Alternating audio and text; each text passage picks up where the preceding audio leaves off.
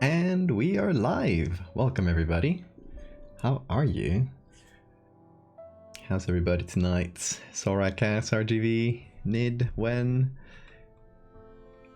Cass, thank you so much for the resub. Siegfried, hello.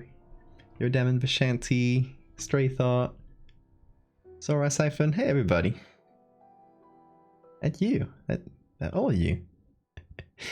Tonight, I figured we can, as we get close to Christmas and we start the wintry season, I thought it would be fun to do something with old pictures of people building snowman, because that might sound very arbitrary, but I'm gonna show you some and you'll see they have something really creepy about it that can lend itself really well to something fun. I got a few ideas as to like where to take it, but I'm kind of hoping we'll kind of organically reach a place, you know. We'll discuss ideas live, I think. Love the crawlers. The crawlers are the best. We all love the crawlers.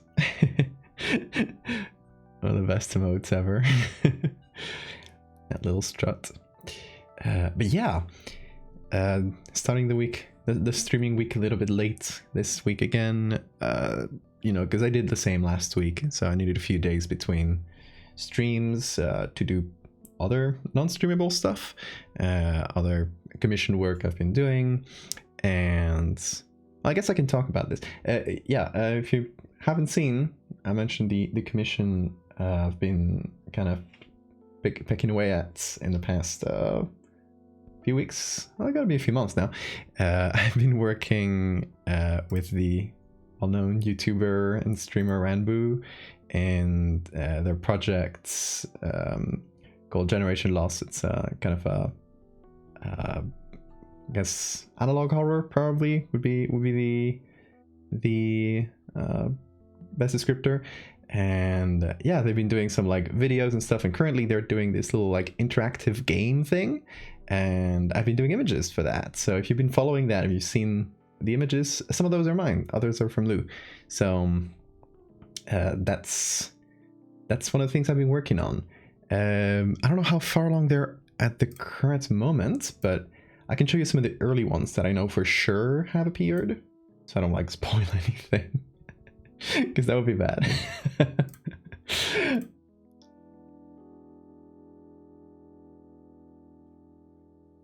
Hey Anna, Hammy.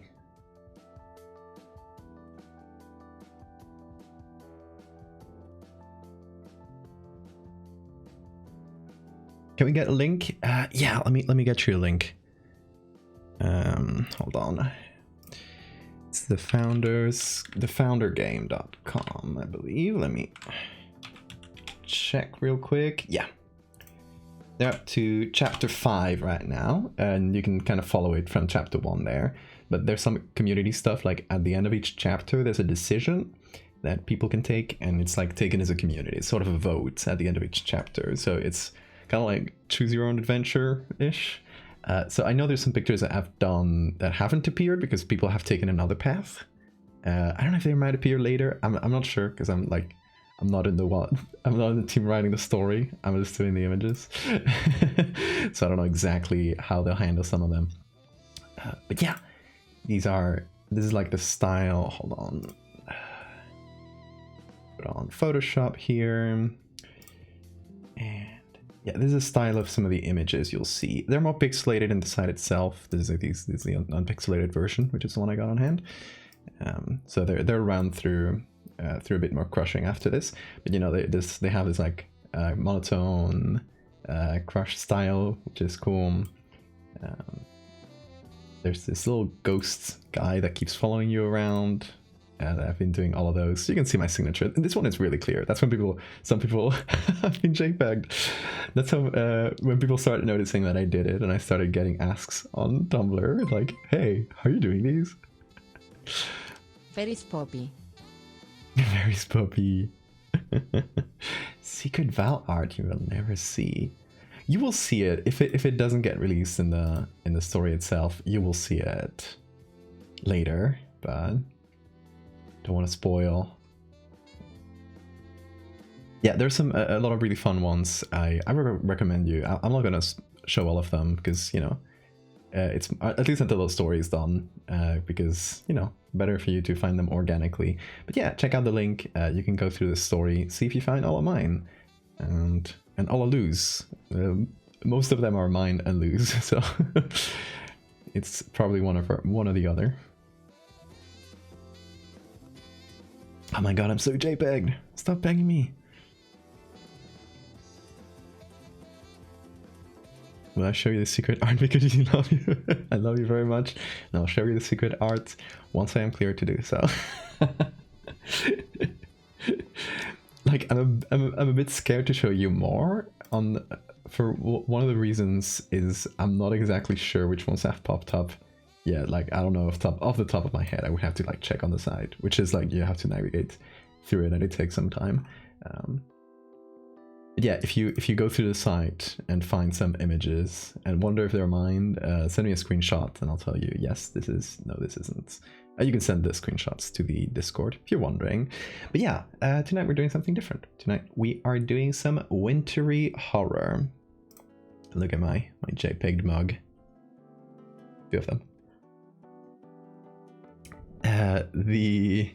Okay, I'm gonna show you the article for the creepy snowman to give you an idea of like the vibe I want to go for. You might be able to use some of the pictures in the article directly, but it's probably going to be a bit dependent because this is an article that someone shared with me, a friend of mine shared. It's from this publication called Public Domain Review, which it just does like articles, like combing through a bunch of like public domain sources and like just doing like articles based on themes. It's a really fun publication to follow. You can follow them on social media and you'll see when they come up with something new. And this one is about photograph a snowman from the 1850s to the 1950s. And some of these are really creepy. Like this one, this is fantastic. How did they make a snowman so big? I have no clue. How did they make the arms hang out like this? I don't know. I'm pretty sure there's probably some kind of armature inside it. So maybe the outside is made of snow. Maybe there's some eyes in there. I don't know. But it's cool, it's creepy, and it has a mustache. And the people are also kind of creepy because they're just silhouettes. But yeah, they had some really good pictures of people posing with their snowman. And some of them are just like postcards and like more like painted stuff. Some of them are like beautiful sculptures and that sort of thing. But I'm more interested in like the crummy ones. I'm more interested in the creepy ones. Oh, this one's really good. There's a few here. Here's one too. Of Japanese postcards of people posing with these Daruma snowman, which I think in Japan they call snowman like snow darumas. So I think that's why they tend to have the shape. That's what my sister told me.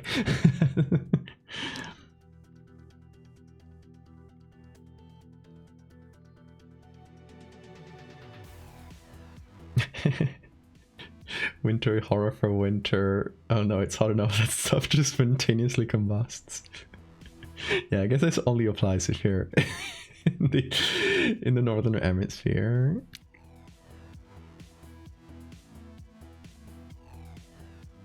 What the fuck else did they have to do in the 1850s? You are so right. Time to feed your frog. Oh, say hi to the froggy. Eating flies? Is it live flies? Yeah, say hi to Froggy, Emmy.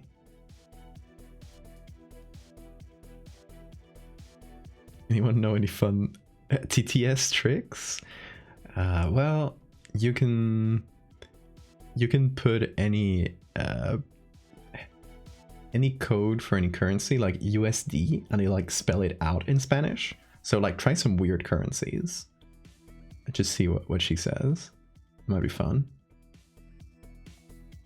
No Coco Melon in 1850, might as well build a fucking thing. So right. Whoa! Look at this one!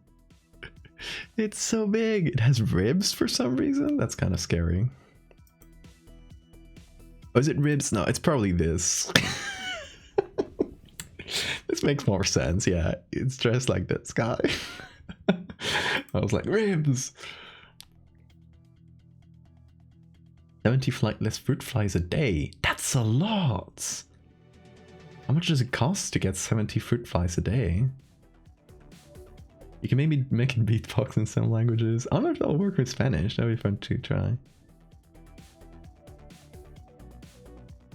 Oh yeah, TTS will also read emojis. Man in a sauna is really funny. This one's great. Look at that mustache. Those whiskers.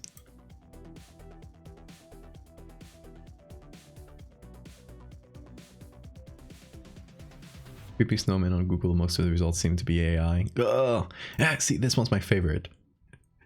It is a snow creature built in Istanbul. Why did I give it nipples? I don't know, but it's scary. This one seems like it's dying. The children are trying to keep it alive, and it just wants the sweet release of death. Hey Maxel, you're at your friend's house, soon to dog walk. Sounds good. Say hi to your friends.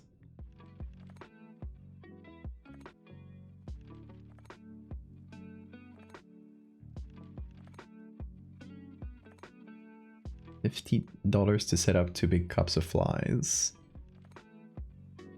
Oh, I need to get cultures. Damn, that sounds complicated. Feeding frogs. Feed the frog for about a month. For $50 a month of food. That's a lot. For such a small being. This one has consumed a person. Oh, this is one of my favorites. It's just so creepy. I don't know.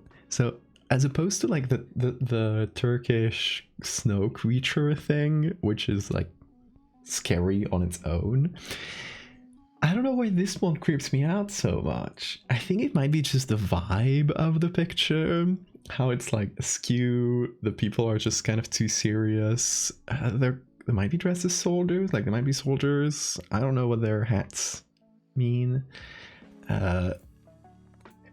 And this like slightly unnervingly large snowman with the dead eyes. I don't know.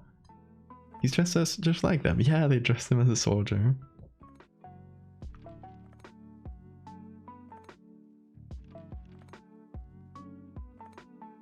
Maybe cooked tomorrow during Spanish? No, Wen, you got this. You're doing great at Spanish. If you got any question, let me know. I don't like the snowman having nipples. That implies it can lactate. Very cursed. How else would it nurse the snow babies? That's true.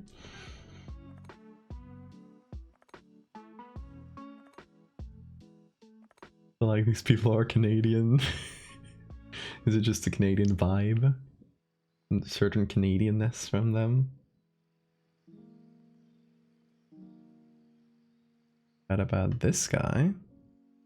The Gavla goats! Yes! This is a tradition, a sort of illegal tradition in this little town in Sweden, in Gavle.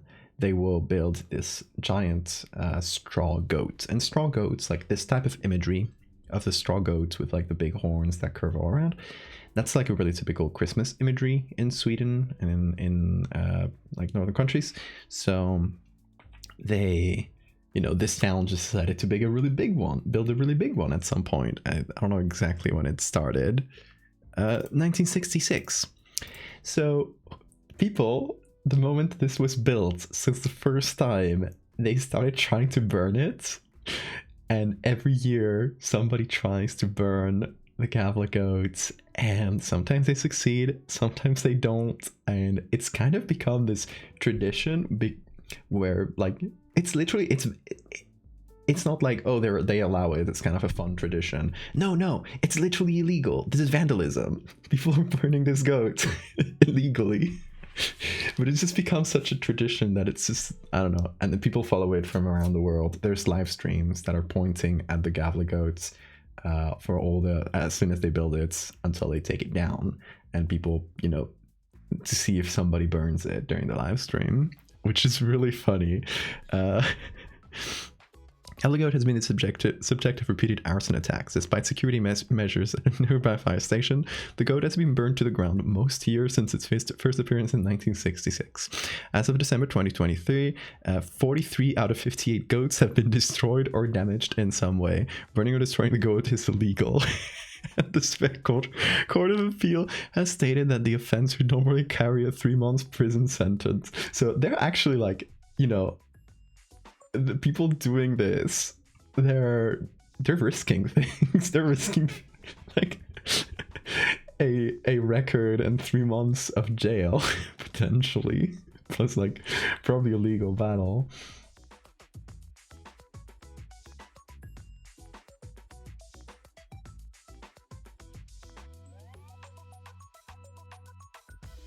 Yeah, there's a live stream for the one this year is standing. I don't know when they put it up, if they put it up recently or not. The live stream, I don't think the live stream is like an official thing. I think the live stream is put up by like people that live in the square, like somebody who has like a clear view at it, that just just wants to like participate in this weird illegal tradition. Is it really a crime if it's funny? True. Still standing for now. Let me know if this changes. So, okay, it has been burned down in really funny ways. I believe there was a year where somebody threw a flaming arrow from somewhere. I believe that now they put up like 24/7 security. And yeah, 1996 they introduced surveillance monitoring. But the people still like get past this. It's a cat and mouse game. Like they'll introduce new security measures, people will break them, and so on.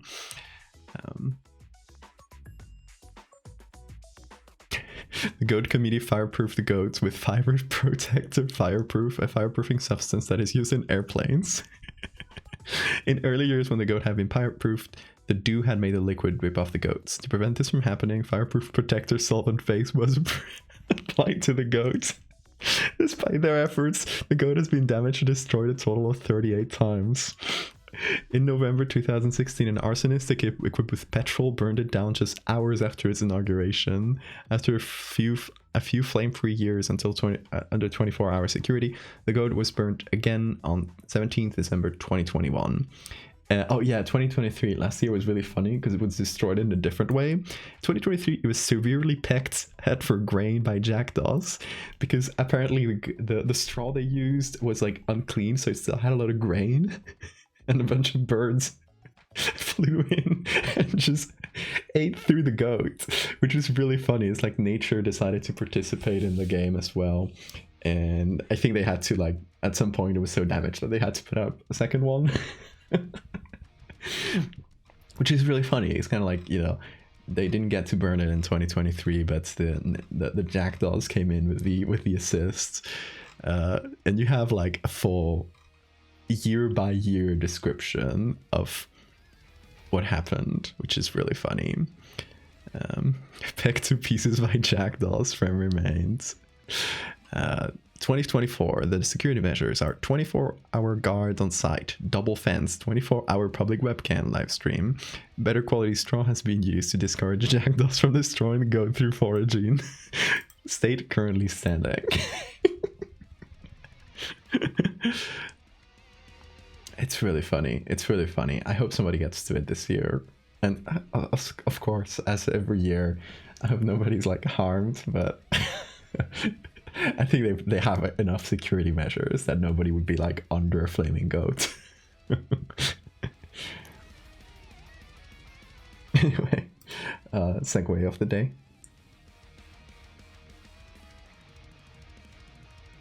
Robbie thanks you all for the support for the nightly dinner. Yum. Hope you enjoyed. It's still a no Ferrari is a girl or boy.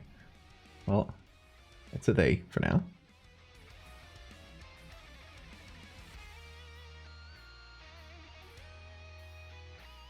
Standing on the roof like Batman waiting for the goat cops to turn their backs for 1 second.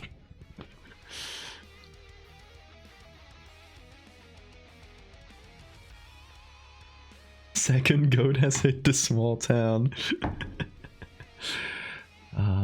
It's so funny. Landmines or razor wire around the goat like it's the 38th parallel. Yes. So funny. Okay, back to snowman. Oh, a word in Spanish. Well, a snowman is un muñeco de nieve. Nieve is snow. Muñeco is a guess you can translate it to like a figure or something like that. A snow figure.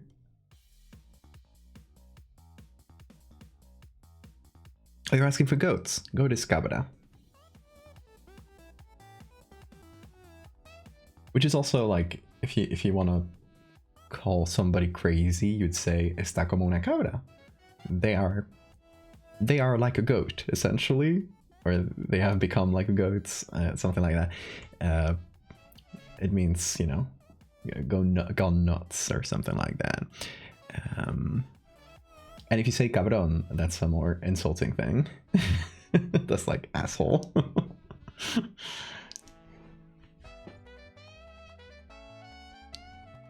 It's like Capricorn, exactly. Capricorn is just like goat with horn.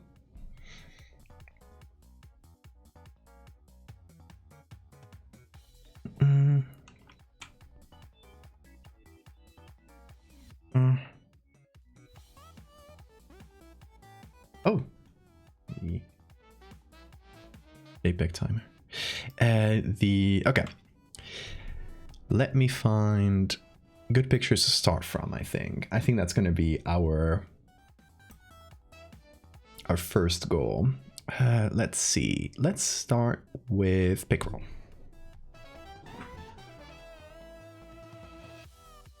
JPEG option is 2,000 points, on JPEG is 500. So this actually has a reason. It starts at 1,000, the JPEG, and then as you get through levels, it goes to 2,000 and then 3,000. And the unJPEG goes from like 1,000 to 500 to 250. So it keeps getting halved. Anyway, Snowman. These are not snowmen. Are you kidding me? Snowman clothing toy. I guess this is a brand? Anyway, we're gonna go up to, I'm gonna say, hold on, my mic is in the middle. Can't see what I'm typing. 1850 to 1950. Oh god. That's definitely a creature. Like, look at this face.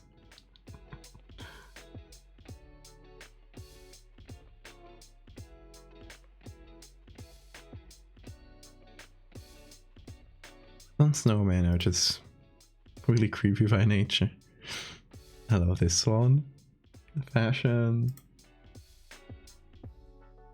IRL golems, they are. This one kind of has a kindly face. So, okay, one thing we can do in here is find a good snowman and a good group of people, like, separately. Like, let's say, oh, we really like this group of people, or whatever we want to do. But this snowman looks too kind. We can take this one as a base. So, you know, we can combine. That's always an option. Or even, like, the most important thing is the group of people. Because we can even take, like, a modern picture of a snowman that looks kind of creepy and just like oldify it, because that's, you know, that's kind of timeless, while the people will be dressed in a period accurate clothes.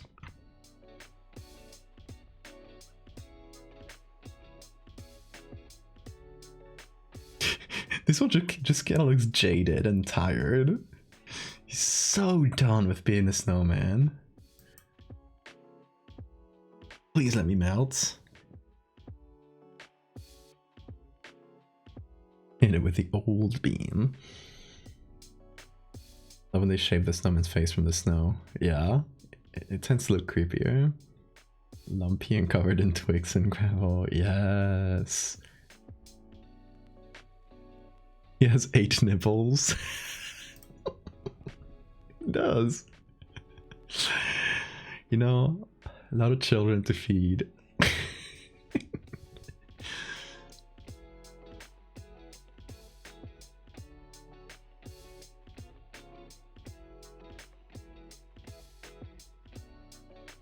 These ones have full arms. Like what kind of tech did they have? Look at this face. It's so detailed. Well, okay. What was the snowman tech in like the turn of the century?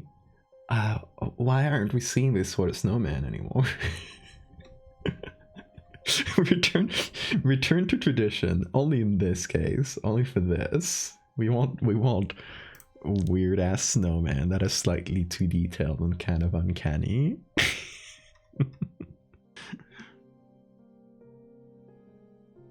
Getting a Lego kit. Ooh, enjoy.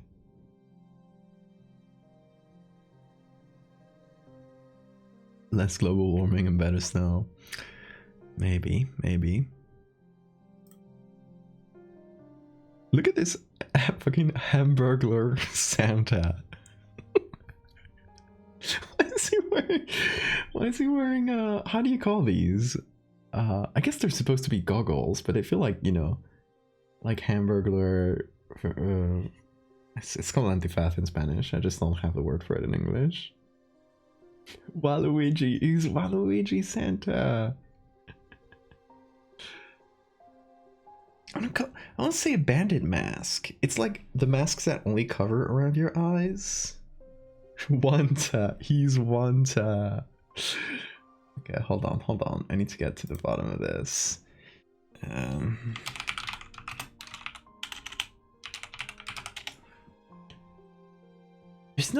There's no word for it? Okay, so I guess just a mask. Yeah, there's no word. In Spanish, antifaz is like a mask that only covers your eye area. So there's a word for it. That's why I figured there would be a word for it in English as well. But I guess not.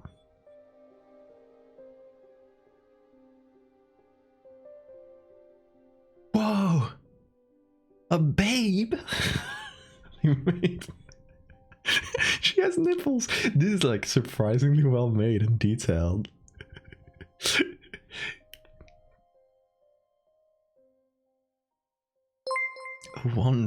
This one.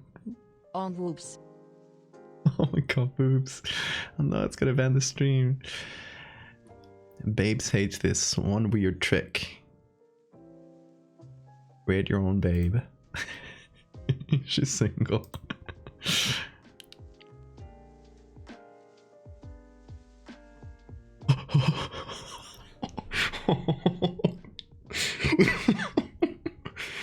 Oh my god. The hog. The hog man. A really creepy snowman with this really creepy snow hog. Look at this. Hog rider.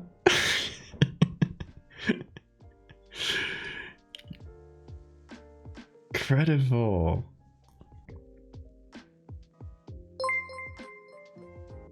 Maybe my favorite. People like where I told time on their hands. I guess so. Do you have any description on it? No, only that it's. This seems oh, Austrian. Yeah, Austro-Hungarian army during World War One. So I guess it's meant to be an Austro-Hungarian soldier.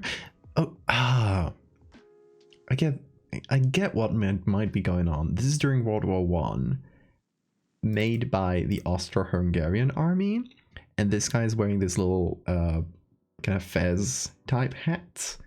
I assume it's making fun of like an Ottoman officer by making him ride a pig, or making him into some sort of like weird pig man hybrid. But I assume he's riding the pig like a horse in battle. Oh, it's racist. Yeah, it might be.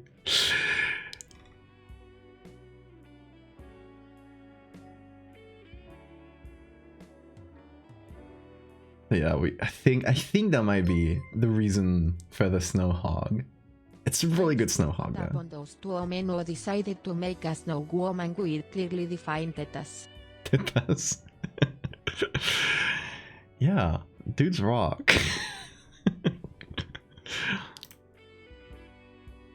Oh, this is a cool painting.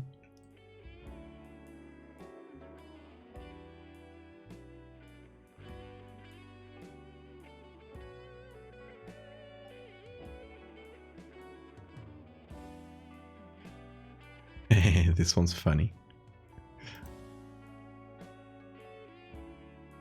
Oh, ski guy. Lovingly crafted snow boobs. They spent way too long in the trenches, they did. As if I would not make a snow woman with tits in the year of our Lord 2024. Of course. We can rebuild her. You know, chances are, it's been what? Like, that looked like maybe World War II soldiers, like the era of clothing. It's been like, what, 70 years? The molecules, the H2O molecules from that snow woman, the boobular snow lady, they have long gone through the cycle a bunch of times. So chances are, if you build a snowman, this is a snow babe nowadays, you have like there are some H2O molecules that are inherited from the original snow babe. We can literally rebuild her.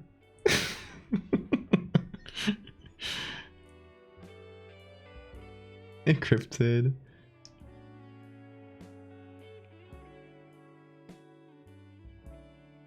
Global warming is melting the snow boobs. No, we can't let that happen. What is this? Is this a tree that's been kind of entombed? Looks cool. Oh. What? Oh. So scary. I love these sort of damaged pictures. There's a baby and it just looks haunted as fuck. Especially when you imagine like this baby is dead. Like just if you calculate the timing, this is what at most the 1870s with like the metal plates. This baby is dead. So this picture is definitely haunted. Oh, we gotta assume. Sounds good.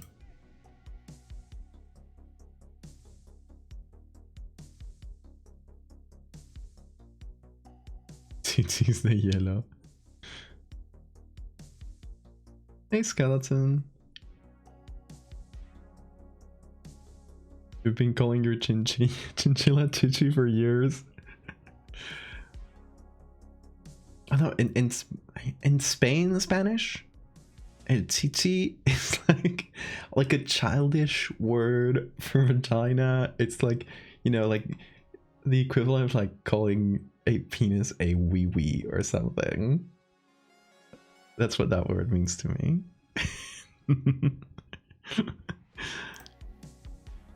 Oh, this one has arms.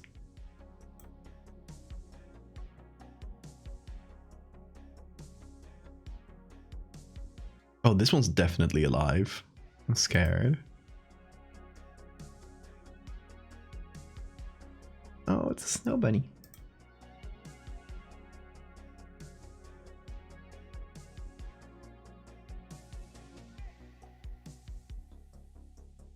The mound.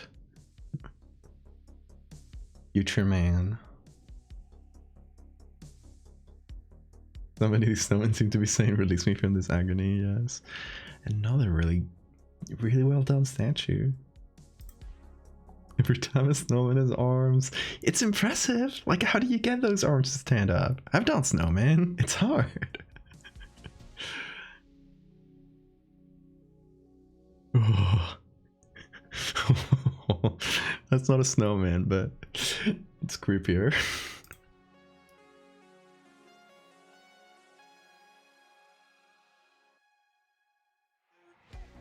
more Austro-Hungarian snow statues. Man, soldiers really did have a lot of time in World War One.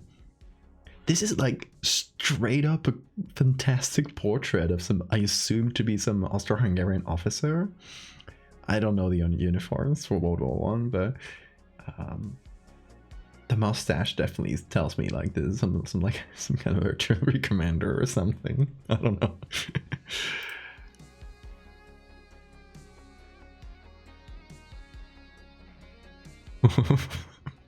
There's a person inside this one. I can tell.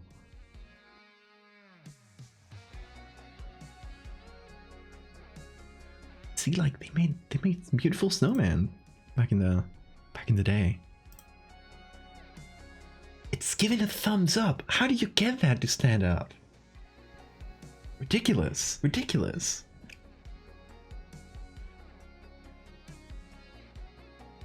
This reminds me of a comedian I saw who pantomimed great-great-grandmother by miming tits getting closer and closer to the floor with each grade. That's creative. I'll give you that.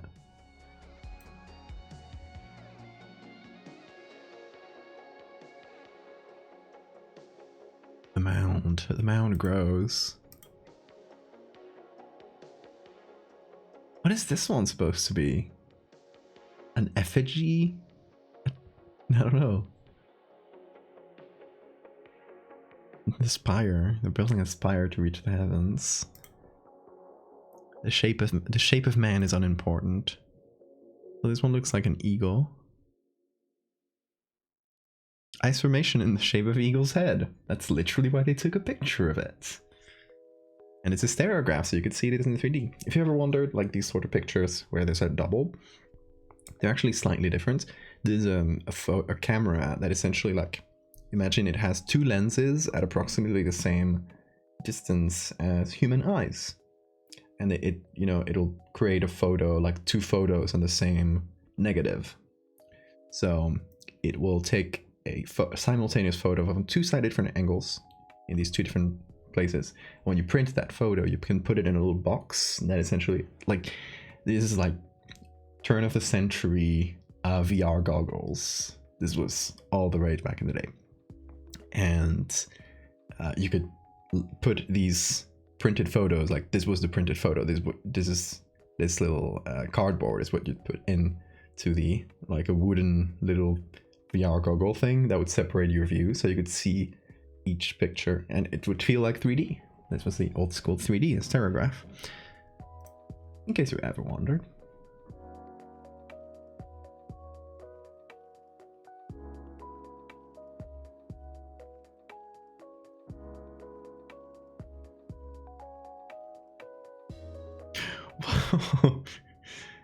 This one does have a wee wee. Not a snowman, but close enough. This one is a snowgube.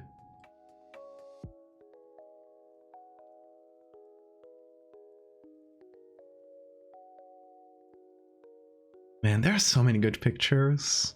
It's hard to choose.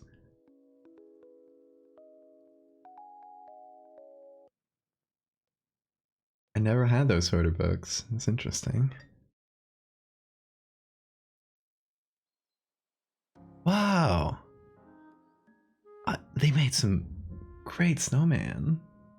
I was gonna say this is Santa, but no. It seems like some kind of officer again. But this is a full ass... maybe a sidecar for a bike? But this guy's sitting inside. Wild.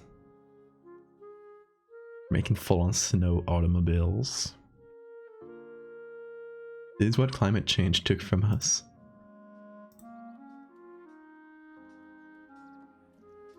It's just... that's a snow tank. Made by children. This is like... surprisingly well made. Not that we should be making children glorify weapons of war, but... they did a good job.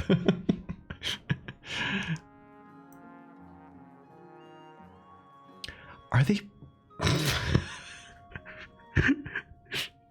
No.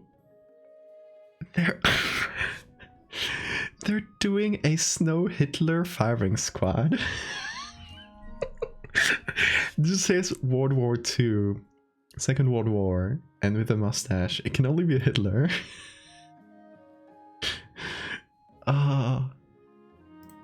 Let me see if they have more info on the photo itself. British military forces, but no, nothing else in terms of details. That's really funny.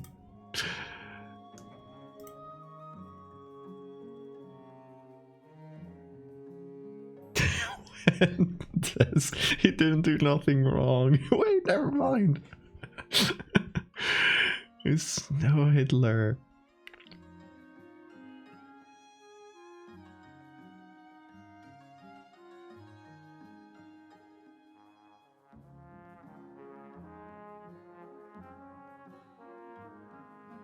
Okay.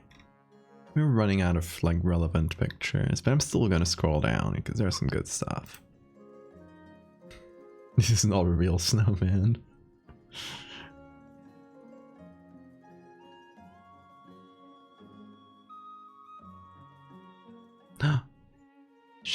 Shackleton's expedition.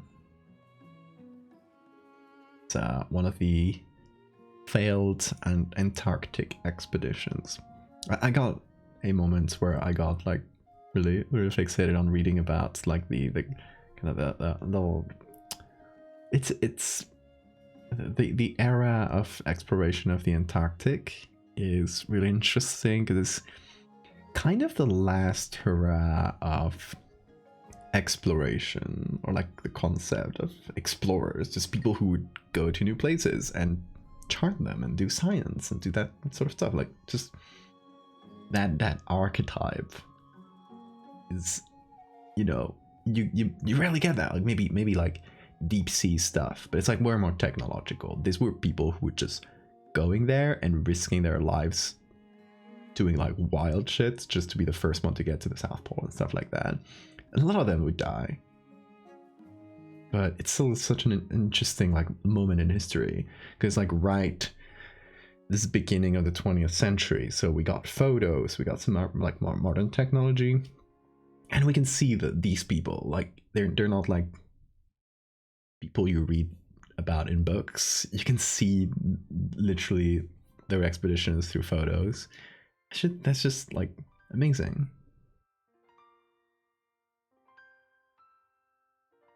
They also did eat a lot of their dogs, yes. This happens. But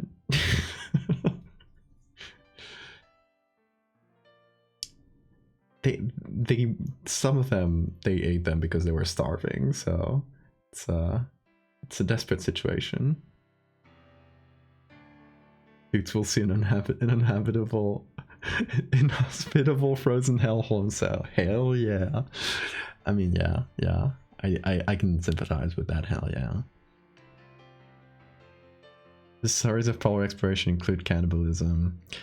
I don't think the Shackleton stuff in the South Pole ever had cannibalism that we know of. North Pole once did. Like that's older stuff. That's from the like mid 19th century. There were some really big tragedies there.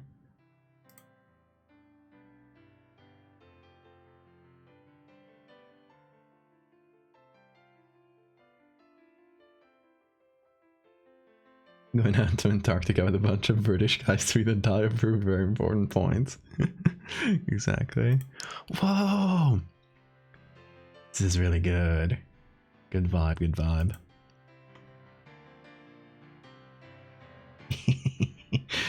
Yes!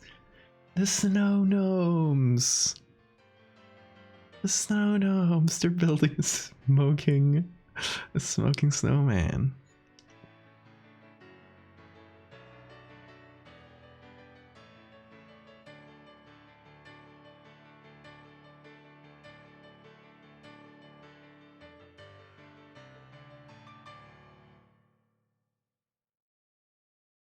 flirting in Alaska. That's there's a caption right here. Taku Glacier, Alaska, 1914.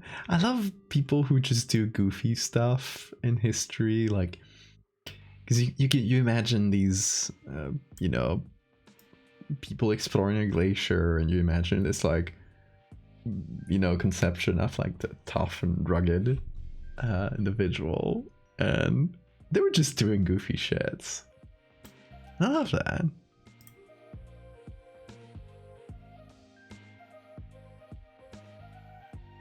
Okay, we're running out of pictures. We're on the last page. The snow.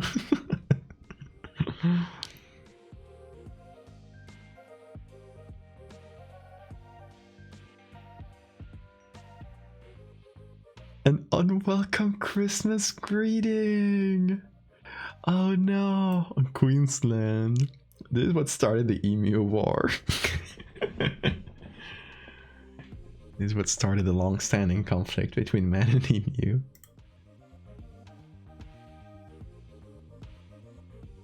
Okay, we run out of pages, but wait, we got some good ones.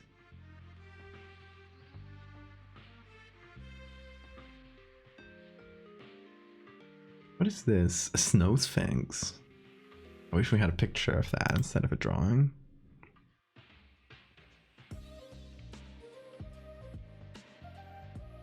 Wait. Wow, look at this. And you look.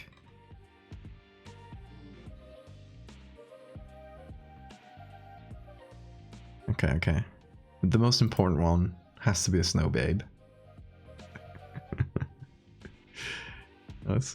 This seems like World War II soldiers, but...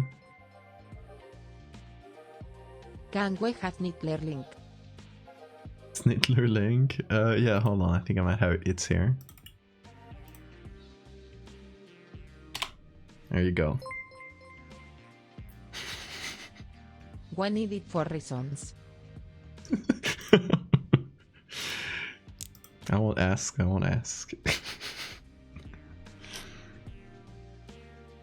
What's my plan for the living snowman? So for now, my plan was just like finding a good picture. Or at least like a few good pictures. And I have a few different options of what to do with them.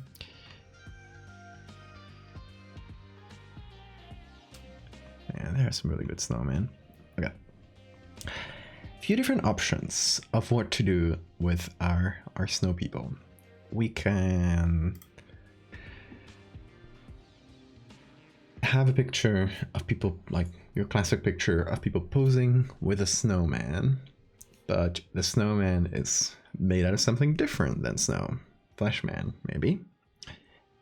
We can have a picture with, instead of representing like a snowman, they're representing something weirder, right? Like building some sort of weird snow effigy, perhaps. Another option, I recall who suggested this one on stream the other day, was switching it around and having a bunch of snowmen posing, and they have just built a flesh man, which could be a fun one. I mean, this would take it more from horror to silly, but it would be a fun image to do. And you know, maybe like a pile of meat in the shape of a man or something. I don't know exactly what it would look like, but that's a possible idea.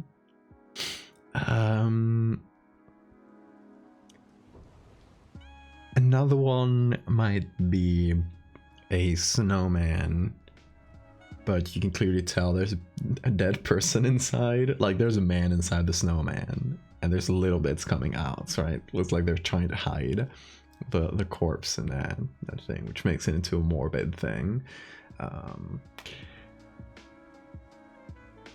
Obviously, there could be one where it's like it's a living thing, but how do you show that in a picture? Because, you know, snowmen turning into living things or being secretly alive, it's a concept, but when you have a still photo, it's hard to represent that, right? This might be a difficult thing. Fleshmen should be made of non-human flesh. Possibly. Yeah, like it's partially melting, you can see a little bit of the flesh coming out. Maybe instead of like directly a corpse, there's just like flesh inside. Like it is a flesh and bones thing, and it is decomposing as it melts. It could be a fun one. The real killer who makes all his victims into snowmen, yes. Yeah, there could be like a little story behind it. Kind of a little like urban legend type thing. Mighty Snowmen sound like a great band name.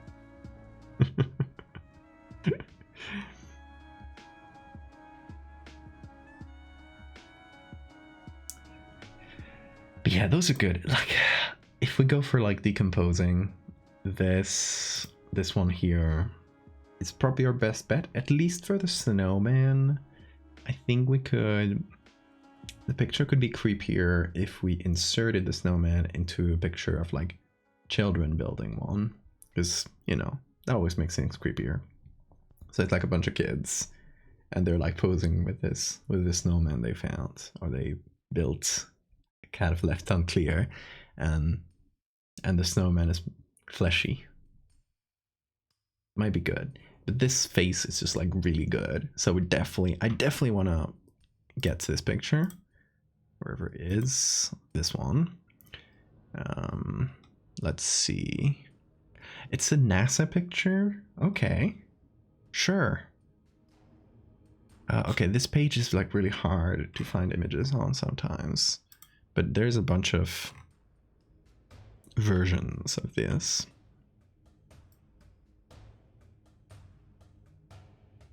Yeah. Is it all the same? No, Wikimedia has it too. Yeah, so let's just get it on Wikimedia.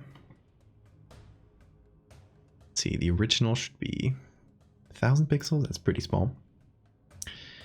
But let's see what they got on Wikimedia. Oh, original is 3000 pixels. That's definitely better.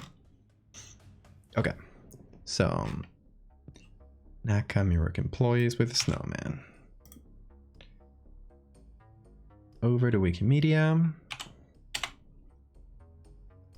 There it is.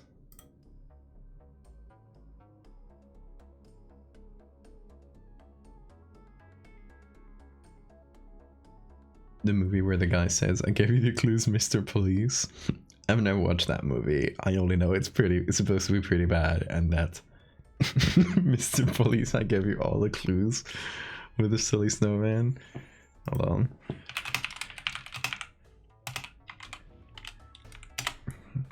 This.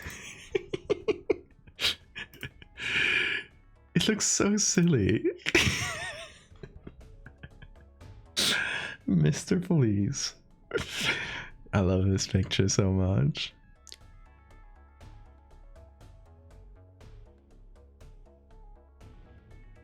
Okay, we got the picture. Good quality on that snowman.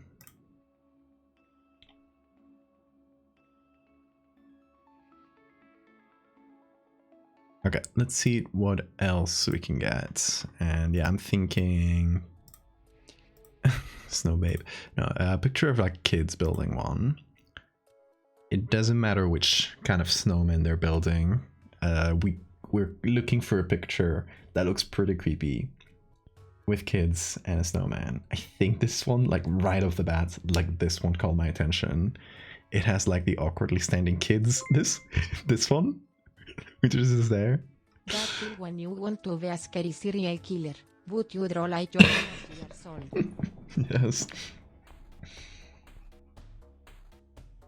They literally forgot to film about a quarter of the scenes and had to make it work in editing. That's so funny.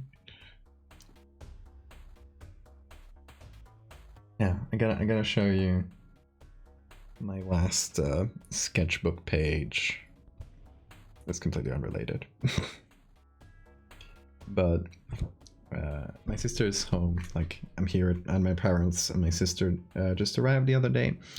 And I was like, oh, give me ideas for stuff for my sketchbook, because I just want to fill it out. If you haven't seen, I've just been drawing a lot of stuff in several styles, just like it's good practice. I haven't drawn in a long time, so I've been doing like more rendered stuff like this. I've been doing like sillier, like sketchier stuff with markers like this. There's an attempt at a self-portrait that isn't very good. Like, it's well rendered and stuff, but the likeness isn't quite there. Yeah, it's a quick little try. This is the one.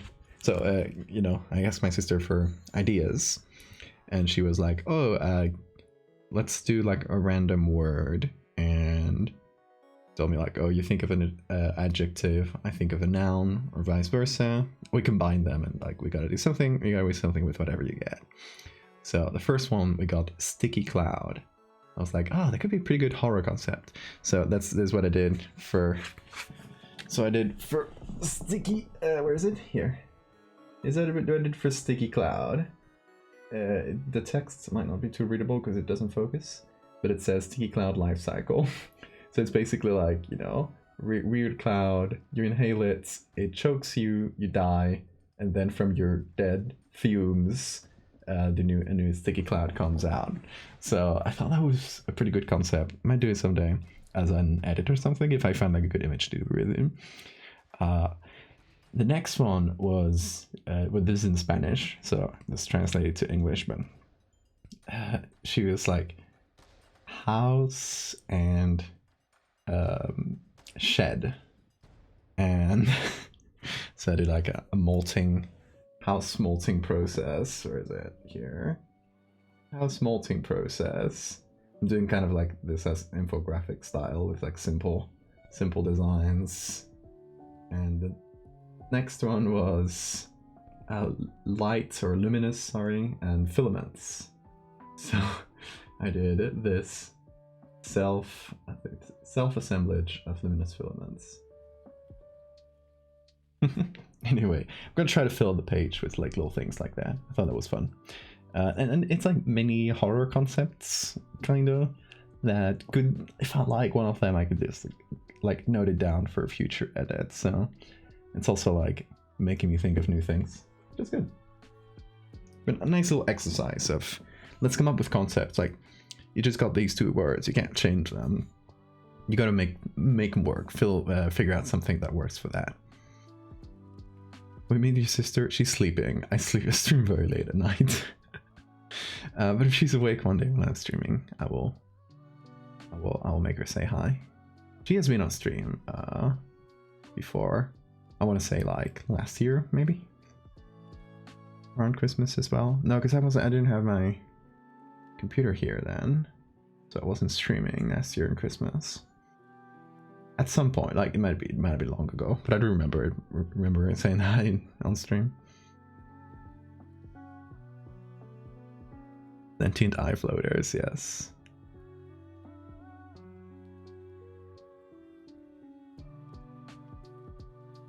How dare you make them scary?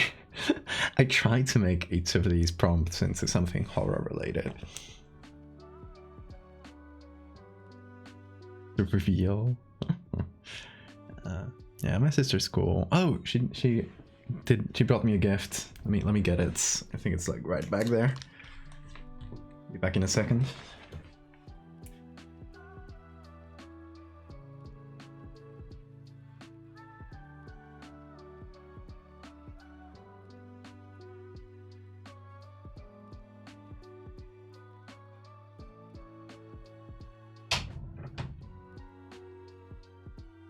Painted me a little fly. It's still, she has to finish the shading and stuff. But she brought it over and finished to finish here.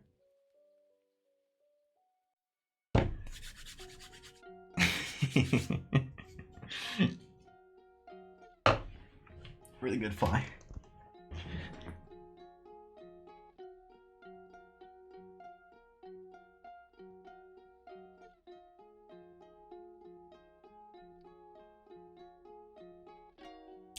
Anyway, the art runs in the family. We do have a really artistic family. So my mom has always drawn. Now she paints, but she used to draw like pencil and do like these incredibly complex things. I think there might be some. Hold on. I think she has some in her Instagram. My mom has an Instagram, like an art Instagram. We kind of forced her to do it because she paints really well, and we told her to do it. But oh, no drawings. But you can see her paintings. That's good enough. That's her, by the way. And I'm gonna put up a link so you can follow my mom. They can play music. They're multilingual. They can never be stopped. Powerful family. This. Sometimes she posts pictures of her dogs, which is really funny. There's Napoleon leaning against the wall. Anyway, that's what she paints. That's what she's been painting lately. Cool door that my grandpa owned. Just a little animals. She likes to paint animals. Some bowls. She had a time where she painted like these little portraits. Just like from portrait photographers, and she would use that with. This one I really like. She doesn't have a ton of stuff. I thought she had some of her drawings as well. In any case, she made like really complex graphic. I have one right here. God damn it. I had it in front of me this whole time. Hold on.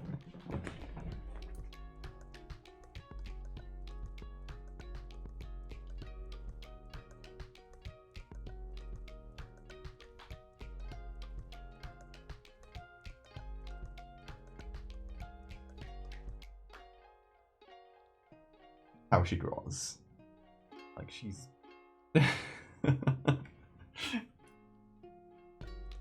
I'll show you the dog.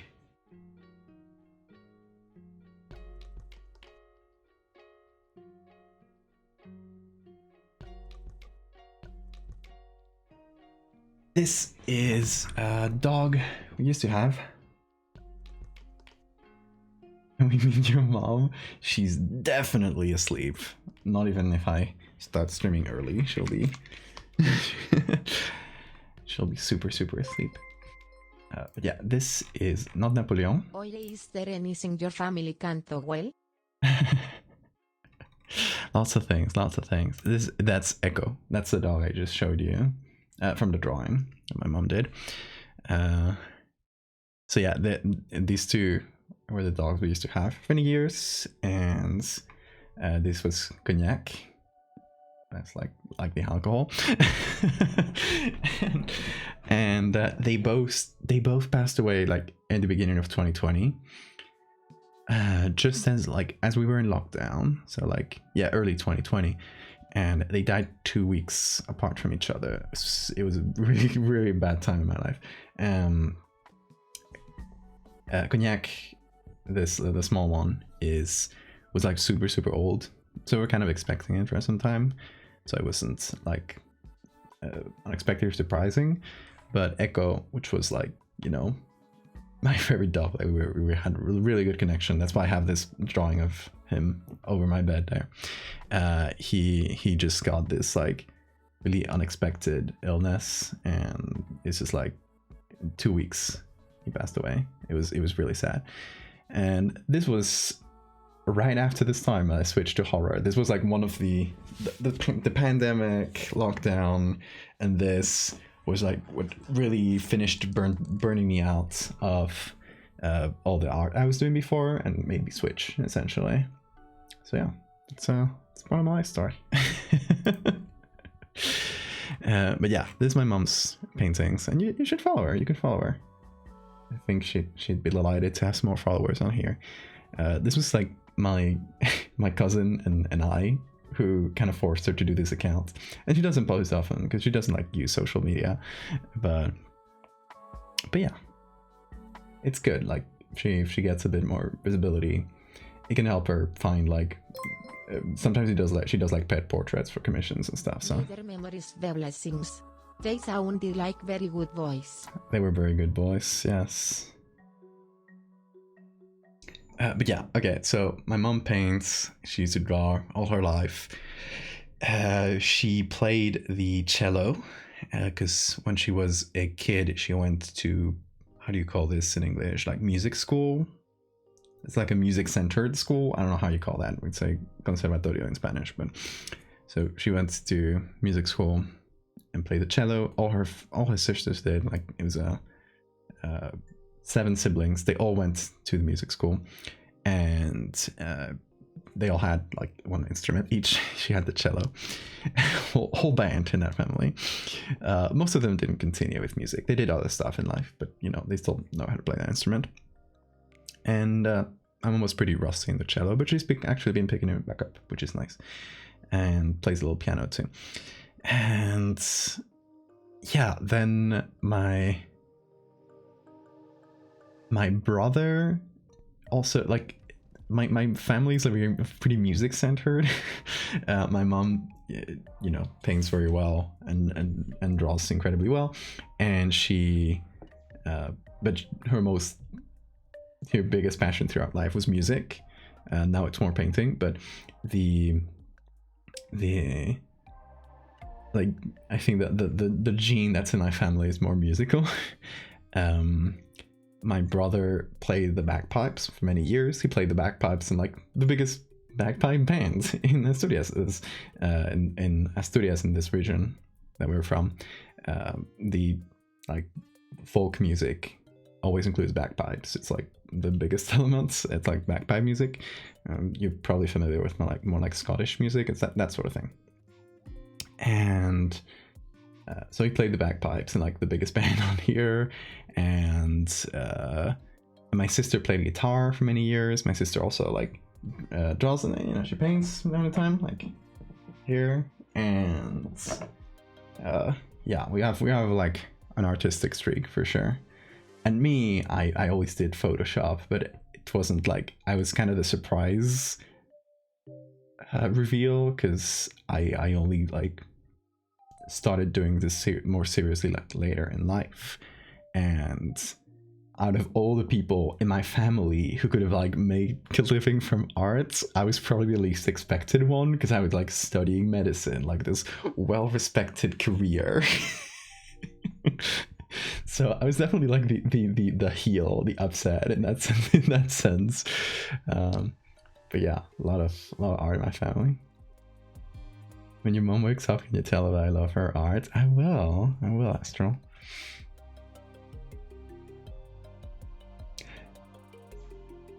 Oh yeah, conservatory. That's yeah, it's the same thing in Spanish then. Conservatorio. And do a real cake, you open it, it's a brush. You get either a brush or like I don't know what fits in a cake, a flute, to tell you if you're gonna be musically minded or art or plastic arts minded. But yeah, anyway. That's my life story. Let's go back to Snowmen, shall we? We were looking for creepy pictures with kids building snowmen. We already have our at least the face of our snowman. We'll probably need something else for the body, because it's being covered here. That's a really good snowman face, so we'll be using that. And this picture is really good for the kids, kind of like Swedish countryside feels like. Yeah, that's Swedish. No, that's Norwegian probably, because of the crossed O. Otherwise it would be like the A with the O on top, but with the crossed O it can be either Norwegian or Danish. My guess would be Norwegian.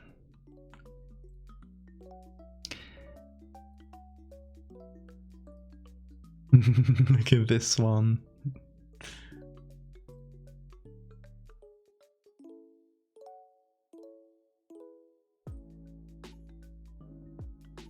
This one's pretty good too. It seems like it's gonna be real small though.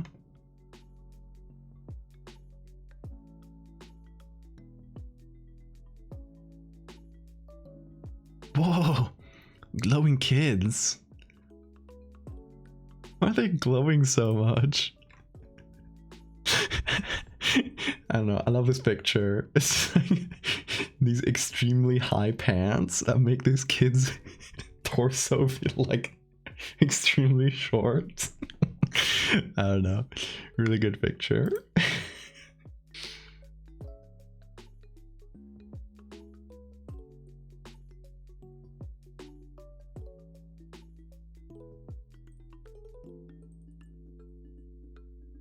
This one's good too. And this one, see the A with the little circle on top, that has to be Swedish then.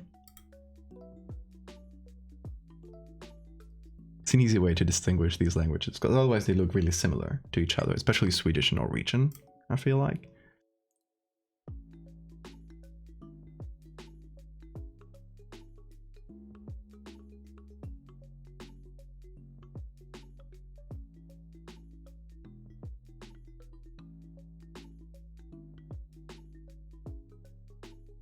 This one feels too modern in terms of like how they're dressed. It's a good picture though.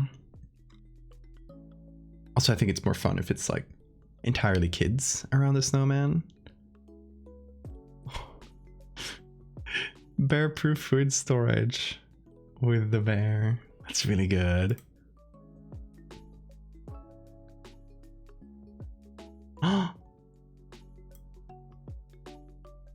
It's Pigling Bland. This, okay. There's an animation of this story that traumatized me as a kid. So this image just kind of jump scared me a little bit. It's Beatrix Potter. That's the pretty famous English children's author. I didn't know about her until recently. I knew it because I saw this the animation for this story, and it's about two little piglets that leave their home and they gotta escape with a little sack on their shoulder, and they a person tries to eat them. It's really scary. It terrified me as a kid. I think it's pretty hard to find this animation. A few years back, I was like, I didn't know like the name of it or anything. I just kind of had half memories, and I tried really hard to find it. And eventually, like, I asked online, and somebody got the correct, like, found the correct thing. This is really a really good illustration. And I think I found a YouTube rip of it that was really low quality or something. Like, I found one way to see it, but pretty hard to access that animation.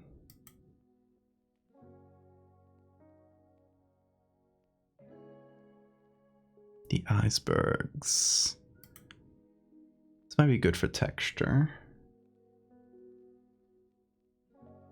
You finish your sketch for your drawing based on that Snowmen public domain review series. Post your drawing before me. I'm going to save up my points for a closed Photoshop. It's not a competition. We can both share in the spirits. What you doing? Do you want to show us, or do you want to wait until it's done? So what's going on here? That's creepy. The Fountain of the Snow Colossus. What does that mean? What did bro mean by this?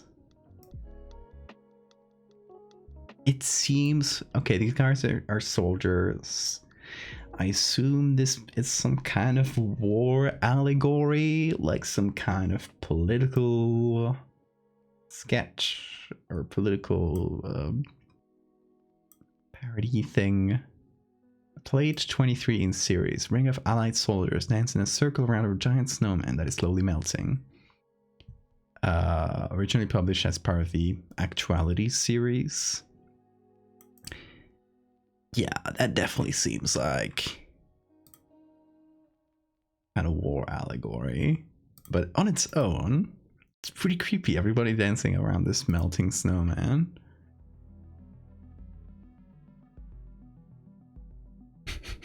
He's so sad. It is a competition, Val. Christmas is about competition and ruthlessness. But we'll see who wins. You're on.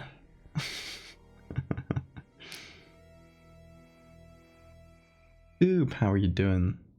It's a French pamphlet, of course, it's political. That's true.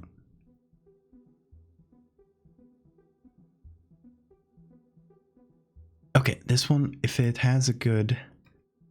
Ooh, no, that's pretty small. Also, it's Imperial War Museums. This museum is really, really bad at public domain. So, it doesn't let you get the full quality pictures. That's why even Pictorial has a really bad like thumbnail for it. Pigling Bland. Scary. Have you guys, okay, has anyone in chat ever seen the Pigling Bland animation?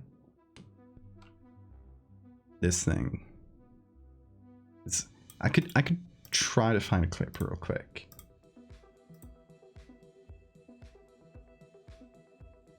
Let me see if YouTube has anything.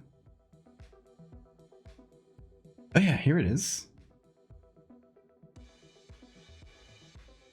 Hold on. I hope none of these gets copyrighted. I assume it's like old and unknown enough that it's probably fine, but...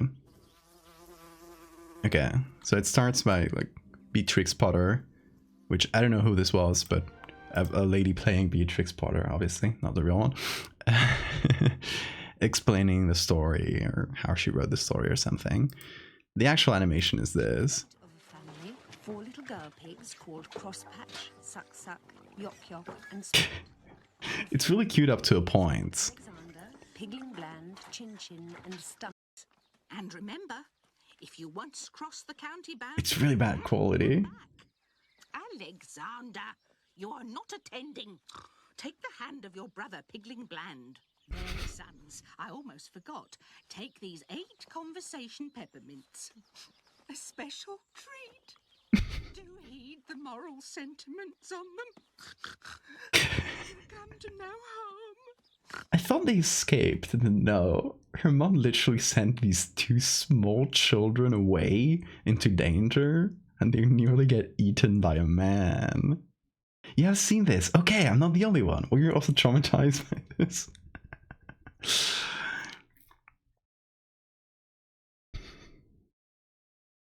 Is Beatrix Potter not one outside the UK now?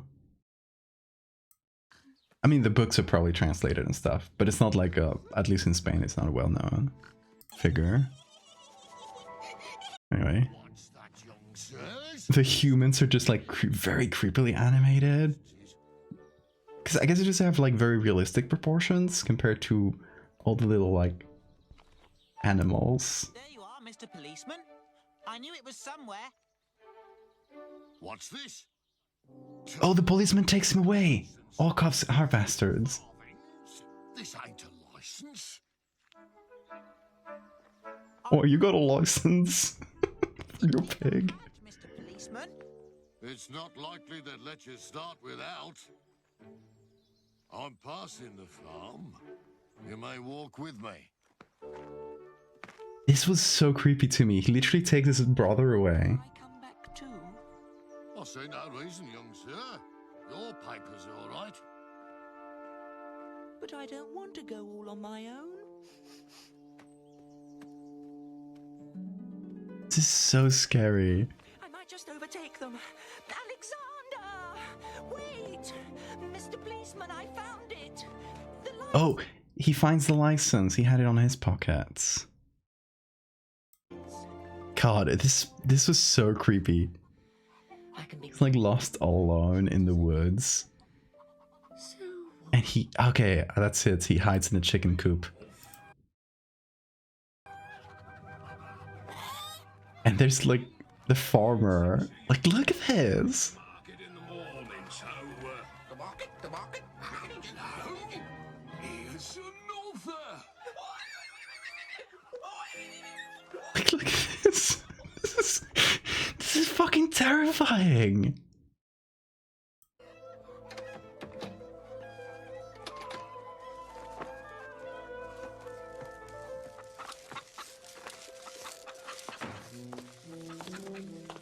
Okay, this is the guy that was scary as fuck. He wants to eat him.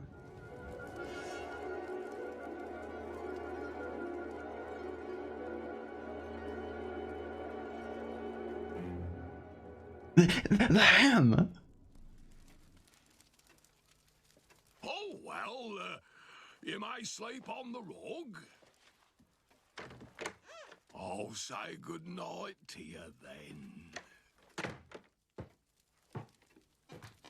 He's so scary.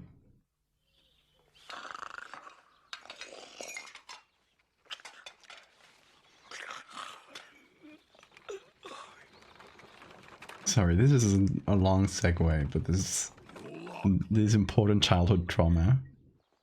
This probably informed my feelings on horror. To the market. Now, where are me things? Mr. Shut the door behind me. Oh, and don't meddle with naught mind, or I'll come back and skin you.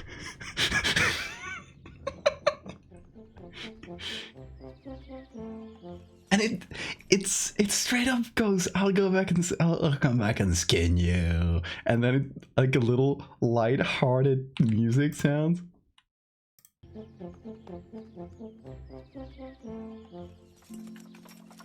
I remember this music. I should have asked for a lift too. Then I might have been in time for market. Oh well, I might as Oh, then, Hey, Han. pick some supper for us, and now, Mr. Piggy. So the creepy man starts feeding him a bunch of porridge and stuff, and it's clear like fattening him up to eat him. Well, I'm needing my bed. Over the wooden hill. I don't want to be disturbed on any account before 12 o'clock. Clearly drunk. I don't know. Why was this an animation for children?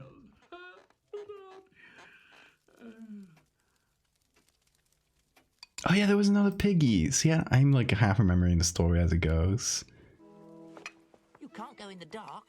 Do you know your way by daylight? I know we can see this little white house from the hills across. Yeah, there were some other creepy scenes.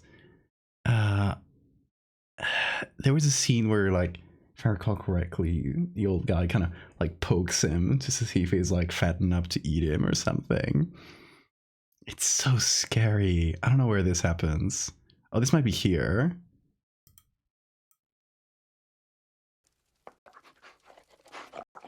It seemed to Pigling that something at the further end of the kitchen was taking a suppressed interest in the cooking.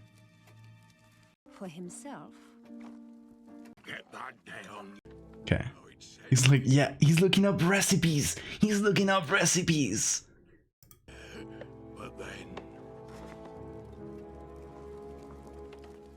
it's too late See? in the season for curing bacon.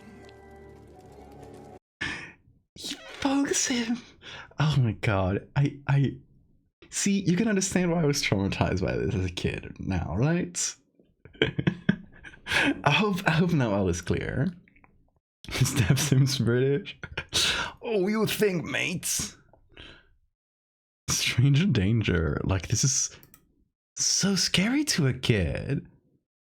Like, following this little piglet who's been left alone, and all the adults, like, all the humans, aka, like, the adults in this world, are just, like, trying to literally, like, sell him in the markets, eat him. The policeman takes his brother away. I mean, this radicalized me. No, but for real, scary as fuck.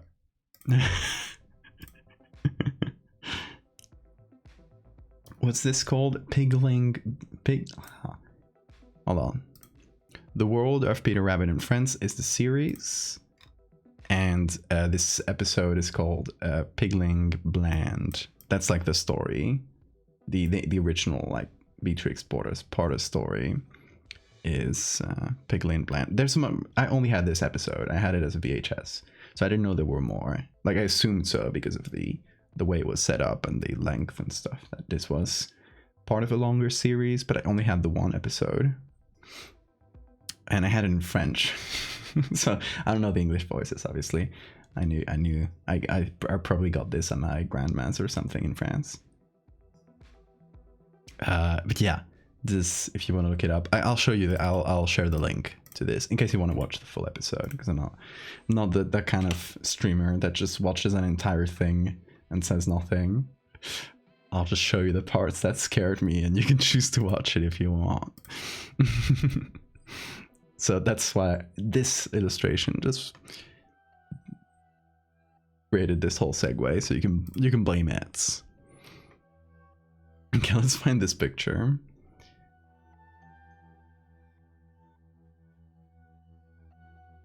Let's try to look for this in the original museum. There it is. So let's see.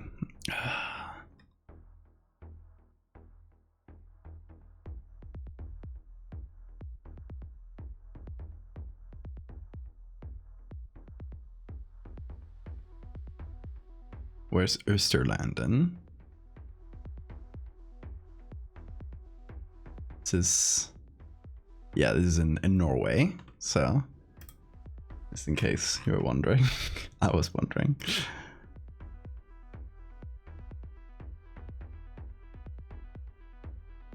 So children authors have a secret agreement to make the material just a little bit scary.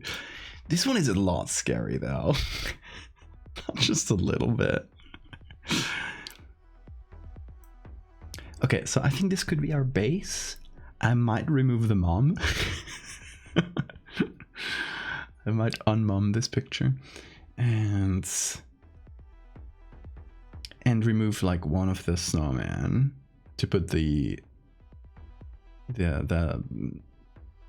big one, because we just want one snowman for this, so we can put it in the center. I don't know, it's an idea. I will see if the framing and stuff works, but I like the vibe of this photo. It's like very countryside, feels like middle of nowhere, dark, sort of creepy looking woods in the back. It's really good. Have you seen Bonhomme? No, it doesn't sound familiar. What is it?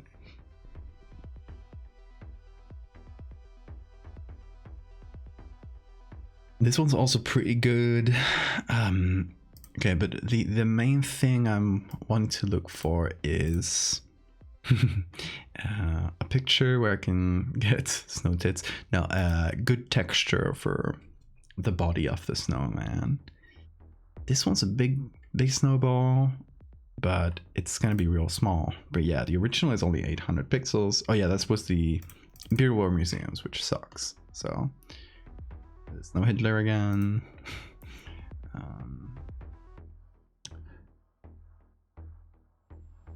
Yeah, let's keep a close eye on this picture to try to find good clean textures for the body. How big is this one? Real small. Okay. Also, the bigger the better, because obviously we want to be able to upscale it to use it as a texture.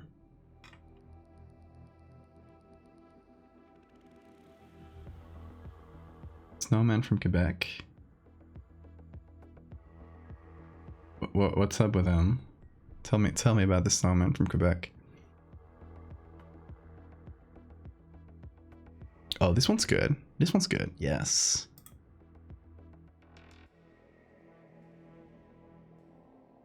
Look him up. Okay.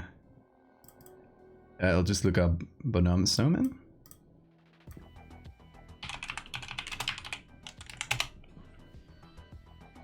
Ooh. Oh, creepy smile he has. I think I don't like him. I think he's kind of creepy. He's very scary, yes.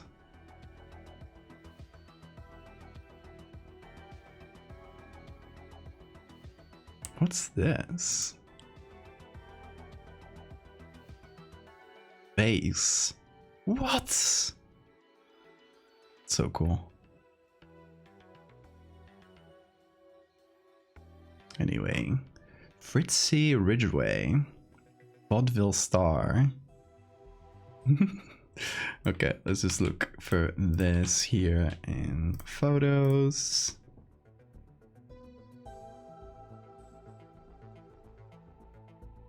No, he's nice. He's jolly and full of wonder.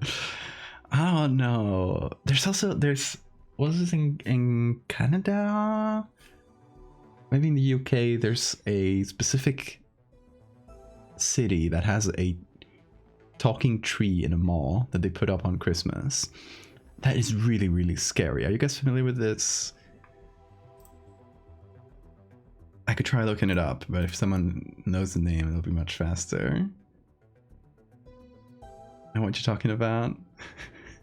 Do you know the name? Let's see. Christmas talking tree.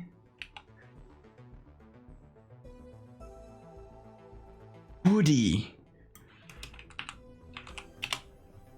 Yes. Oh, he's so creepy. So, chat, meet Woody. Woody the talking Christmas tree. This was up in this mall. Yeah, he used to look like this, and he eventually like fell apart because he was so old, and they stopped doing it for like 15 years, and then they brought him back, and now he looks possibly even creepier, which is funny because this one looks really creepy, but they tried to like, I guess, modernize him, give him like a bit of a more child-friendly, clean look. But now he's creepier, in my opinion. I don't know, which one do you find worse?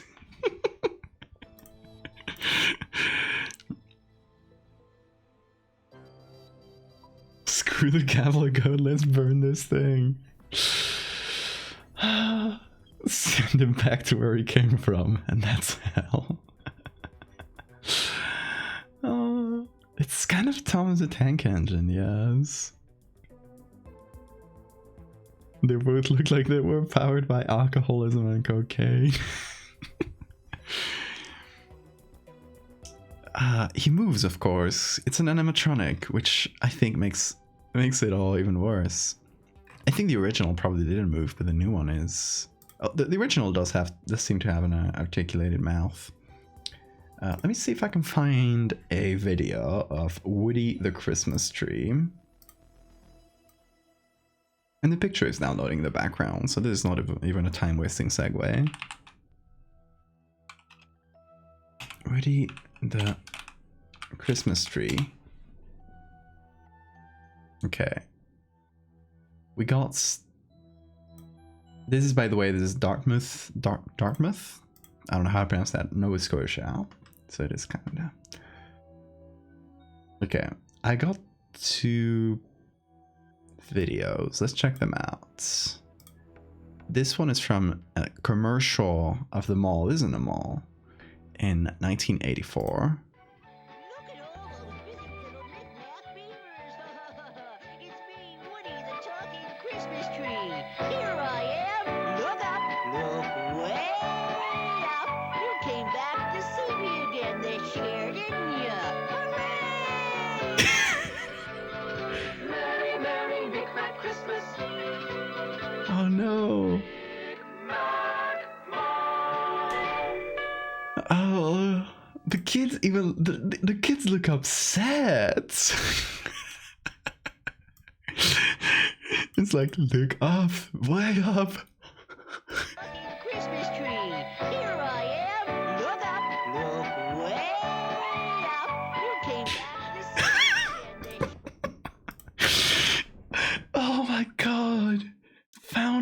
Eldritch horror tape.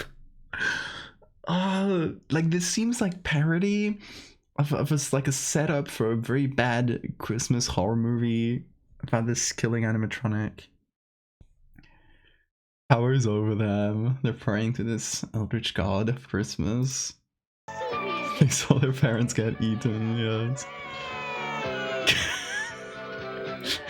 Only this kid is sort of into this because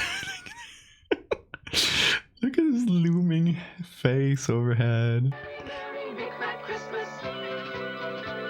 He only got one kid to smile and they shot like the same kid like 3 times, but there's one at first that just looks terrified. Christmas tree. Here I am. Oh my god, the forced smiling. Don't kill me. Oh my god, okay. And this seems to be the new one. 1, 2, 3. Oh god. Tree puns just part of the. Okay, he does tree puns. I want to see him talk. Jingle all the way. A shopping center staple that dates back to. What? Oh god, close up. Little facelift now. Following a brief reappearance in the early 2000s. Oh took a lord. 15-year hiatus. Got her Wee. reemerged. See, this is kind of cute. They should have made him look like this, and not like a horrible plastic creature. Smooth, overly smooth. Cheap punishment.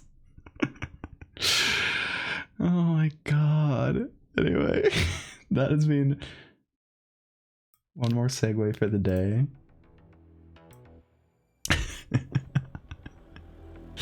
Where were we?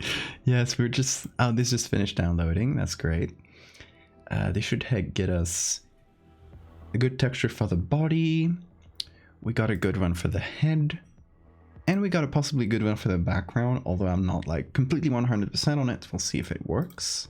But let's just hop into Photoshop, shall we? Oh, and I'll show you. This is one more segue for the day. Why not? I got my new toy. This is my new toy. It's a little like... I can't put more than this because it has a cable. I can get it wireless, but only with Bluetooth, which this old computer doesn't have. But my computer at home does, so it's fine. But yeah, it's basically like a shortcut keyboard, but every key is different, so you can just like know them by touch. And my favorite is it has a bunch of little wheels that you can turn in different ways, and you can like completely customize this. So I don't know, I've been trying it out. The thing is, you need to like, to make this useful, you need to build up like muscle memory of what each shortcut does. So I just got it the other day. I haven't been able to try it very much. So I need to like rebuild up muscle memory until I start like being as fast with this as I was with my keyboard. And I bet that once I'm used to this, it'll be way faster than the keyboard. Because you can do anything from like, you know, any keyboard shortcut for any action or combination of actions. Let's say I want to make my brush bigger or smaller, I do this. If I want to make the brush more or less opaque, I click this and then I move this. If I click this all one, I think it changes the feather of the brush. So, you know, you can do any sort of combinations like that, which is pretty nice. So once I got it figured out, I think it'll be pretty fast, but I'm going to be fumbling a bunch. I got a cheat sheet, so I could probably draw it on paper. That would be probably more useful because it wouldn't take up space on my screen. But when my Photoshop screen is open on the right side of my screen here, right next to chat, I got a little cheat sheet that the program gives you that you can customize to basically tell you like what each combination of color of things does. And just to show you on Photoshop, this is all the things I programmed it to do. So it is a lot. This is a cheat sheet. There's a lot of stuff that I gotta like relearn essentially. So it's gonna be useful, but eventually Not now. Now it is gonna be a little bit complicated to get used to. But it's pretty nice. You can do things like macros. So let's say I got this Photoshop documents. I wanna save it. So I got a button to save it. It's a side button. Programmed it to save. As you can see, it does Control S. But let's say I wanna do a save as a JPEG. I can do this button. Oh, sorry. Like this button here and the side one at the same time. And it does a macro. Did you see that? All that flash on screen? It just did like really quickly pressed a bunch of keys that made it go like save as JPEG, accept, yes, in the same folder, maximum quality, save. So it's like one of those things you do a bunch, and now I go to my desktop and here it is. It's just a gray thing because we got nothing yet, but it saved it as a JPEG in the same quality and stuff. So, you know, pretty useful. Still got to tweak a few things, but new toy. It's been nice. I got it at a discount on Black Friday too, so that was good.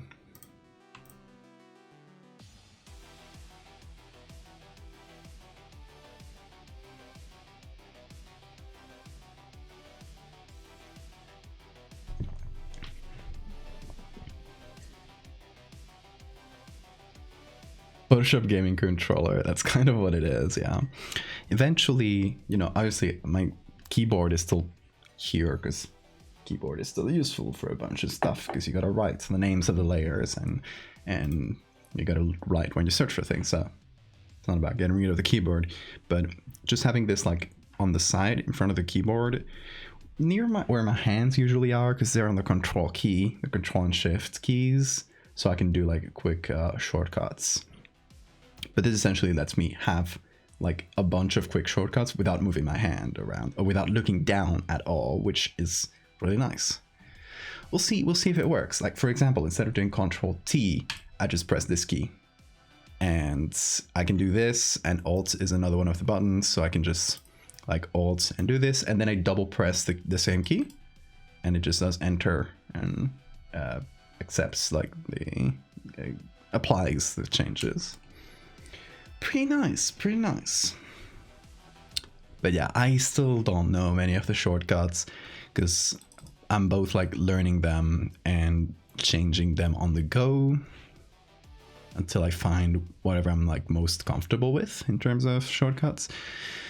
So we'll see how it works. Like for example, now I'm trying to remember what's the shortcut to get to this, and off the top of my head I don't remember, but I can look it up on my cheat sheet and it should be somewhere around. Let's see.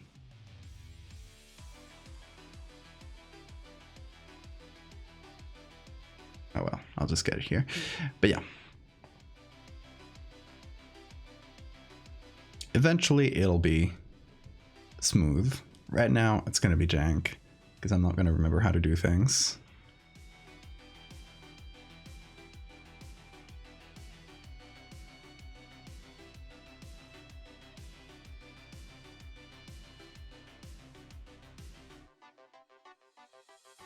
How big is this image?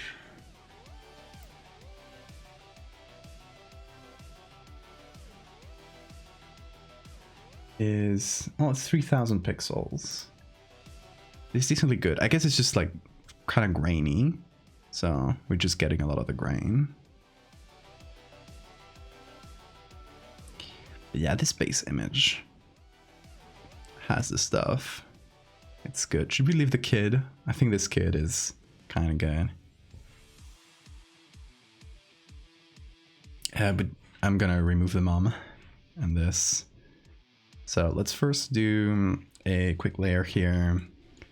This is the clone stamp tool, and I have one of the wheels is set to the size of the brush. And another one is the opacity. So this one, no, this one. There we go.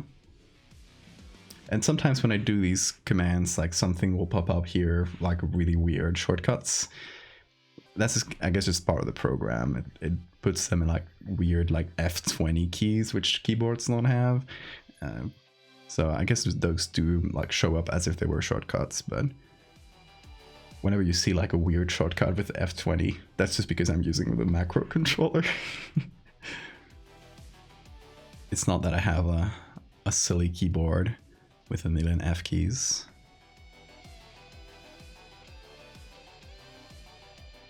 Yeah, a postcard pack, nice. And it got there in one piece. I was a little bit scared for the people who I had to send a bunch of postcards to. Also, did you like the new ones? There's a couple postcards in there that nobody has seen until they showed up. I wanted to give them a surprise since I was late for them. But yeah,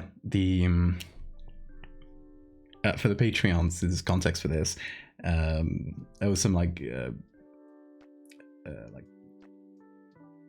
postage mistake. I don't know how to say it in English, but yeah, some Patreons just were getting all the postcards returned for a bit, and I just couldn't figure out what the problem was.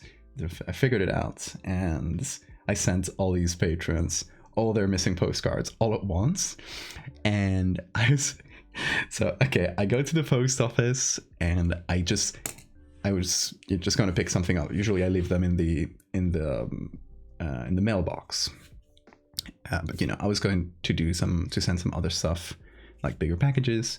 So I go to the post office and I say, hey, you can take all these postcards. And as I'm doing the other stuff, he comes back to me and he says like, hey, these postcards weigh a lot. I can't let them through because I gotta legally I gotta weigh them before I send them out. But he tells me, he's very nice. The postal worker there, he knows me by name, and he's a sweet guy. He's like, you know, if you just put it in the mailbox, they never check.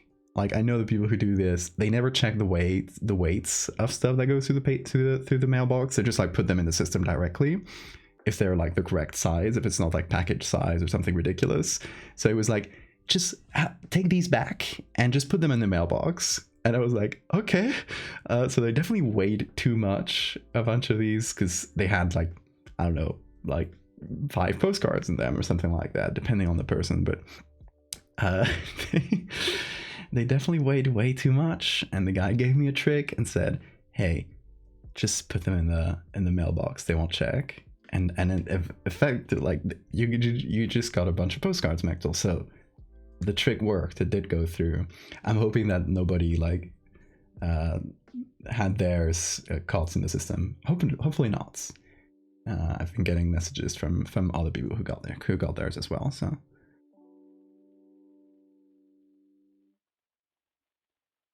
you won't say anything? No, I think like people already got the postcards, so I can show the designs. I wanted to keep them a little surprise, but I might have them on the old computer though.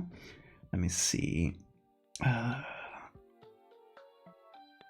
Beyond postcards. But yeah, I do have them here. These were the postcards from a few months ago that I never showed. This one with snakes aren't real. I love how this one came out. I kind of want to make a t-shirt design like this. I think I might do it after Christmas, because right now we got the Christmas designs going on. But I wanted to do some new designs after Christmas, and I thought this might be a good one. Like, not exactly this, but something similar, kind of like old newspaper style. Snakes aren't real. And the other one is this. The earth is flesh, and it's the flesh geodes. And I'll show you. I never usually show the backs of postcards, but just because it's you, and I'll only show it once. There's the back of this postcard, because I made a specific edit for it. You won't see this anywhere else. Only the people who got that postcard. But it is someone digging through the flesh of the earth. I really love this picture, and I might eventually use it for just like on its own, as its own edits, because like a person that was digging in a sulfur mine or something like that. I don't recall what it was. It was yellow, this like substance originally. I was like, oh, I can turn this into flesh. Canadian fans might not have gotten theirs. Oh, well, you got spoiled if you hadn't gotten yours yet. That's true, I forgot there was a mail strike. I hadn't heard about that. Well, at least now, if you haven't gotten yours yet because of the strike, now know what to expect.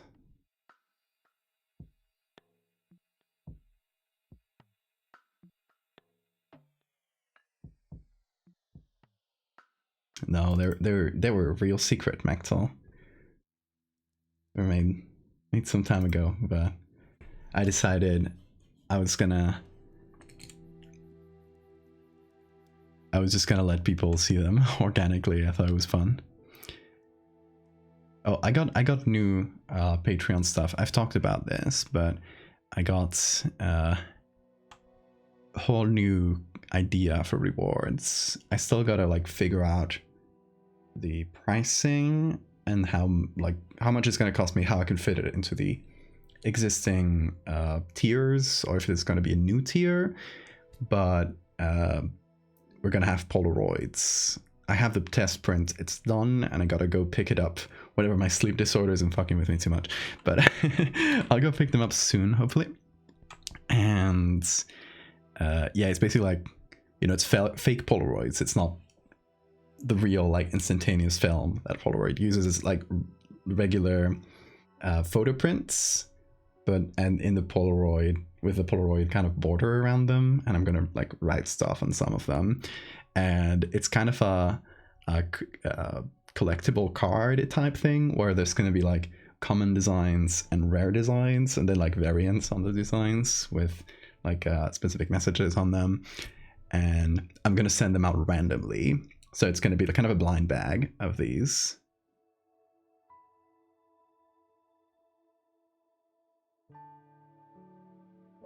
A $10 metal detector. It works? Damn, nice. Hey Jesus, how are you doing?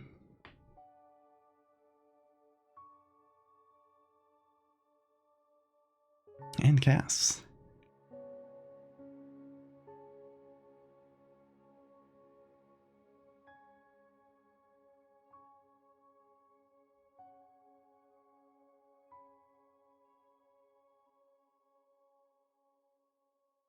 At work? Hope it goes well. Why is this not VIP? That's true. I gotta see if I got VIP slots, because it's limited. I'll recall if I got slots, but I'll look it up after the stream.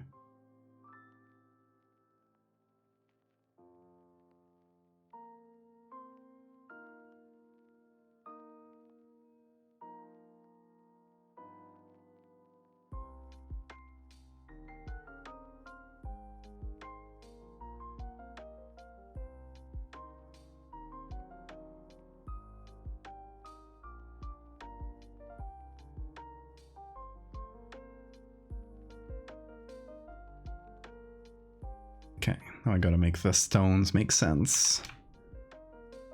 I don't think anybody's gonna watch it that closely, but oh, see, my my muscle memory. The moment I move my hand away, I put it back on the keyboard instead of like learning to use my new mini keyboard. You give out your spot if you don't. No, we're not giving out any spots. Jesus is truly a VIP. Hold on, let me check right now. It shouldn't be too long. Let's see. I gotta remember where it was. VIPs. Let's see. Yours. No, that's not here. Community roles manager. I think that might be it.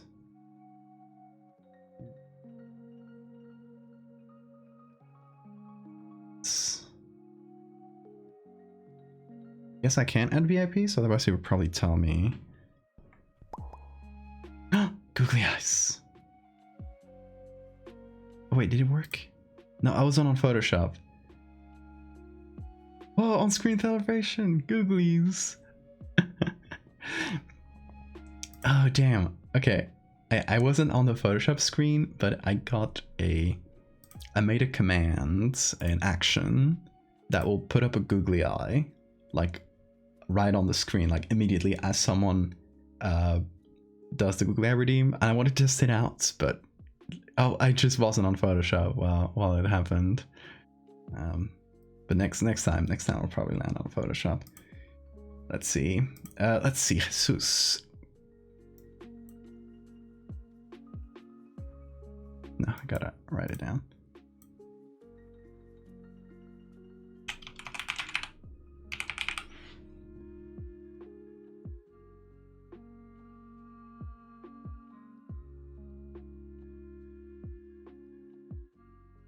Jesus, try saying something in chat.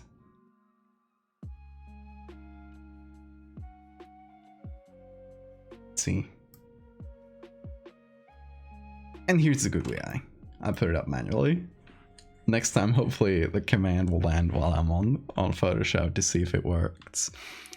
And you know where I'm gonna put him. The creepy baby. There it is. Look at that. I got you a VIP badge. Chat is totally right. You absolutely deserve that for all your support. Poor window baby. No, he likes it. He's having fun. Window baby's having fun. Where's Bean? Bean is not here. He's at my partner's. Well, as long as I'm on this room here, we're both in Asturias, so he's not far, but he's staying at my partner's. He's about, oh, okay, this is important. My partner's brother, who's still living with their parents, so he's there too, is adopting a kitty, and it is I think 6 months old Siamese female kitty. And so she's just gonna look just like Bean, except like whiter, because she's still not toasted. And she's really, really cute. I've seen pictures of her, but he has to go through like a whole like adoption process, I guess. They have to like, you know, interview him or something. I don't know, this whole process. But hopefully, if that all goes well, he'll have, Bean will have a little sister to take care of for a bit, for like a month or so. But it's nice. I think it'll be really cute.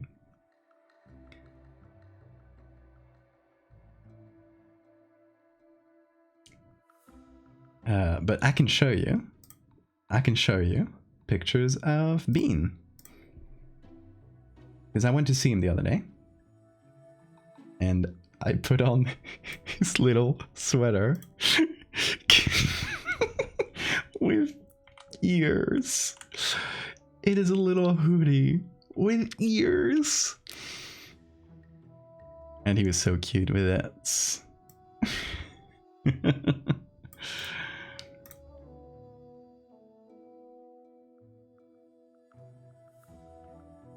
He was as usual.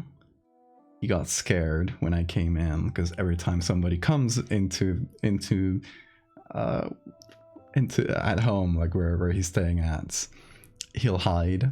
But after he got over being scared, he became cuddly again. He's so cute. I miss him. Yeah, he was dressed to the nines. 3-month-old Tabby. Oh, nice. It's not my kitten. It is my partner's brother, who's adopting it. So she's gonna live in the same house as Bean for about a month while we're still here. But yeah, it's gonna give Bean a little friend, hopefully. We'll see if Bean can match the energy of a kitten, because that's another whole thing. We'll see what kind of kitten it is too. Like if it's a very energetic, how do you say that? Cat or or she's more chill. Apparently she has asthma, which I think is why they're doing all these like interview process to make sure like he can take care of her. But yeah, the cat has, I think it was asthma or something like that, some kind of respiratory problem, I think, where she's like always purring because of the. So yeah, it's a bit higher maintenance, but you know, and in that family they've had cats forever, so they won't have trouble taking care of her, I don't think.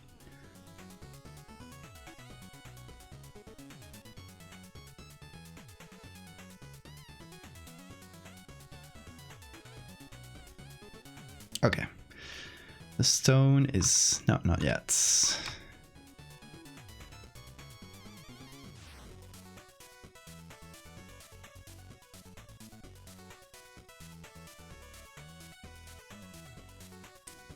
Trying to fit all these stones together.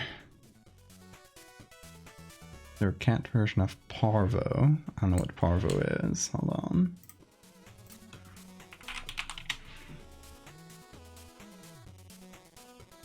Oh, parvovirus. I was thinking it was some kind of medication. I don't think there's a cat parvovirus. I'm not sure. I don't know any veterinary medicine, so.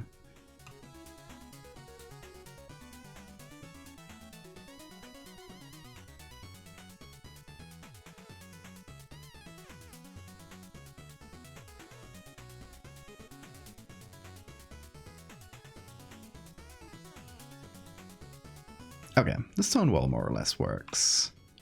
So, as long as it approximately fits. There's no like egregious stones. It should be fine. I'm gonna cut it up here. What about this pole? I assume it should go down all the way to the floor. So I guess we'll continue this little pole here.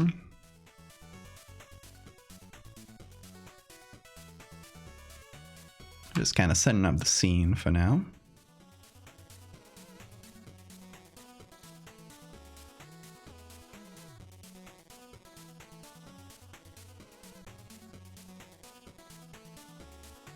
Trying to get rid of any like repeated elements to avoid it, like the copy pasted look.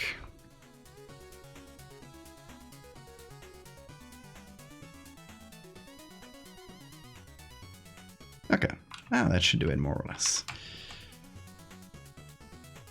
Okay, now the snow, that's way easier.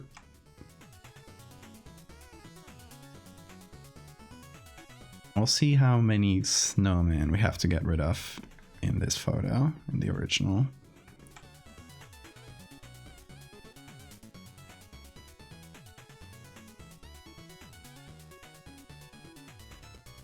Don't know if they have to be kept separate like puppies do before they get vaccinated. I'm not sure, but you know, we'll definitely check with the vets before we put them together.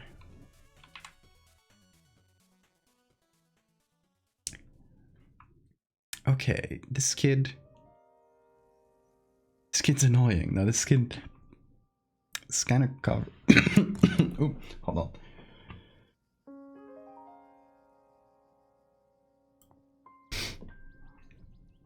My throat. This kid is kind of covered by this snowman, so I don't know if we should like entirely remove him.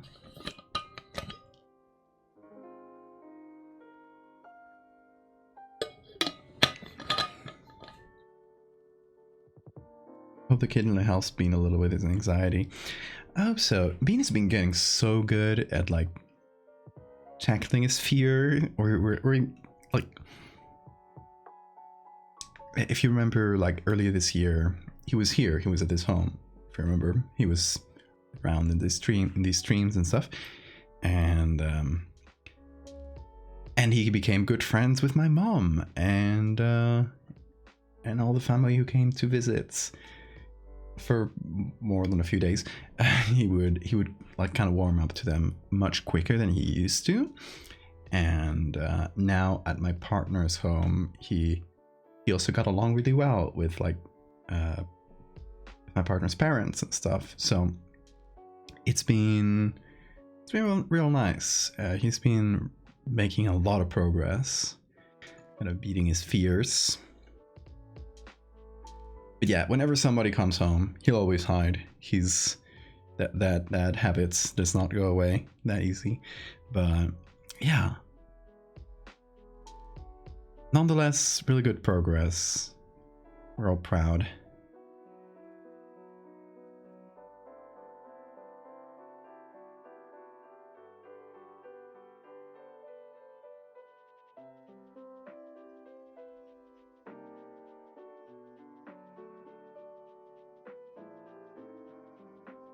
He's so brave.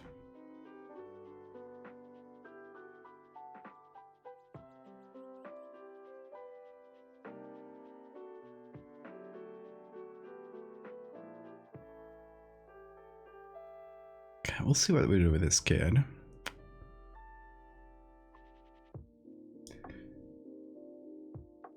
Oh, I already have them here. Silly. This will be the head, and this should be good for the body. Or at least the base of the body, before we start putting in flesh. That's important. Now, where was my lasso tool? I'm trying to remember. Lasso tool... It was... this? No. Oh no, this is soft light and color. There we go. Oops.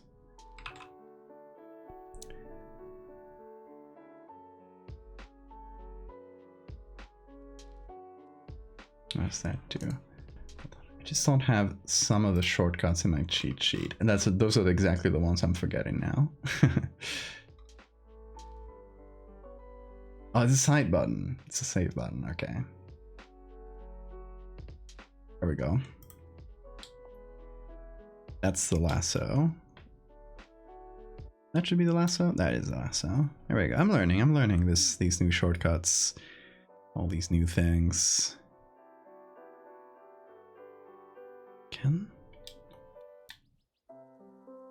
Okay.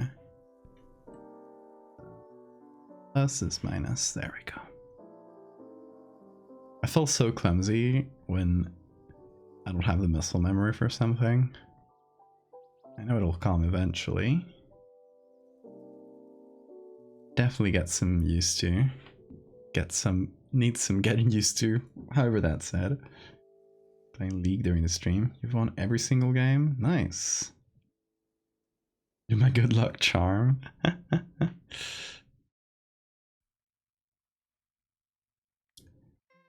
I think by saying that you probably just jinxed it. So be careful.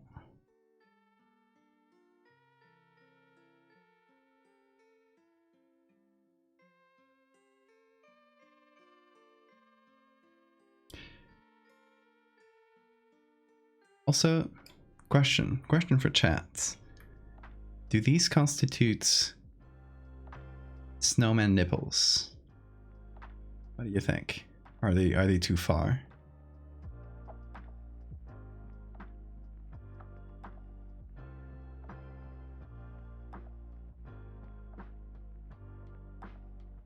So what else could they be? Buttons? But there's only 2 of them at the top here, like in the middle here? Chest hair. Pursuit snowman. Well, this is chest hair for sure. But where are these 2 rocks? Probably sticks, maybe. Not familiar with snowman anatomy. Damn. Ingrown hairs. There's snowman cysts.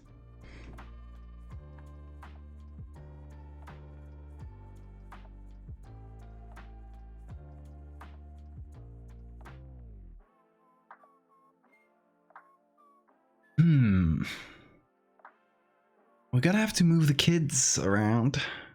I feel like we got. I kind of want to put the snowman here. That's like this natural place, and you can combine with the two original snowmen that are right behind.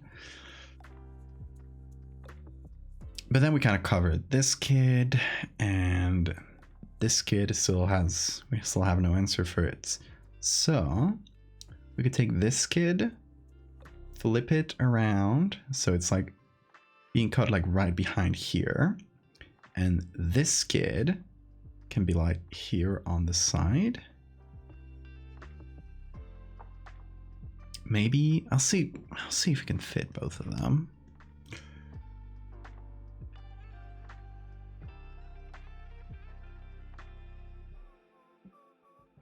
Another pair of eyes! Vestigial organs from when there were more active hunter species. Oh, I like the idea that there's some kind of extra eyes. This is its fake face. It's pseudo face. But that's its real face here.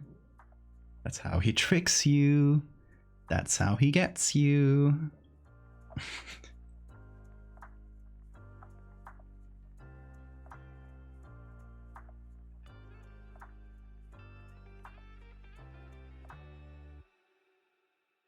Okay, so here's what I'm thinking I'm gonna do.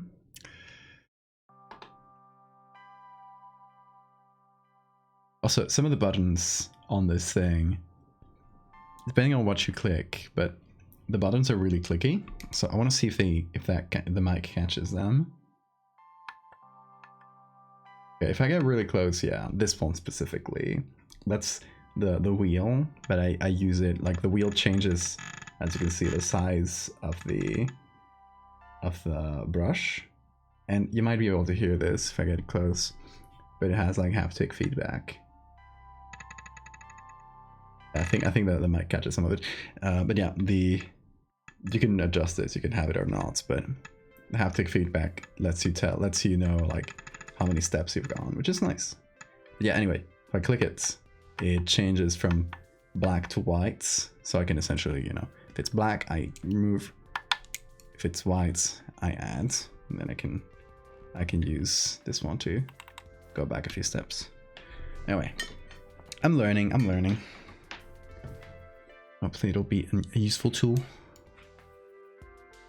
Satisfying noise, the scroll haptic feedback, and it's not like you can configure it like in the software. You can tell it to do like less, make it less clicky, more clicky, or not clicky at all, and just make it kind of a smooth wheel. So for example, for the zoom, I got no clicks because, you know, that makes it feel more smooth, I guess. But for others, I do. I don't know. It's fun. A word in Spanish. What should we do? What should we do for words in Spanish? But despite the popularity of the snowmen were buttons for camouflage, these are actually extra eyes they used to hunt. The ones on their chests not good at identifying colors, but they're extremely good at seam movement. I love that. I love that.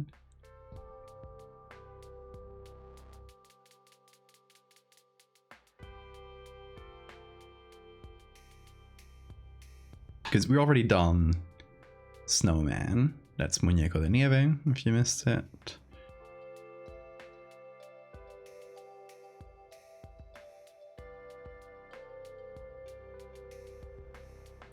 So since we're about to make this snowman into a fleshy thing, or give it a fleshy core, I guess let's do flesh. Flesh is carne. Pellejo could work as well. Carne is like meat too, but you know, still the same role.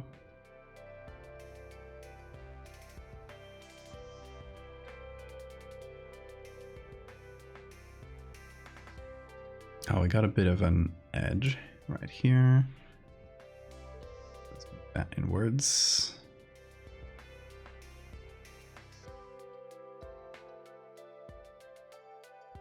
This definitely needs to be brighter. So What was my shortcut for levels? It was this. There we go. Learning.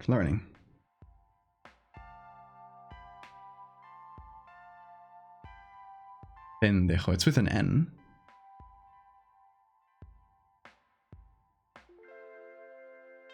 Or at least I've always seen it with an N. But it's not said. Pendejo is not a...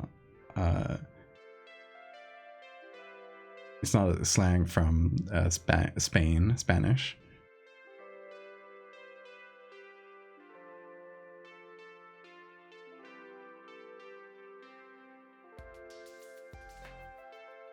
So I could be wrong.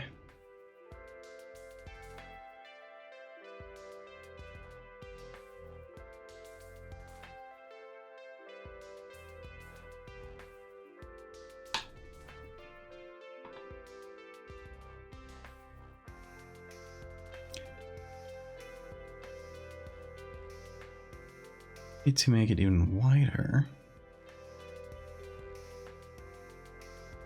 Like very little shadow in this background photo.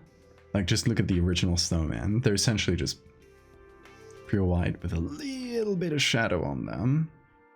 Which, you know, we can trick a little bit around that. I don't want to have it like basically crush all the detail down, but it has to be pretty close to the original. Muñecos de carne, exactly. That would be flesh man. As in Snowman. Let's do a Gaussian blur, which should be, I'm gonna try to do it without looking. No, that's hue saturation. Close enough.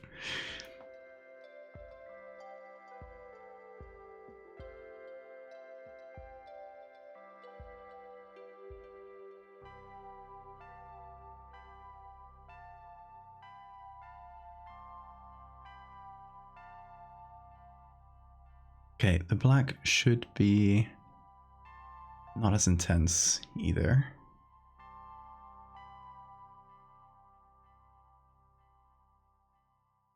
We're pretty close to the original. I think we can afford to go a little brighter, though.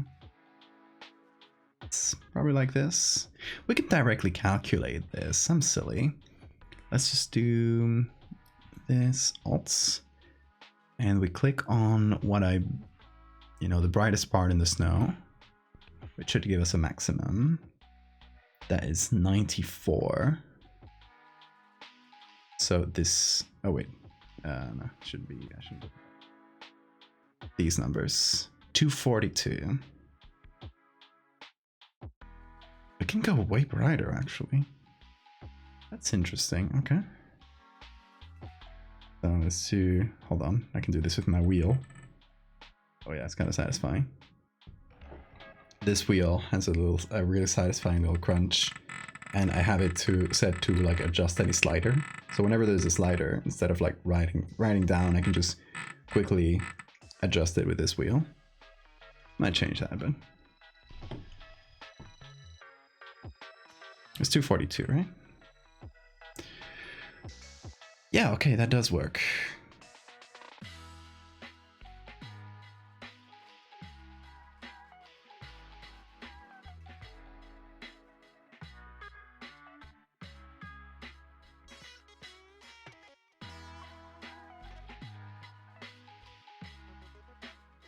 I'll see you later, Jesus. I've seen people cook muñecos de carne as a meatloaf. Yummy. The sound of the wheel is very satisfying. I didn't think you would be able to hear that one. I guess if I get close to the mic like this. Very clicky. I don't think it'll be hearable here. Let's see. No, it's too far away from the mic if I do it like on the table where it's at. No clicks for you. Not as many, at least. Okay, we got the correct lighting. And actually, you know what? I should put this lighting on a layer instead of instead of a smart filter, because then I can add things and it'll make sense. So let's do, what was it? Flip layer 2. There we go. Push up ASMR stream. Have your big phones, you hear all. Oh, does it even sound like now? It doesn't show up on my sound thing, but it might like be masked by my voice a little. So that's all the clicks. That's good. As long as they're good clicks. Near the wheel, nice. I have it on high. That's like the haptic feedback. There's a different wheel. And this one doesn't have the haptic on.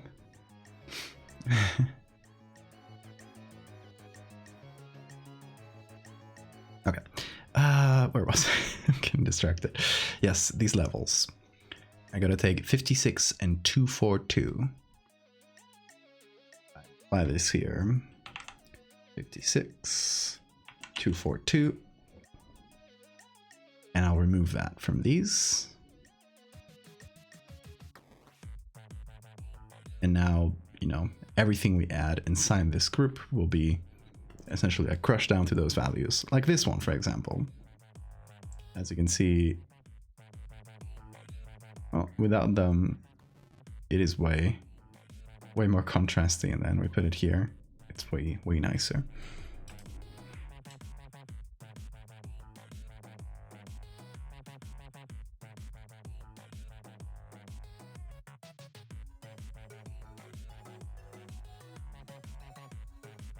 To be facing up.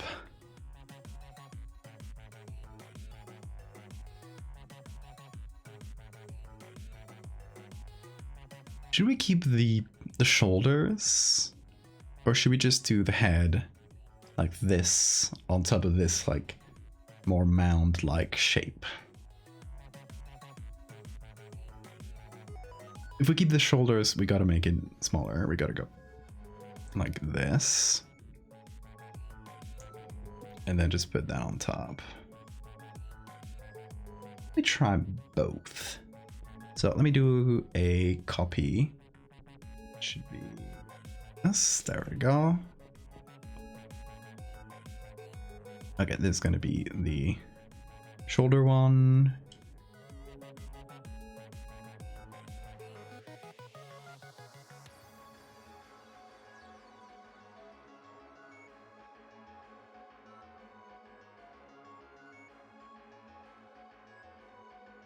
Here.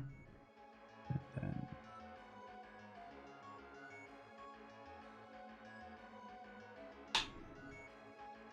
there we go. That's option 1.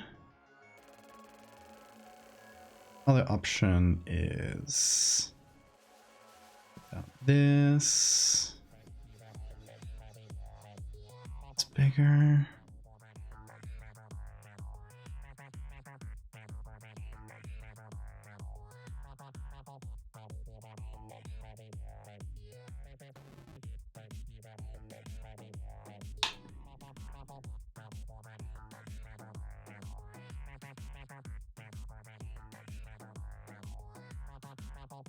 This would be the other option.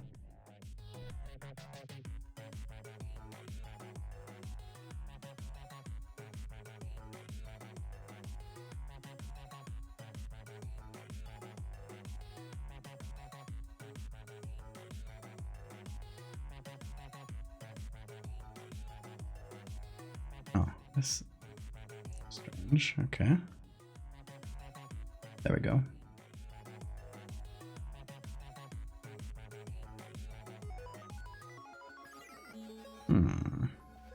What do you guys like more? The neck one, this one, or the necklace one, this one here?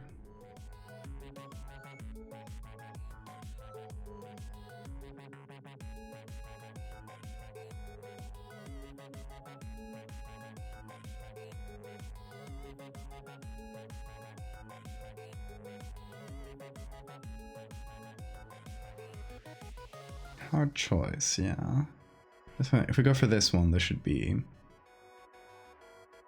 add a little bit of contrast with the background. So just to simplify.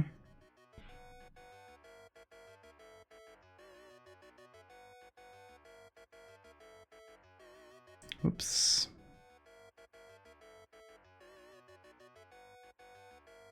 There we go.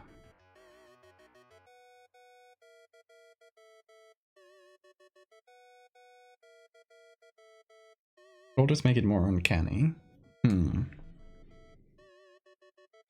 That's true, yeah.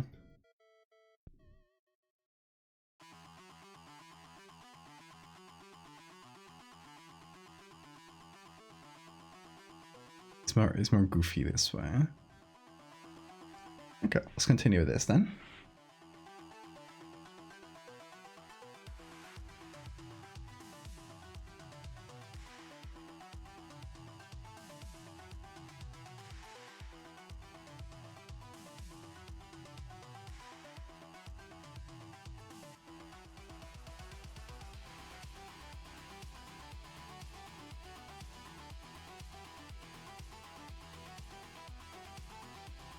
Oh yeah, I also got a shortcut. I gotta remember which one it is.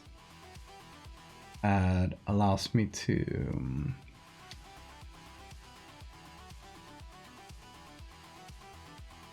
go back and forth in the layers. Oh, it's this.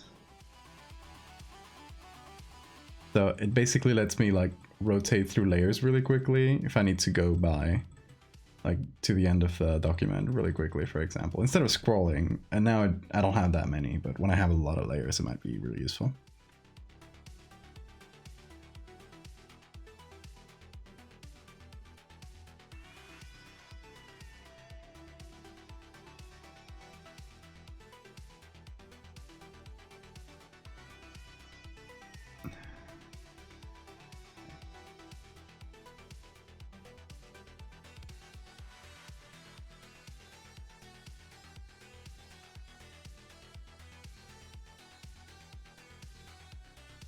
Should we give it more humanoid traits?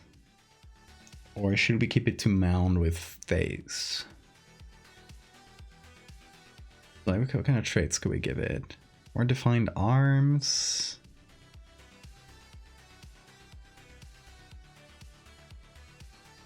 You kind of dig mound with face. It's interesting, but I might soften the shoulders a little bit. See how that looks.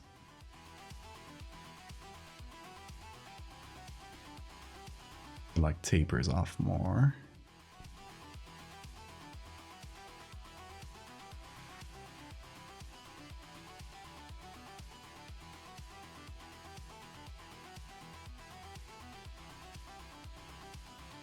Yeah.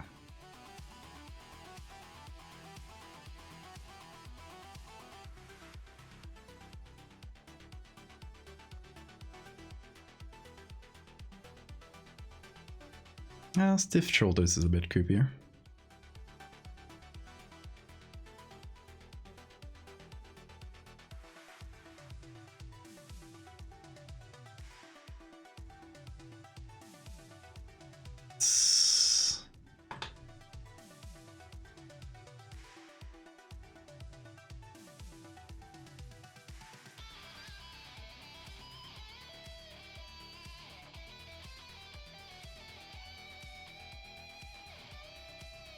Half asleep, you go to sleep, Nathan. If you're in half asleep, you should go full sleep. Trust me, as someone who has barely had sleep the last few days, I recommend sleep. I miss it.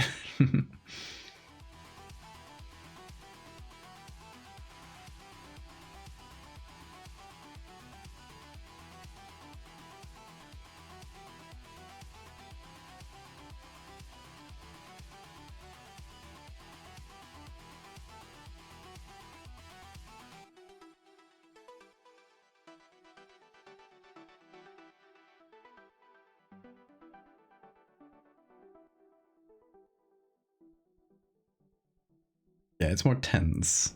It's a little shoulder pose. And to your question, you should sleep. But we're gonna make this fleshy.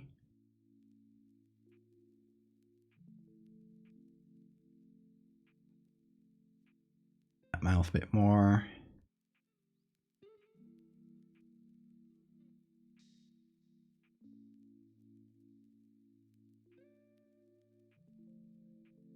I have an idea. I don't know if this might distract too much from the concept. But what if we added more faces? Just imagined this. And I don't know, it might be fun to have like more similar anguished faces kind of poking out from different places.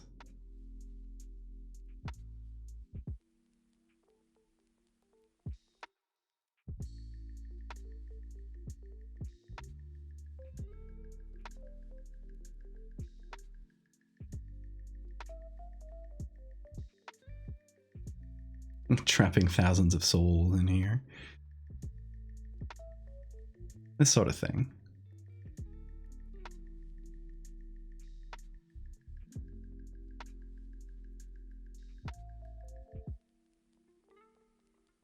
I think that is one possibility. But I would like it. I think the creepy, like the original idea here is we have like a part of it that's melting and we can see like flesh inside.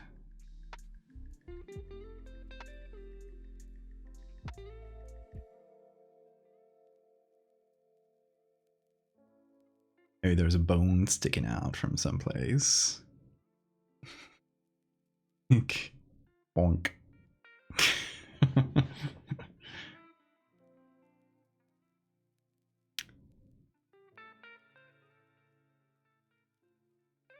So that plus faces, that might be a lot. Might be too much.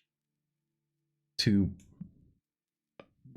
concepts fighting for your attention, which might distract from it. More faces is good though.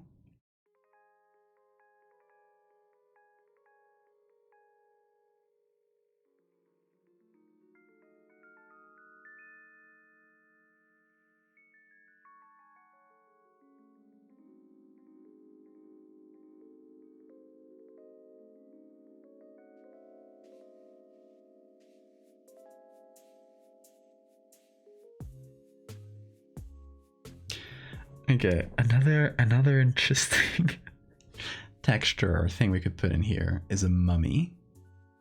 Missing Minds, thank you for the follow. Hot Frosty.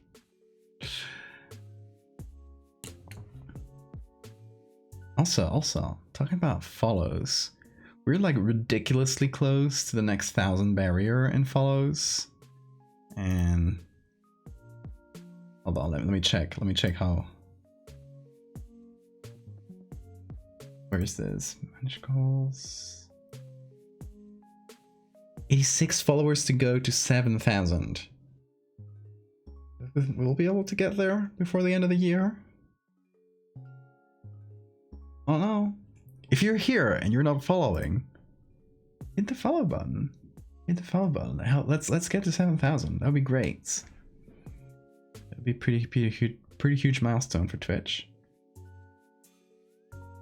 I know the followers don't matter as much on Twitch, but it's still something to celebrate.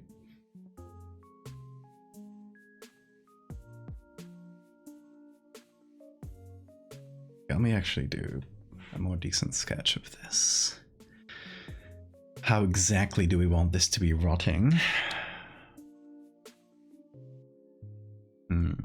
Could find like several areas where we can like make it. Like here around the neck would make sense because it's already like a thinner area. So we could have it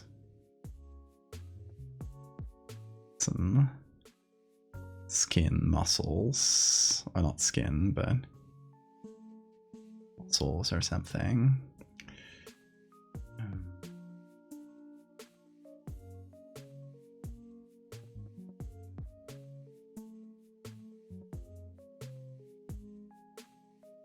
Maybe here.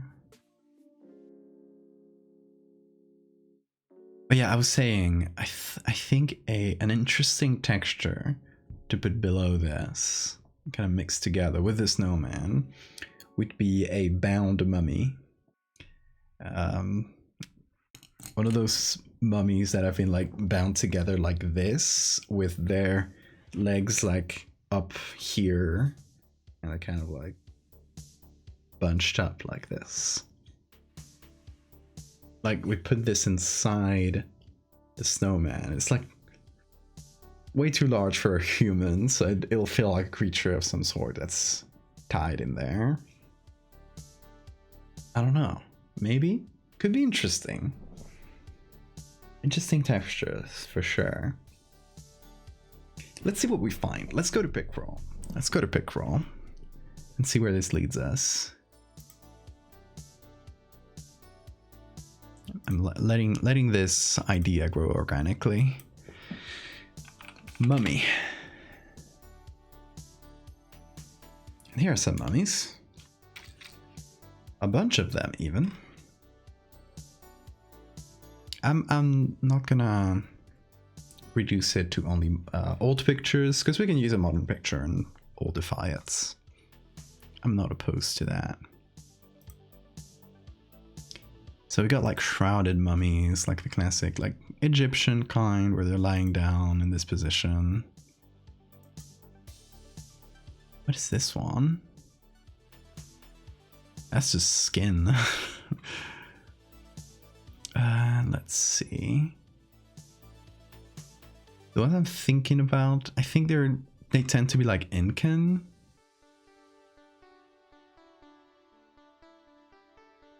Yeah, Peruvian, like the Incas.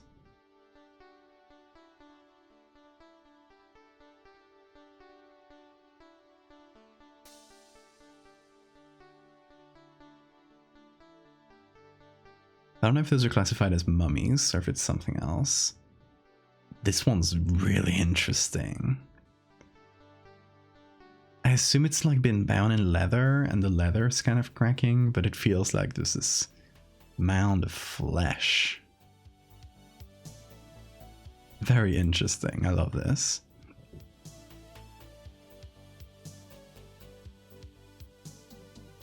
Let's see.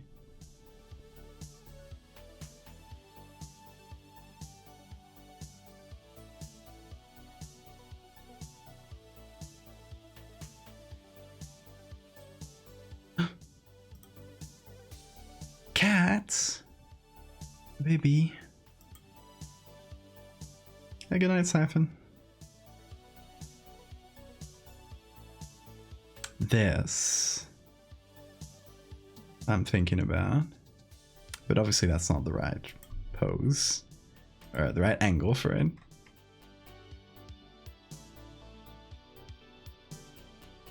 Oh, let's see. Maybe if we get the name of the mummy.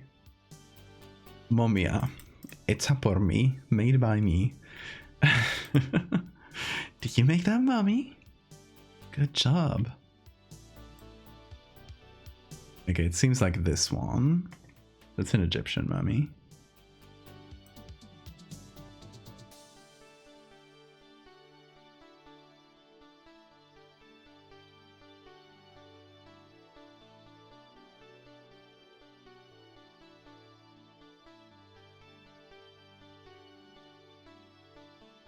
Bog body could be good as well.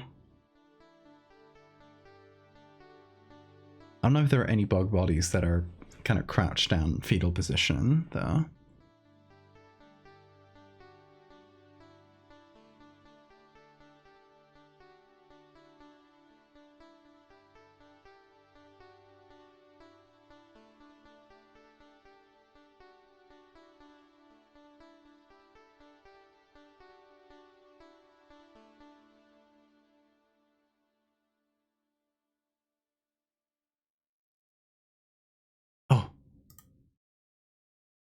see, that's exactly it. The bound mummies. That's exactly what I was thinking about. So those are Cerro de Pasco, Peru. If we got more of this.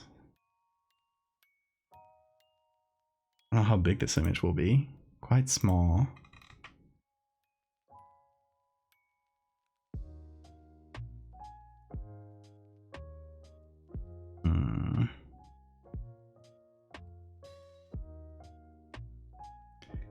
Okay, let me try Mummy Peru. The Toland Man.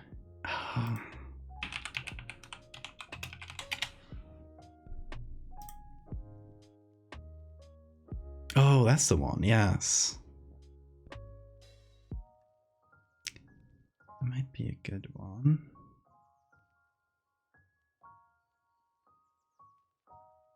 What is this? I love that. Big energy.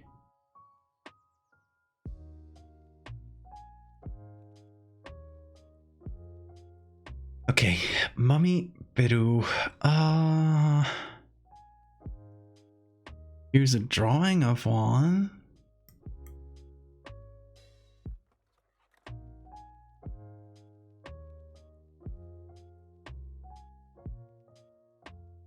Seems to have died violently. Oh, did he?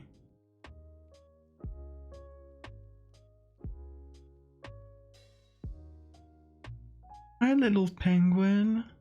What you doing in a field? It feels wrong. I know that penguins can't go on fields, but that's not usually how you see them. Okay, this gave me nothing. Let's see, Mummy Inca? You're just suggesting clips. Is it doing that now? Suggesting clips? It's interesting. Yeah, I guess maybe it detects like, oh, there's been more messages in chats. Because that can maybe correlate to, oh, they just had a gaming moment or something.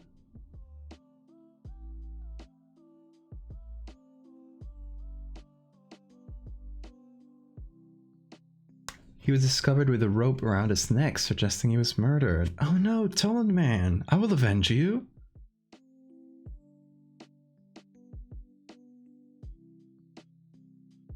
Momia del Salar.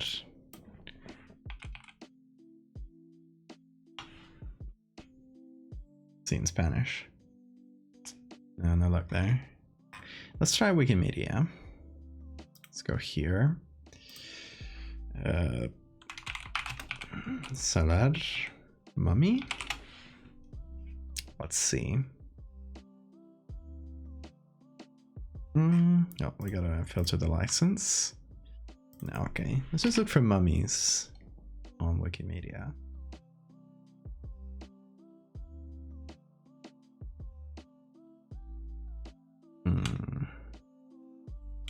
Also sarcophagi? However you say that. That's a baby crocodile! Incredible.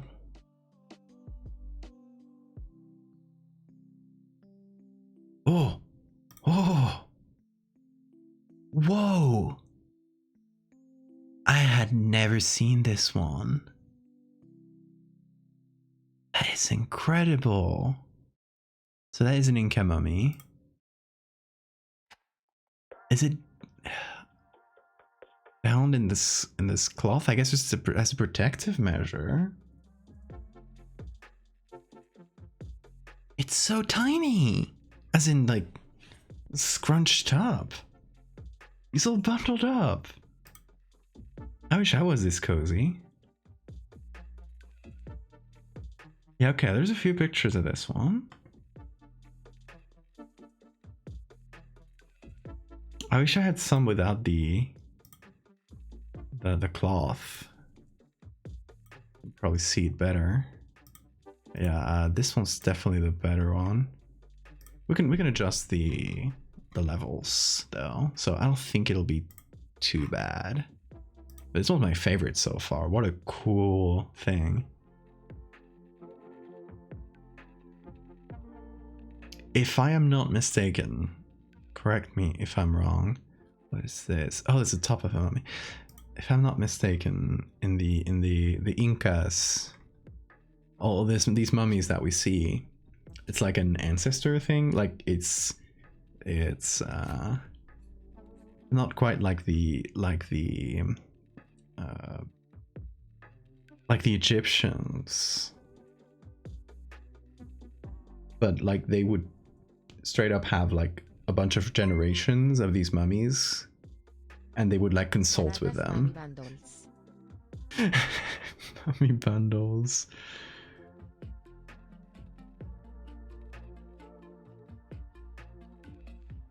Oh, have a good workout, Soup. Is that the name of these type of mummy, Chaos? Let's see.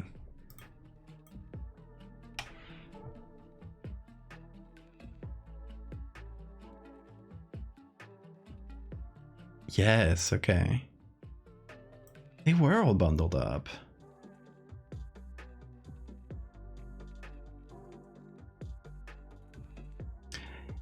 A mummy in fetal position so he could travel to the afterlife in the same form in which he was born.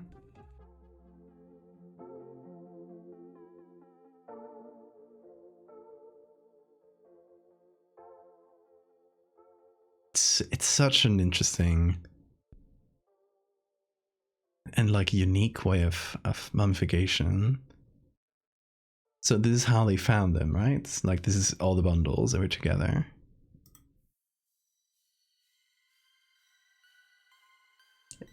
Hot take, they should have kept them in the bundles, but you know, it's also like incredibly valuable archaeological information in there, but they look so cozy. Look at this one. It's incredible.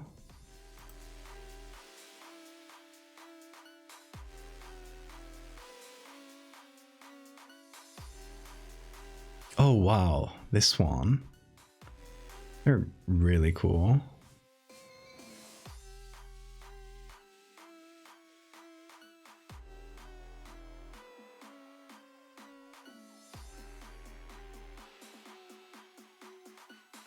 What's going on in this one?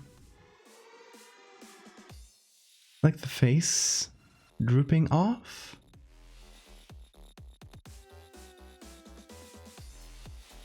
You're gonna be so cold in the afterlife, right? Bundle them back. Make them cozy.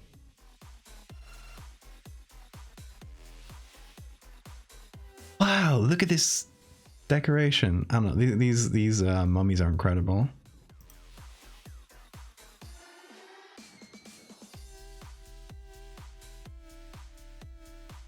Some of them look terrified. Look at this one. It's straight up like H.R. Geiger. Or no, but I guess like Beksinski. This is the one I had seen. This is one I was thinking about. Just like the way it's been bundled so tightly. It feels like it's, you know, they didn't let this person, like it was to keep this person tied so he couldn't escape in the afterlife.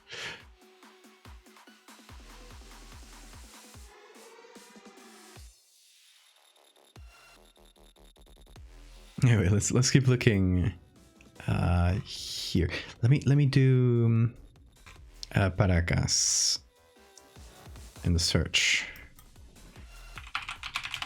And maybe I can search for that on here as well.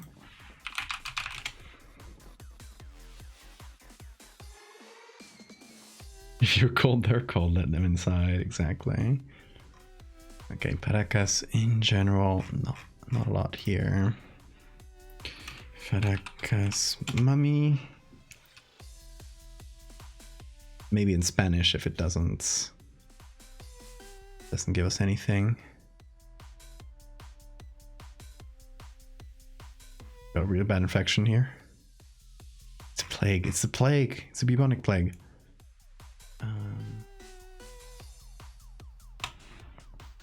See Mumia in Spanish. Silence Pickerel. no luck. But Wikimedia has some good stuff, thankfully.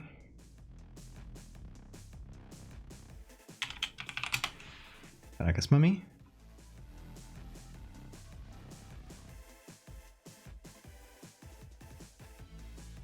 Pixel art.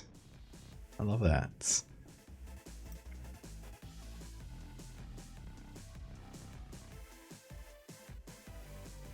The smoked mummies of Azeki. I think I ever heard of that.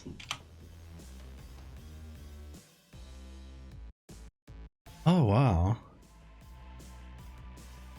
Wow. Incredible. I love the contrast. Like the smiling selfie.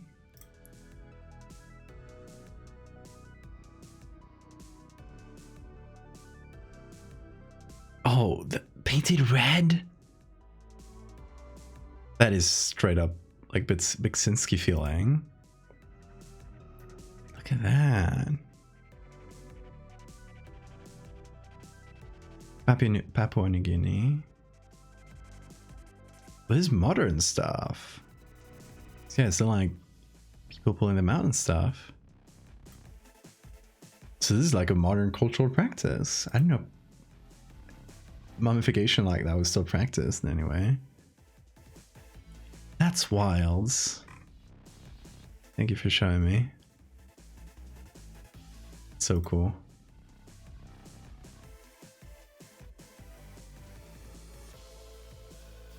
Mummified in the early 1910s. Wow.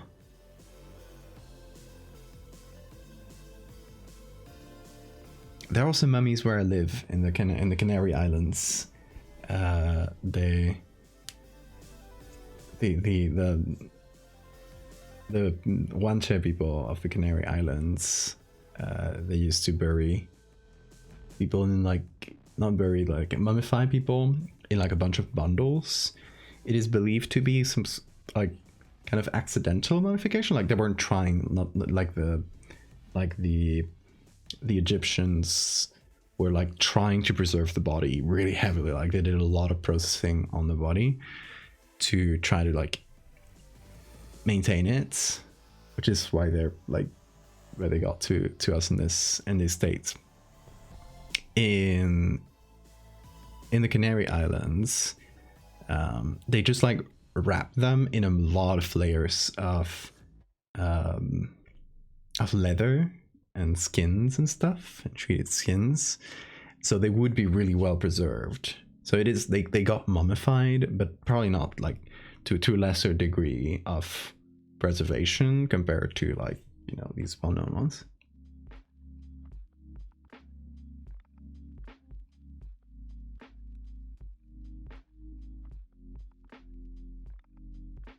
The Kabayan mummies. Let's see.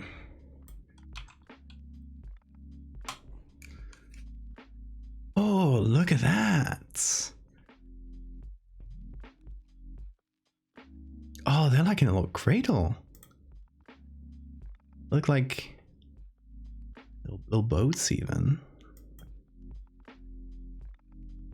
So interesting. I kind of love the pose of this one. This one here. It's just like chilling. It's really good. It's like I always find these like mummies like these on the one hand kind of unnerving, because you know it is like these frozen decaying bodies, but on the other hand it's just like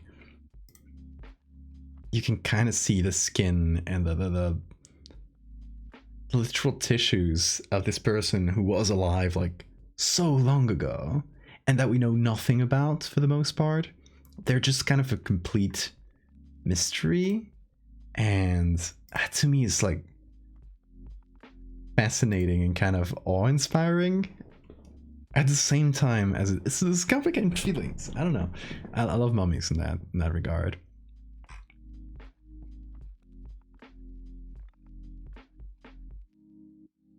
if there will be good pictures of these ones on Wiki.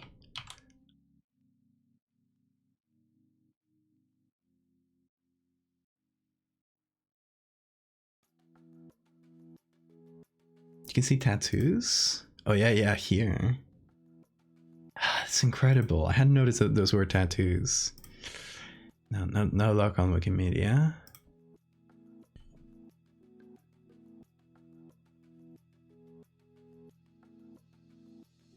Yeah, unfortunately, the problem with a lot of these is that these mummies, obviously because of the preservation need for a lot of these mummies, they have to like keep them in really controlled environments.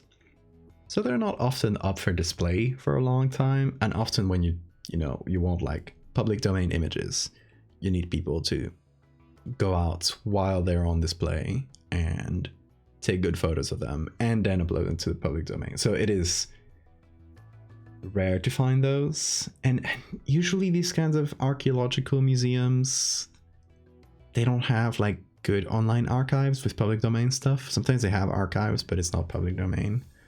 Like the pictures themselves are not public domain, which makes it kind of a gray area. Technically, with the public domain stuff, you know, let's say a piece of art that is hundreds of years old. The idea is that, you know, the piece of art is in the public domain, but let's say somebody has uploaded a photo that has been, you know, framed in some way that contains this piece of art. Technically, you could take, even if this person has claimed the copyright to this photo, the photo has copyright because there's been some decisions, there's been some work put into this photograph to put it in the state it is. If you take, like, imagine somebody uploads a picture of a model posing next to a sarcophagus or a really old painting, and the photo has been set in a certain way, etc. By copyright law, at least as far as I know, obviously, I'm not take my legal advice. It's just like stuff I've read from other people. But if you take the piece of art, this old painting, from the photo with the model, etc., that has been copyrighted, and rightfully so. But if you crop out the piece of art, undo any like filters or lighting that might have been put on, you can use that. Because that, you know, you have removed the context of like the work of a different author, and you have only selected the part that is public domain. You can use that. Obviously, you know, they could still try taking you to court. if you play with this sort of thing, you could, like, that's a defense you could use in court, like, you know, and it's been litigated. So there is precedence to this sort of thing. But that doesn't mean they couldn't take you to court, obviously. So I always err on the side of caution. There's people who don't and play with fire a little bit, and often they don't get burnt, but you never know. But yeah, it's interesting.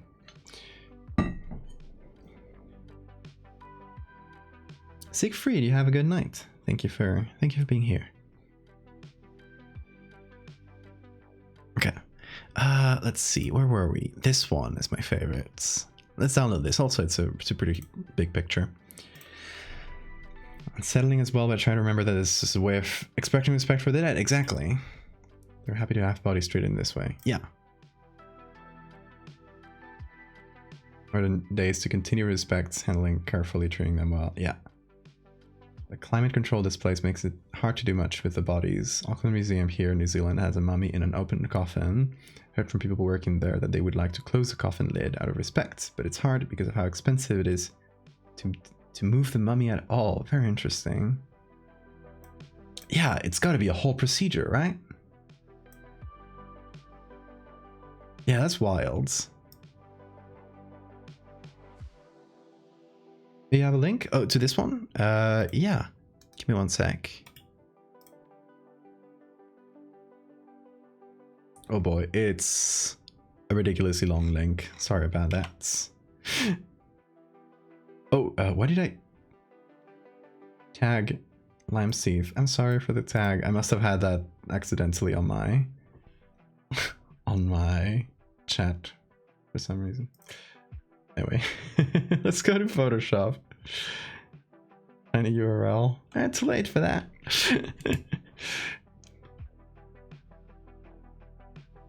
Big boy link. Okay, let's put this. I'll just directly put it in black and white. We'll also keep it black and white on top of everything, just in case.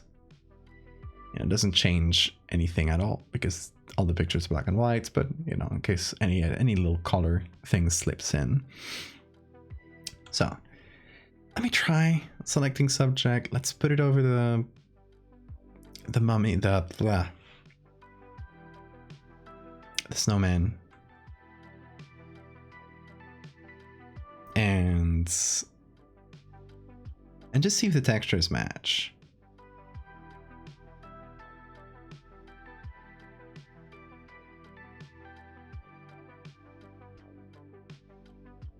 Special mummy just for lamb's teeth.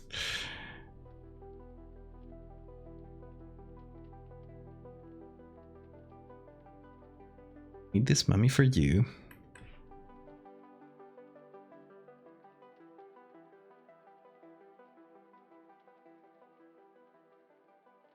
This group like this. Okay. You also have rename layer is this. Yeah, I got a shortcut to rename layers, which should hopefully make me name my layers and groups a bit more, but we'll see. Okay, the thing about mixing the snowman and the mummy is that we may need the blobbier presentation rather than the one with the shoulders. Because right now we don't really have a lot of space for that. If we want to like use this body plan essentially. Isso, hello, how are you doing? And Popa Chroniclop? Is that how you say it? Popa, thank you for the follow.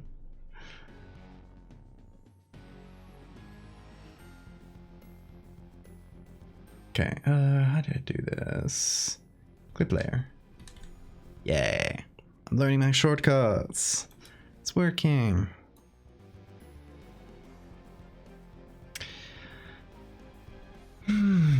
Yeah.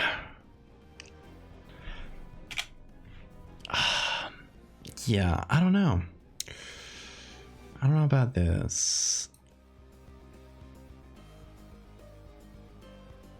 I like it a lot, but it doesn't match the shape of the snowman we got. So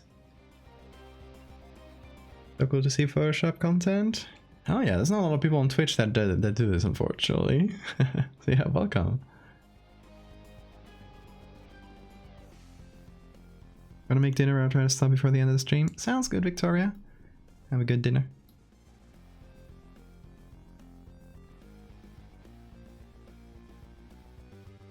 Let's see, image base. The image base is this here.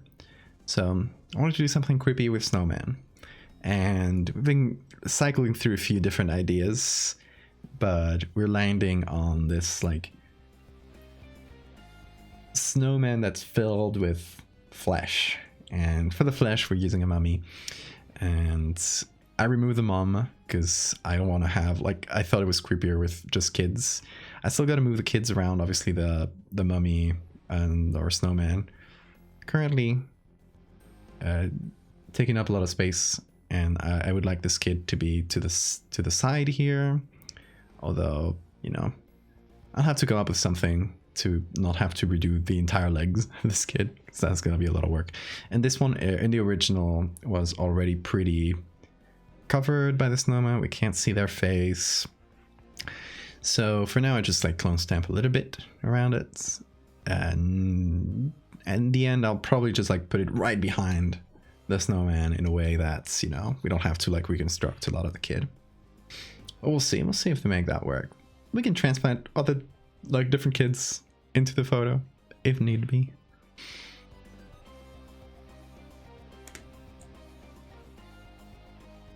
The baby in the window. Yeah, it's already there. We did add the googly eyes.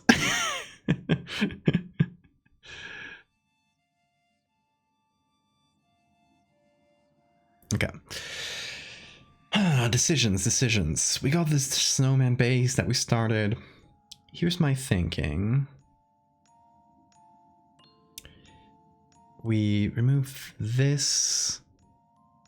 We kind of let the blobby base snowman as a start.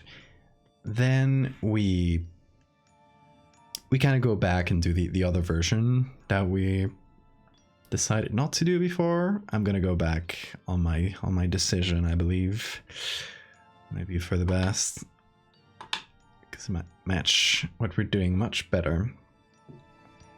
We'll see. We can always go back and forth. It's not a huge loss.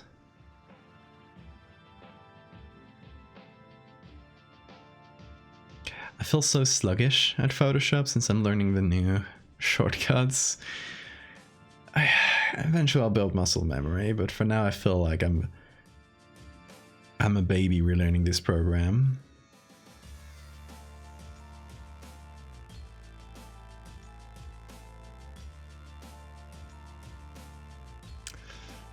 How do I fit this best?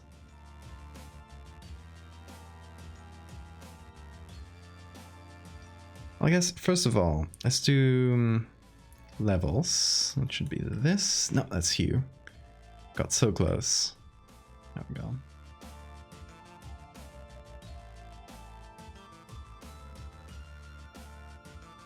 So that's, I'm gonna make this dark and put it inside because we want to keep it like different from the snow, so it doesn't feel like it's just, you know, the flesh bits are made out of snow as well, basically.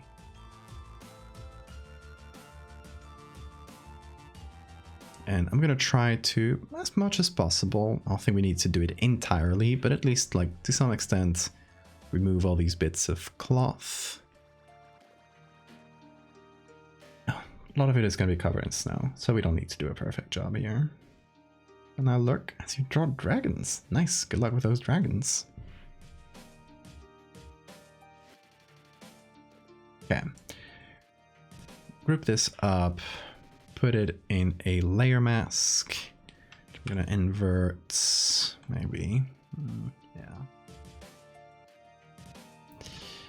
And... oh,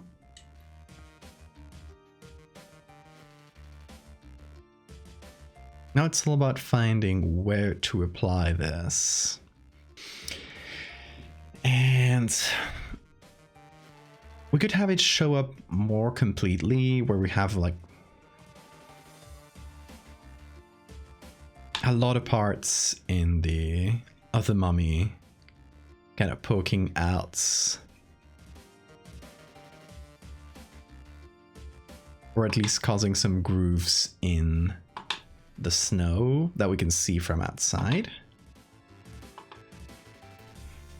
Or we could do more like this, where it's like different parts of the the bone, different parts of the snowman are melting away, and as they do, it reveals what is below, rather than a softer, more complete approach. I wonder if a lot will be visible if we do it like piecemeal like that. So like, let's say,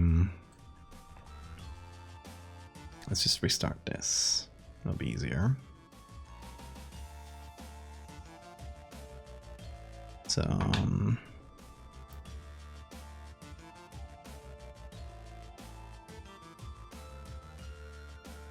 just gonna roughly cut up a few chunks.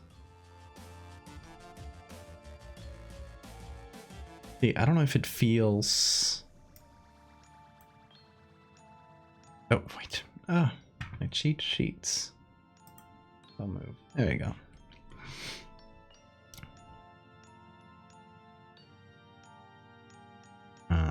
See, I don't know if this will read well as flesh is the issue.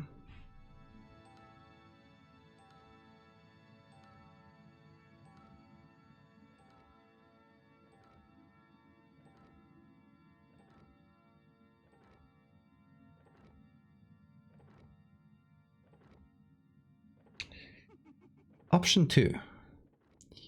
We go at this the other way around. And we essentially take this as a base and apply the snowman on top. So basically the opposite of what we had been doing.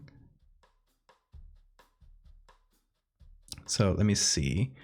Let me turn this layer, how was it, like this, into a smart object. There we go. And apply it on top of the mummy.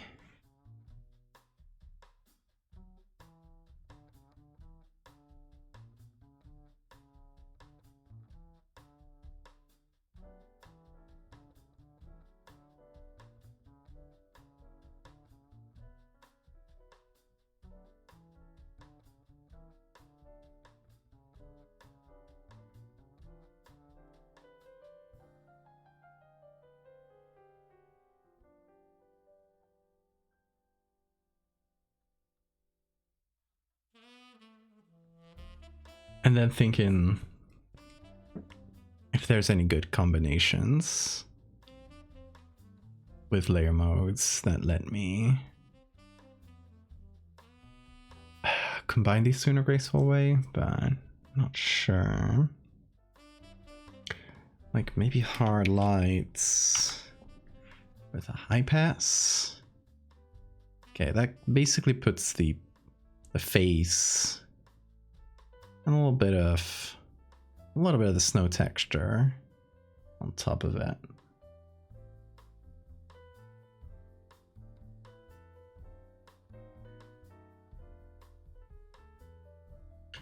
Let me change the levels once again.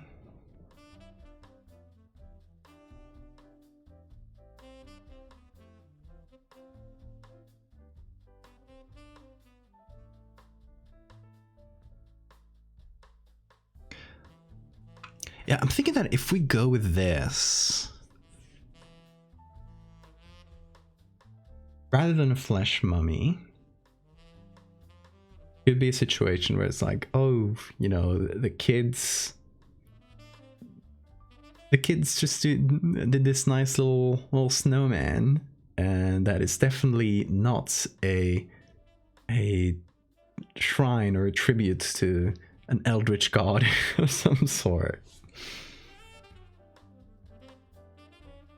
So we could like add more arms and stuff, but still keep it like in a pretty tight in a bundle, so it, you know, still feels like snow.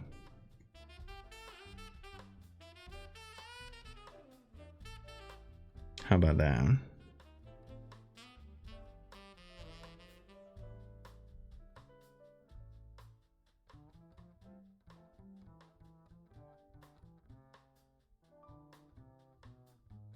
'Cause I like how the arms already, it already feels like there's too many arms. It's just because both of them are kind of on the side. And they're twisted up in a way where it just feels like there's probably 2 more arms on the other side. It feels like this person has 4 arms or something.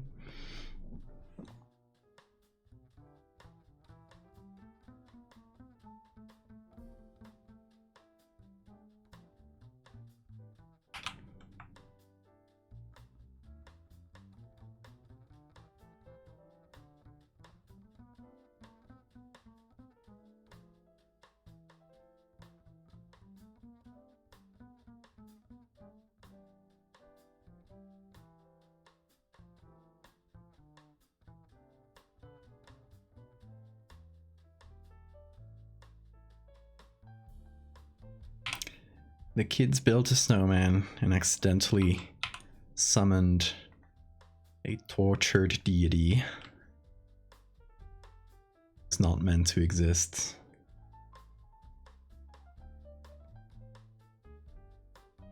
Could be a good approach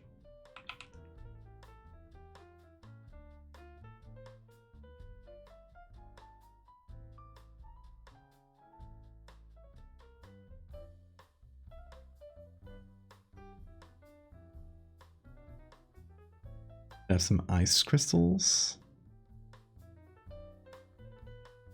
I think rather than that, I'll probably like use snow texture to turn all the textiles into snow. So, you know, it feels like it's actually made out of snow. Or at least partially. Maybe something where it's a little bit unclear what it's really made of.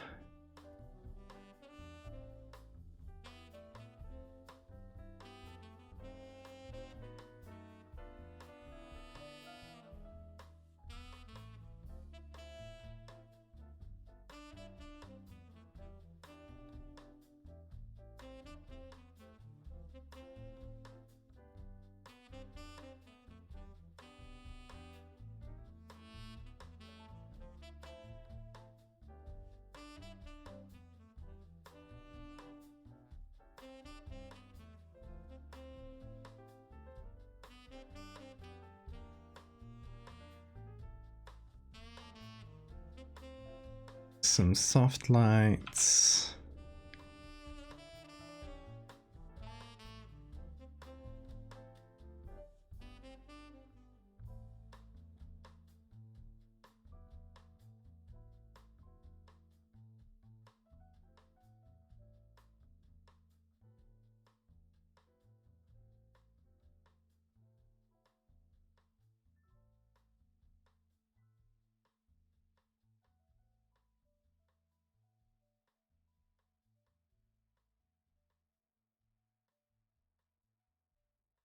Like, this is already creepy on its own.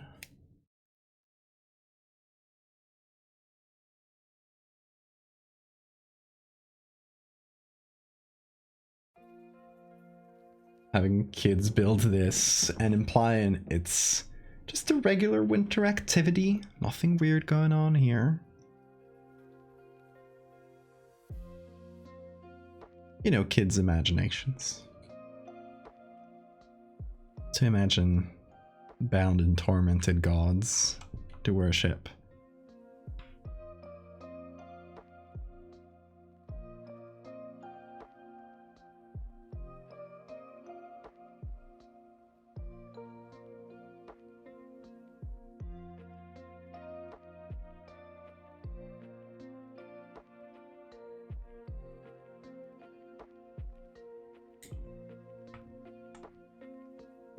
Okay, what if I added more arms? Basically the ones we got, but multiplied.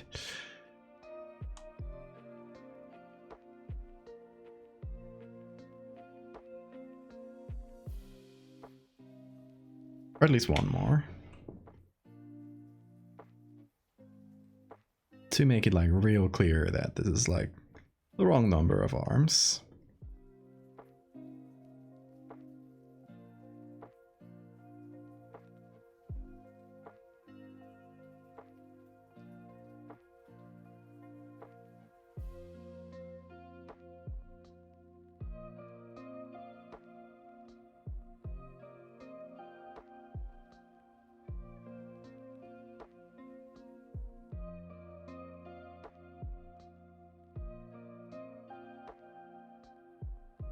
See, can I put this on top? This, yeah.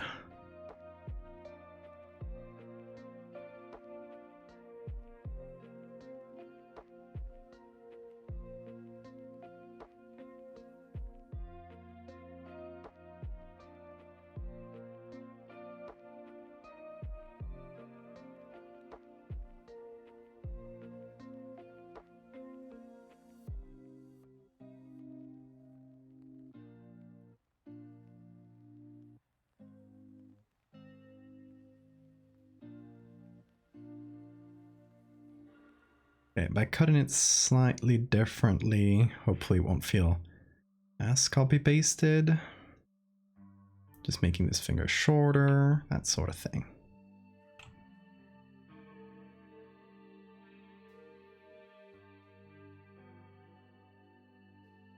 Imagination is almost the same as it was when I was a child. And I think imagination is also like a muscle too. You gotta exercise it.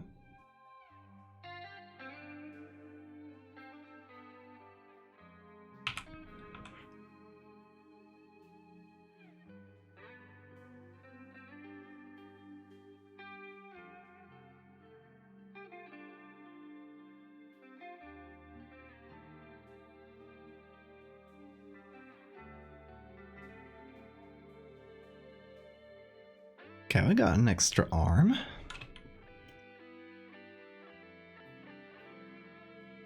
And it also covers some cloth that I didn't like, so 2 for 1.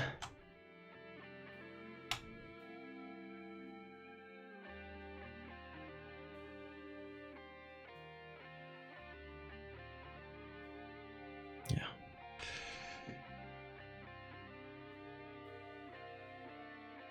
What if I did another arm, and it's basically this one multiplied, but we put it on the other side? Implying that, you know, there's another set of arms that we're not seeing just behind.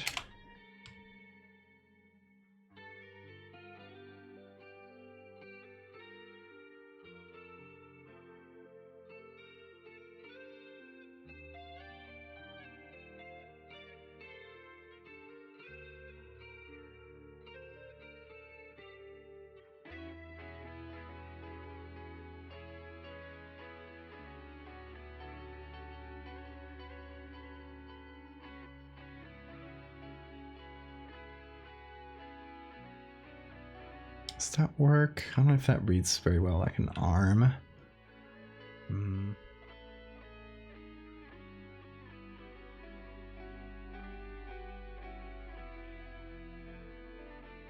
It might be a little better. But maybe I'll add a bit of shadow in between. There we go.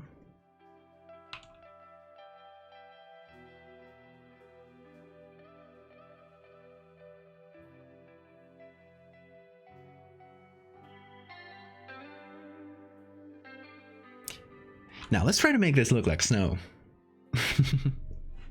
Which is a hard challenge. I got a couple ideas.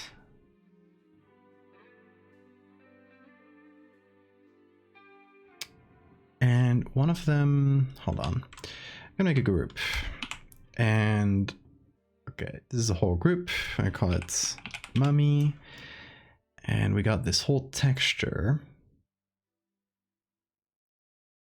This.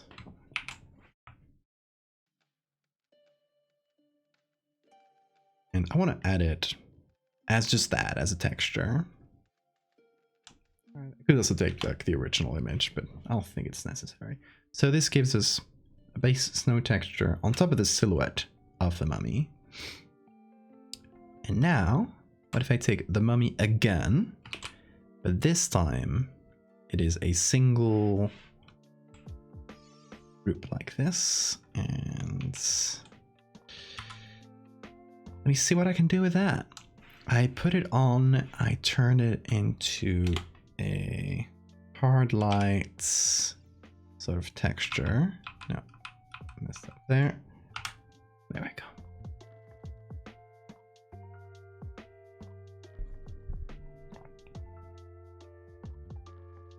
That's what I was thinking about.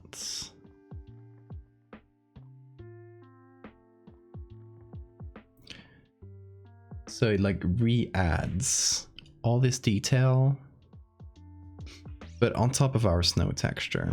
And the problem is all this little fabric it had on it. I don't know how to call it. It's kind of there, and I don't know if we can do a lot about that. I could darken like the original image below the high pass, and I don't know if that does anything. Yeah, it does. Okay, it doesn't do a lot to this little texture though. I could just blur. Yeah, it doesn't take a lot of blurring actually. Look at that. What's the minimum blurring that I need to remove the mesh texture? 2.8. I will happily take that. Put it all below. Oh, that changes a lot. Why does that change so much? Interesting.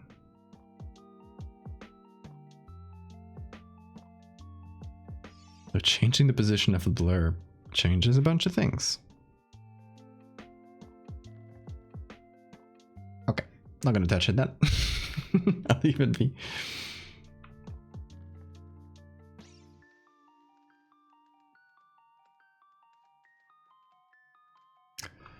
It's pretty good. And now this is the snow texture and this is our base. If I play around with, first of all, making the base a little lighter, like this, all right, put on the snow texture and our high pass, and then if I reduce the opacity of this snow that's in the middle. Oh, this is on hard light too. Is that on hard lights? Be on normal. There we go. Okay. So if I reduce this, we can get like an intermediate effect. Kind of improvising how this is done. There's probably a million ways of achieving an effect like this, but this could be one of them.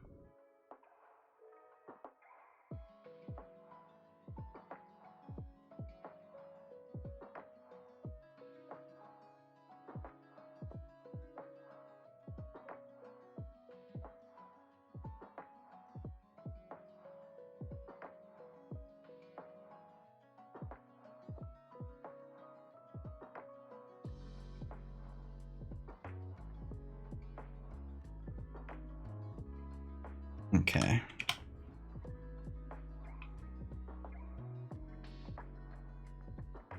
Do we need more Gaussian blur? It's possible actually. But maybe at the base, like in this one. Yeah, that's for sure. Yeah, okay. That helps us remove the mesh. Bring it a bit closer to the original image, which is very kind of blurry, you know, it's old.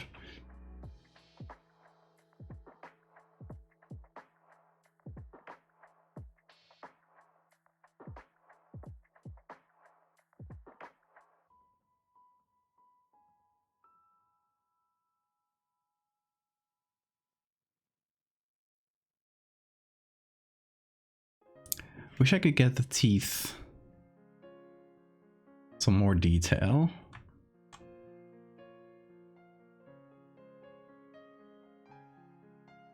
Can I get teeth out now?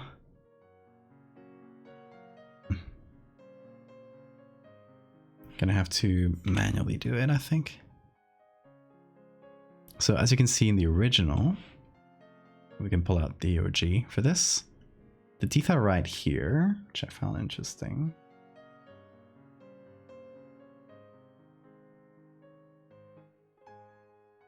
So I wanted that to be visible ideally.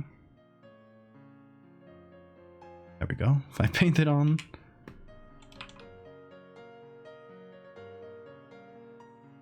Cheat our way to that.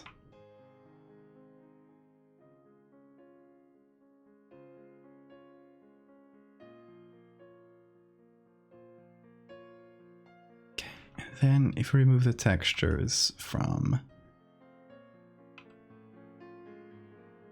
all these like more fibrous areas, all these pieces of rope, cloth, maybe more wrinkly areas that wouldn't feel like snow. We should hopefully simplify it just enough that, you know, it still reads as what it is, but it feels like snow. Hey, Sugar Kitty. Finally enjoy snow this winter. Lucky, it hasn't snowed at all here yet. I doubt it will. We used to snow a lot more when I was a kid. But global warming, you know.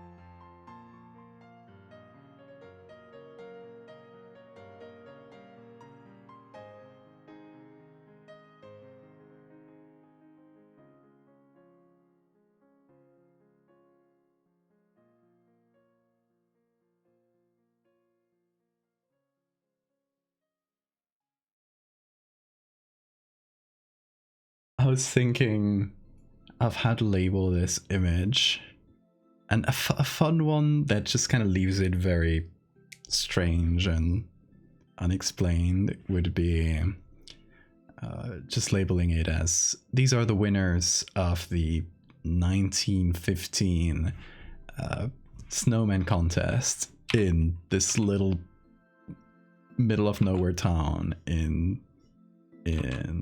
Norway.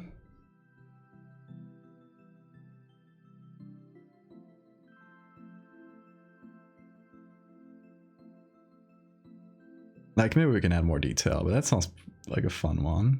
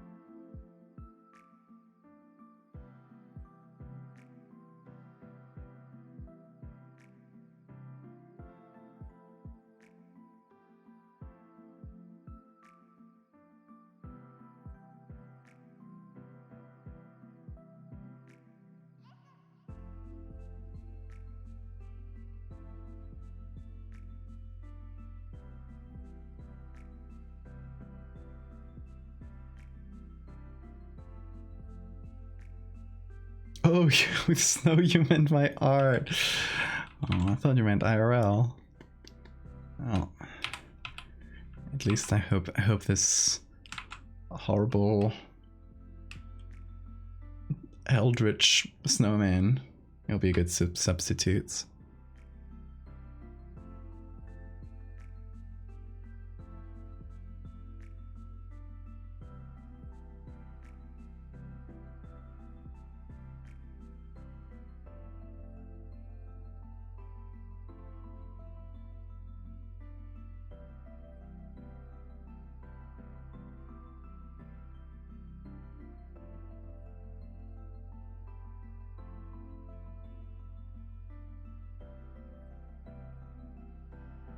Like, still, compared to these snowmen, which are essentially just white silhouettes, we've pulled out way too much detail of ours, but I think we can get away with it. Or I hope, at least.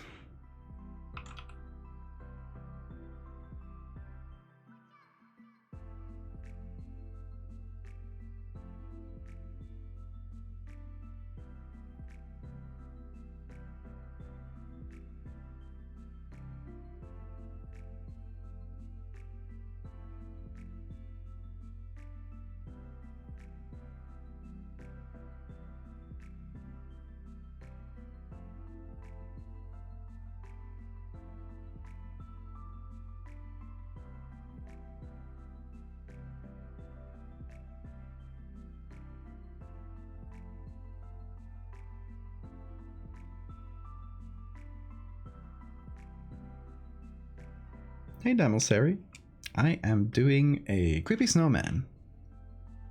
I'm just kind of going with the flow. We cycled through a few ideas before I landed on these kids are maybe building an altar, a snow altar to a strange eldritch god.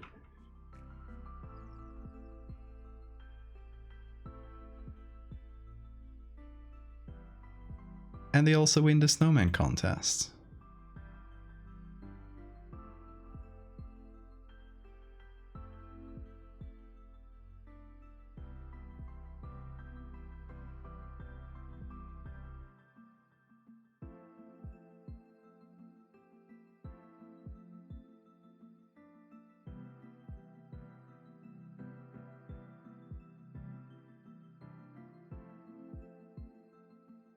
So it needs to be a lot blurrier, I realize.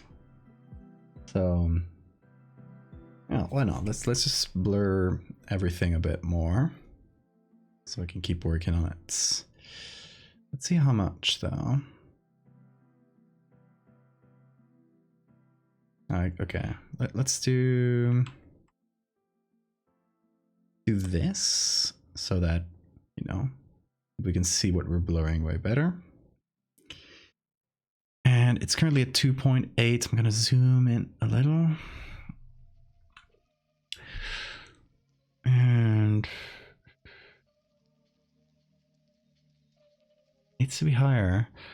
I don't know how much though. Let's go up to 4. Our base layer, which is this one. Let's blur the edge, like its mask. So it's approximately, you know, as blurry as these edges. And the same with the arm. There we go. Okay, that should blur the silhouette a bit.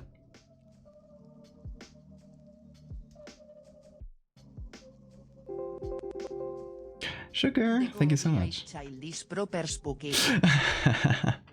really is. Spookiest part of the image. If you hear tippy taps, that's because there's a window right above me, so it's raining. And it makes a lot of sound when it rains here.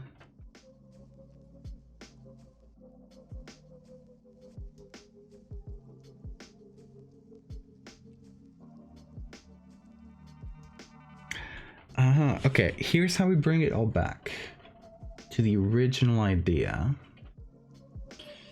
We have these hands that are kind of covering the face like this, right? What if the face that's being covered, like this triangle essentially, plus this, we open that up and we have like this cavity inside, and we can see maybe some flesh, eyes, something creepy. Gotta put something creepy in there. It's an idea. So yeah, let's give that a try, why not? Here's what I'm gonna do. Gonna remove all of this, all these edits I've done. Right, like this. That's my full mummy. And should I just paint on top? Or maybe. Oh, I should also blur this, I realize. Yep, there we go.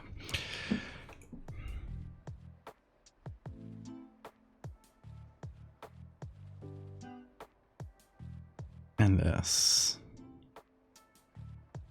Nice.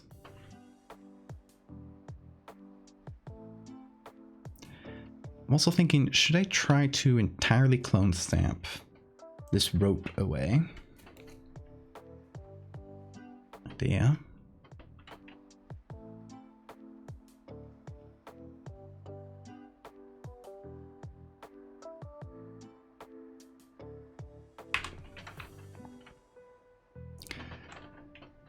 Can you guys hear the rain? I used to be really obsessive. I used to stream like under this window or under like the opposite of this window, which was like right back there. And I used to be really obsessive about like filtering the sound of the rain out, but then I realized people actually enjoyed it. It's like ASMR rain sounds. So I'm like, oh, I'm gonna fight it now.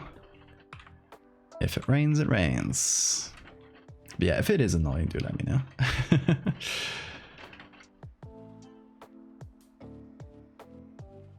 Oh yeah, we can totally remove these ropes.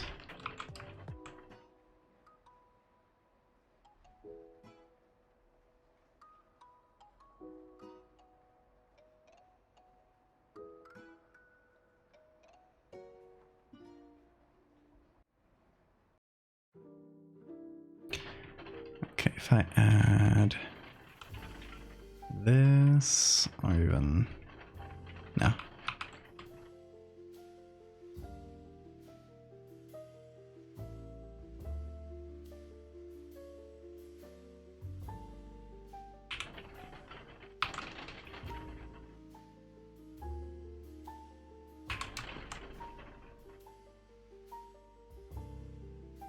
There we go.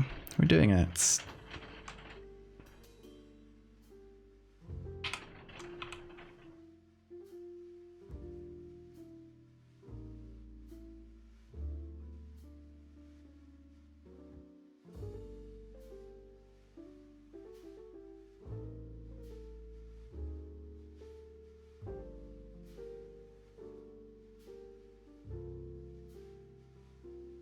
Perfect.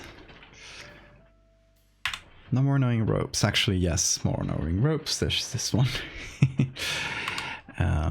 But it should be decently easy because we got its, you know, this is a copy of this. So if we take all the edits we did to this one, which are here, and we just copy them, make them smaller, put them up over.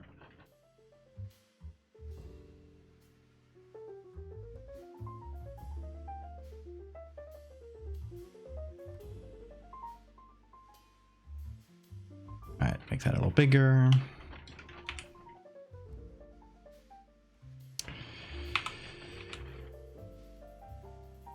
Okay.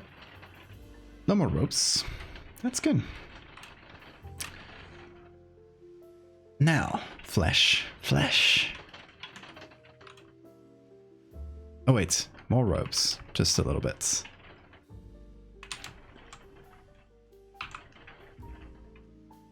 There we go. Yes, flesh.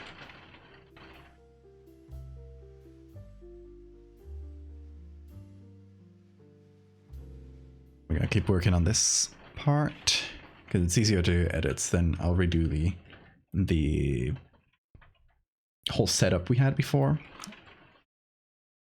once we got the complete face.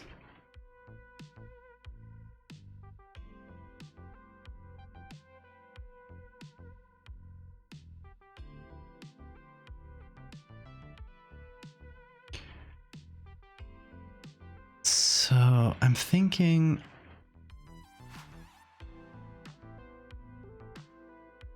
of doing like the space between the fingers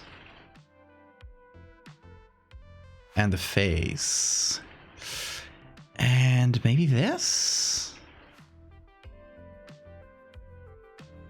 up to this like area here.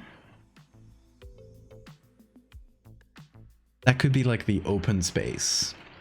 So we can essentially create a group, add this as a mask to the group, and whatever we put in, you know, it will be constrained to that. I'm just gonna put in a dark layer like this, just so I can refine the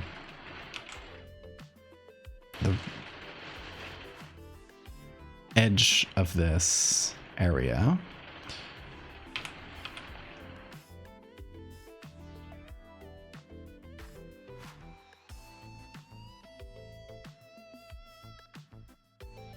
Ooh, it really is raining right now.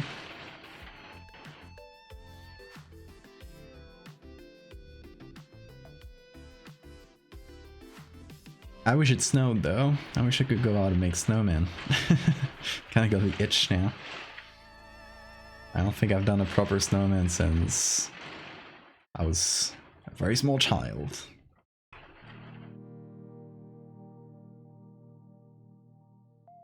Actually, not that small, but teenager. Teenager was probably my last snowman. But it has been a while.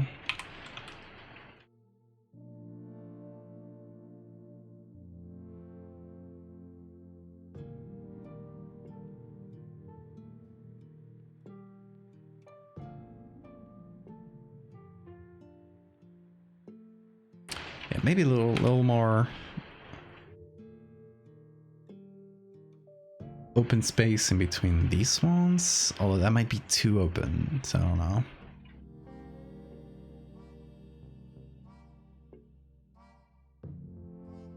Central Europe is doomed by global warming. Yeah. And the north of Spain used to be colder too. We used to get like not that much snow a year, but we used to get like at least a good week of snow. Or a few days, you know. Right now, if it snows like once every few years and it immediately disappears, it dissipates, so. Soup, welcome back.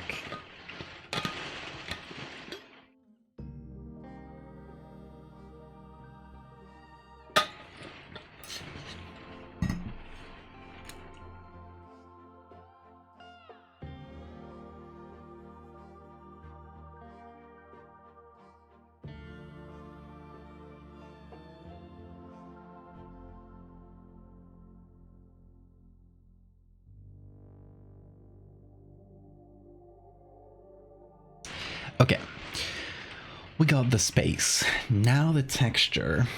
It should be something dark, but what can it be? Something...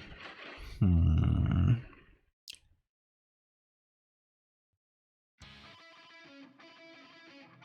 thinking either just meat, flesh, or maybe eyes. Like a bunch of little eyes. I'm not sure. See what I got in my resources. I do have the bowl of eyes. Which is a bowl of eyes, as the name implies. It is just like, I don't know, 50 pig eyes. Could use that. That'd be too nasty. I'm gonna put it on. It's gonna pop up just here, so it's not you're not gonna see the whole gross texture. Hello? Let me Photoshop. There we go. Bowl of eyes, so you can see one here. I mean, it could be small. There you go. Could be a few repeats of the texture in these different places. Is there anything? Obviously, it needs to be darker.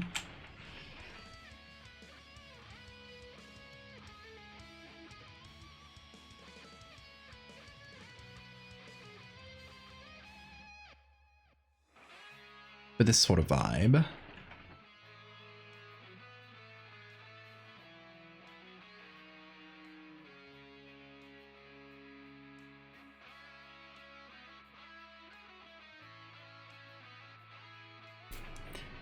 A delicious bowl of eyes. No, I'm gonna do something real quick. I'm gonna leave this on top. And I am gonna take the whole mummy, as I did before. reapply it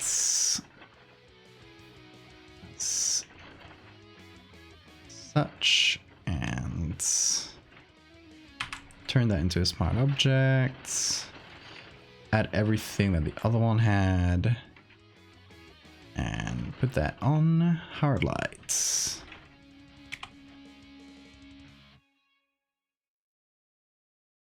Hey, Dagian Core, if that's how you pronounce it, thank you for the follow.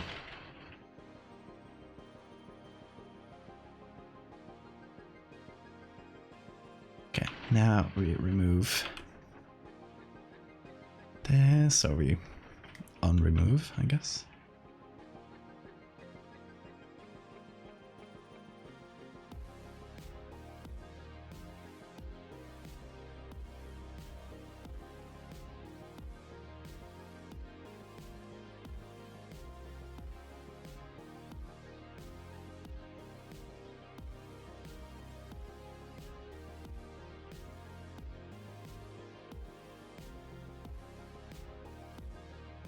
Alright, it's before and after. Got a better mummy texture. Can remove the soft light from this area. There we go.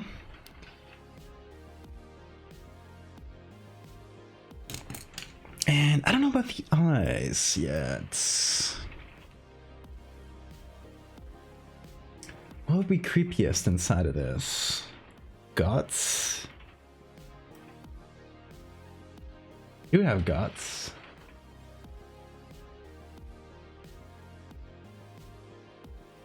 This would be guts.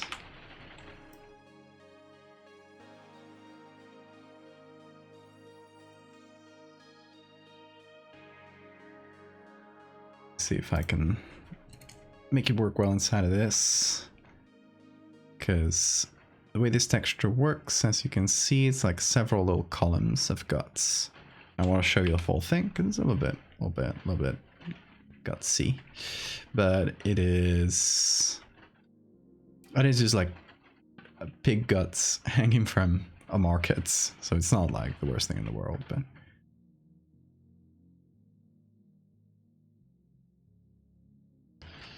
it is a useful texture. It has served me well.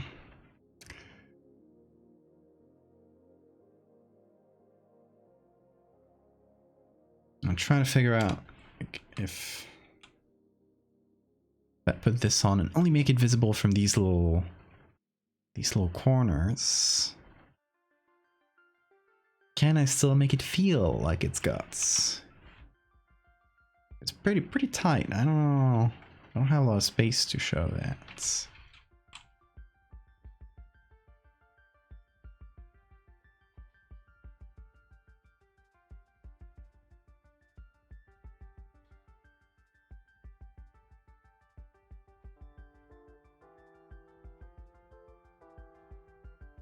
Okay, pretty hard.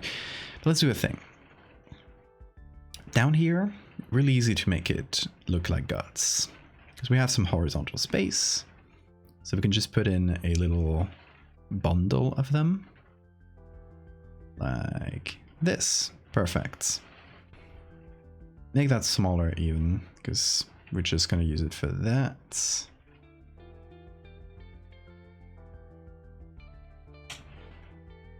And that can be the guts for only this bit.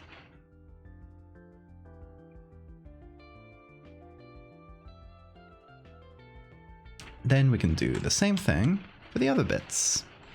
So put this under, so this one will always stay on top.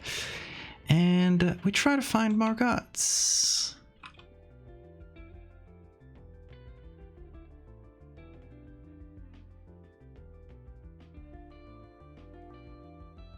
One of the problems as well is that it is going to have to be pretty extensively blurred, because obvious reasons. Just look at the background photo. Which makes things a little harder, but you know how it is.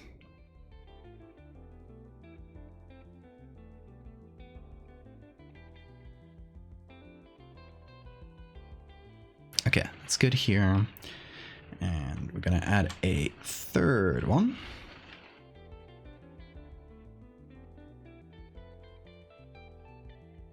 It's only going to apply back here.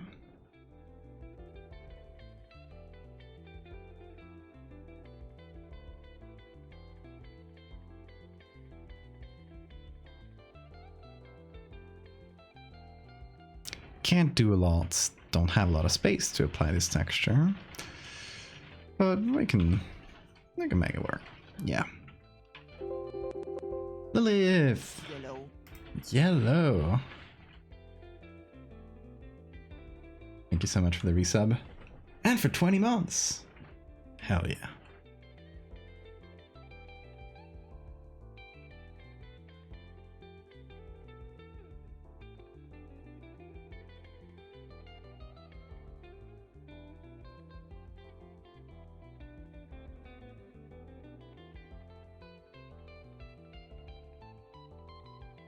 So, adding shadows to make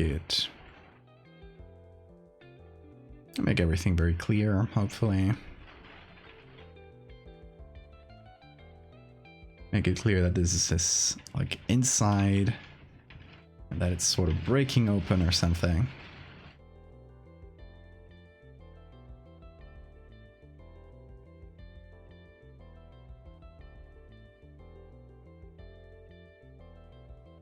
And then we gotta blur this pretty heavily, which is gonna be annoying, but same blur. What did I do? There we go. Same blur. Same blur.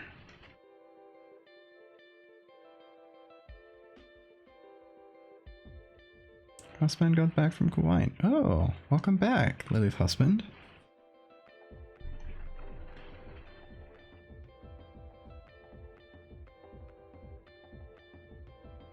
Was he out for long?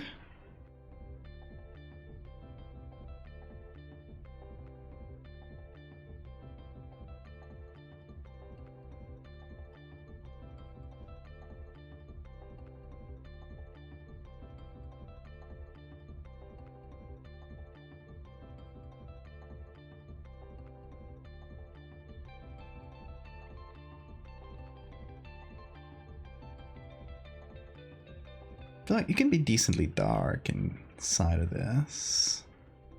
But what I might do is pull this entirely out of this. And just let me see here. The levels say 56 to 42. Let me copy that. 56, 242, and so that's the baseline. That's what we got in the other one. I think we can go darker because just look at the dresses and the girls. It's not that light.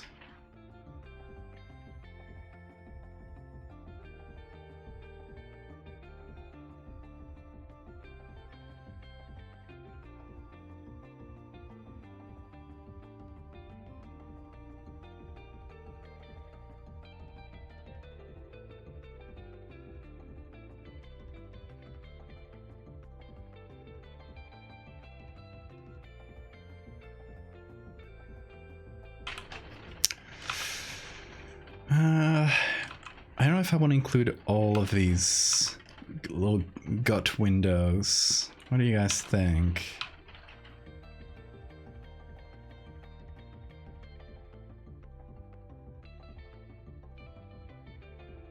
Maybe only these two.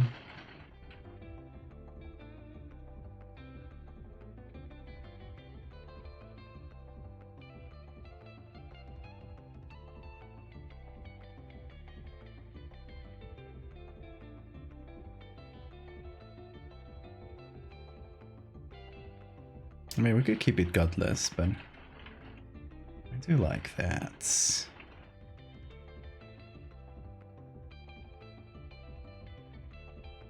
Go nuts? What's more nuts than guts?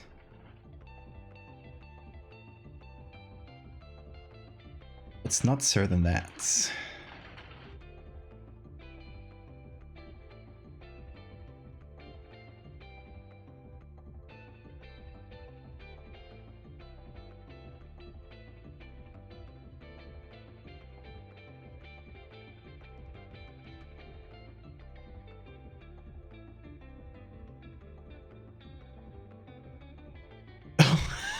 I can't read. I read go nuts, not no guts.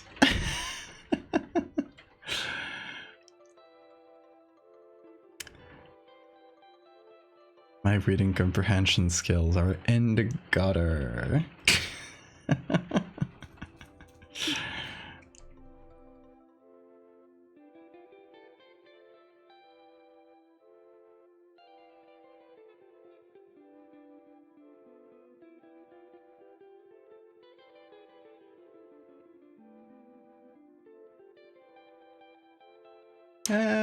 Who needs eyes to begin with? Who needs eyes when you can have double the guts? When the entire inside of your face is guts.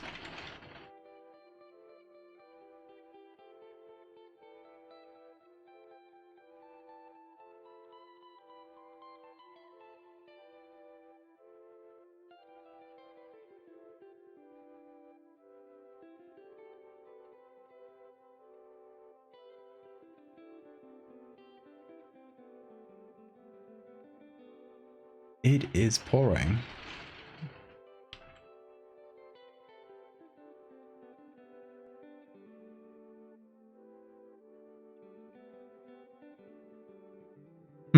Thanks, Victoria.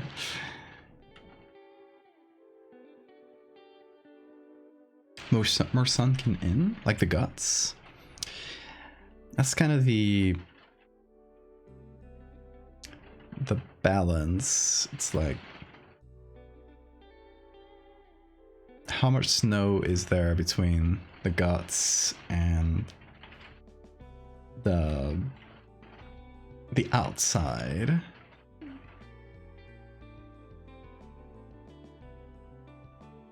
If we make it more sunken in, it's just about making it darker here.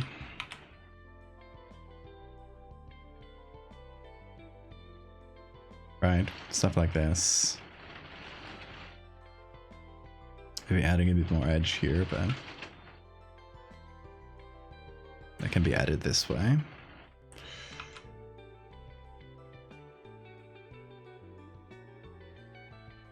I'm not sure.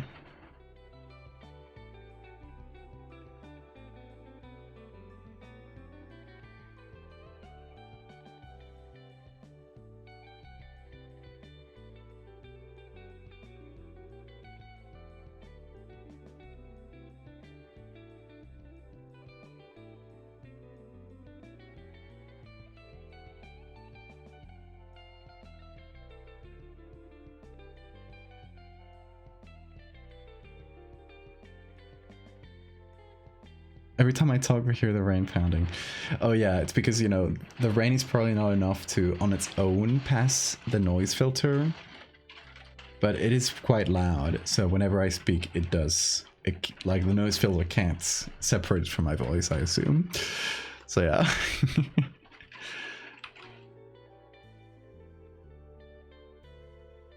It is like, the window is like right above me.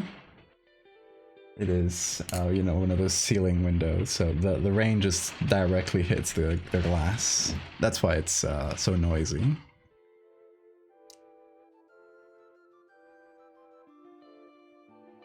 You know, sometimes it be like that.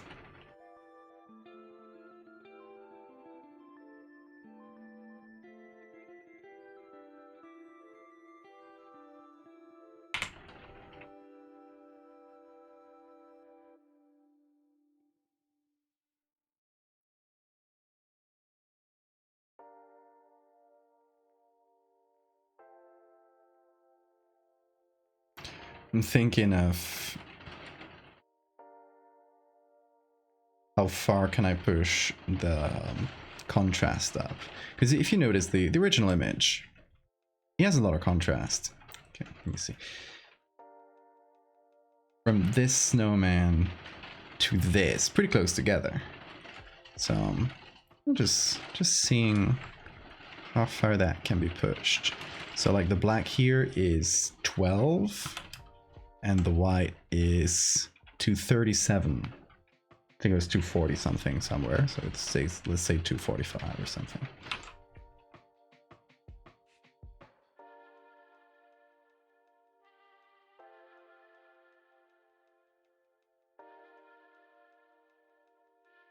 And it's this one, 12.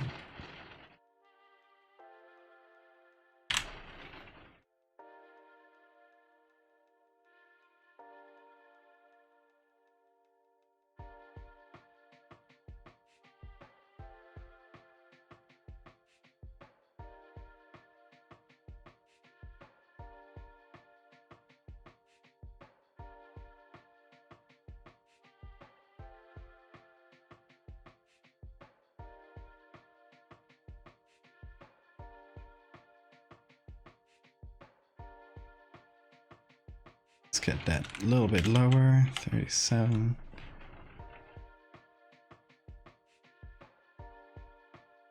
Approximately correct.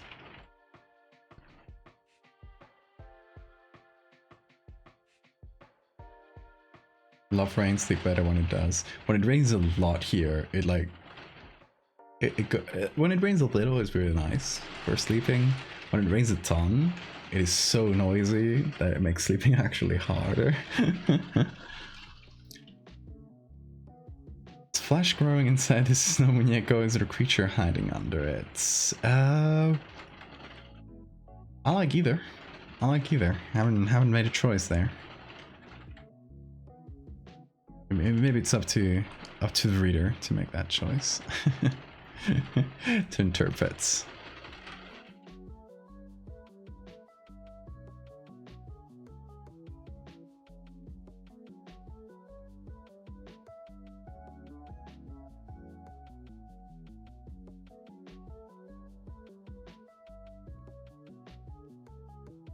For 2 as a white.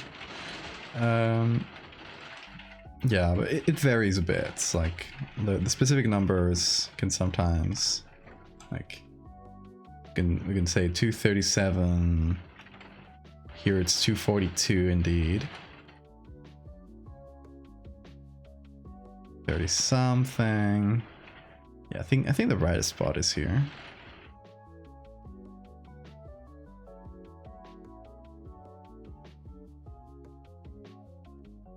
He'll sit in the hallway and meow when it rains.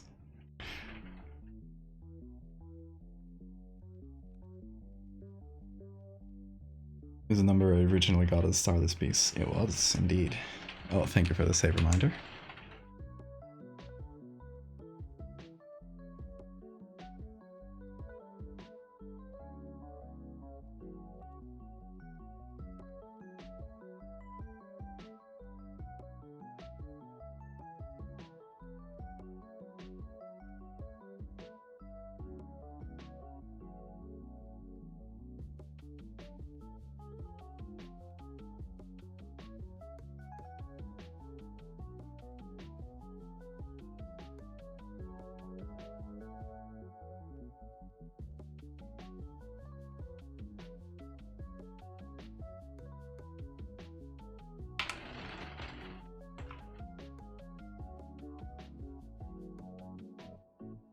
Let me continue this little, like, lip, essentially, of snow.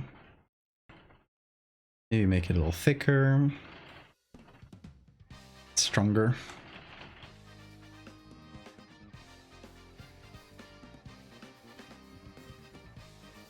You decide not to use that goofy looking snowman head. No, because it didn't really mesh with the mummy bits. Like, I think the mummy's so cool that I sort of want to emphasize those textures and just turned it into the shape of the snowman. So, you know, since it's covering its face like this, I can't really add any more.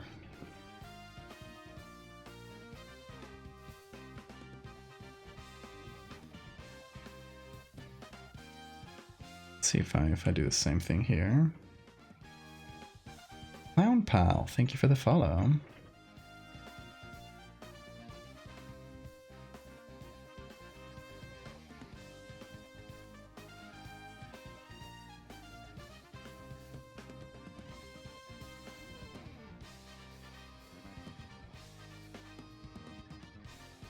Oh yeah, what if I added more kind of finger-looking extrusions? Side.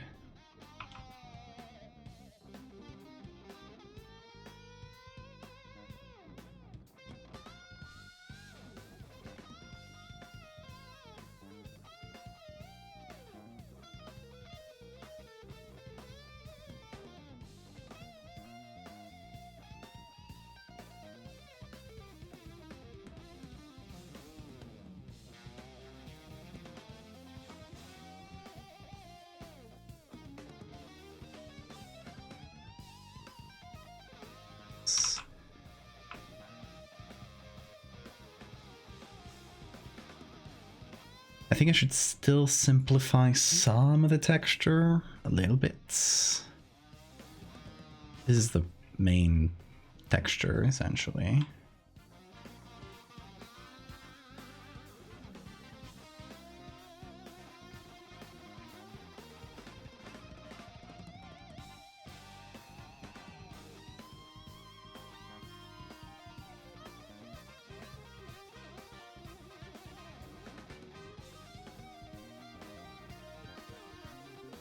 Yeah, I feel like it, you know, still needs to a little bit to feel snowy, to feel entirely like it's made out of snow.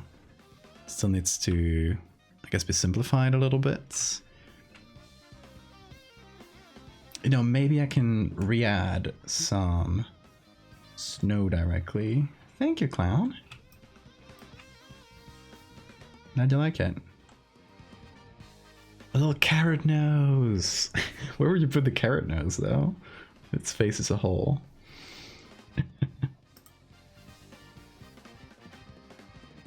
Let's see. Okay, texture. This. Oh, too small.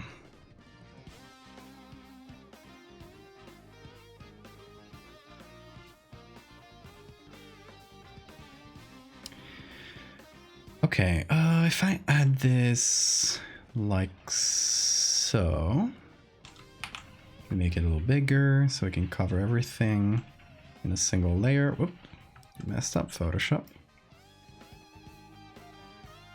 That should do well enough. It's missing a little chunk here, but it should be fine. And then, how should I do this? Like so. Yeah, okay. So now we choose how strong this texture is.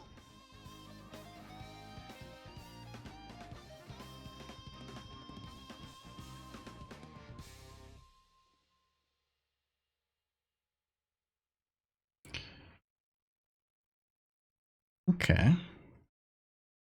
Let's remove the parts we don't want, like this.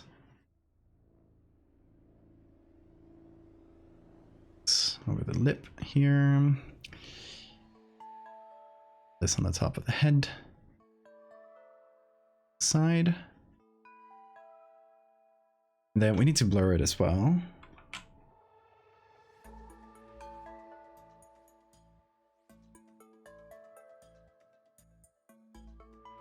So it's a little snowier.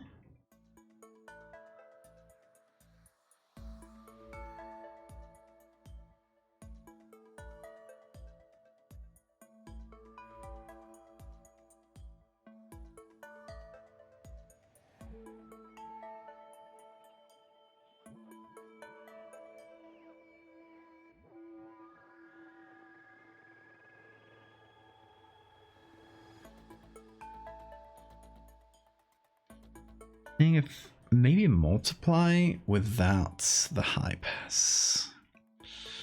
Maybe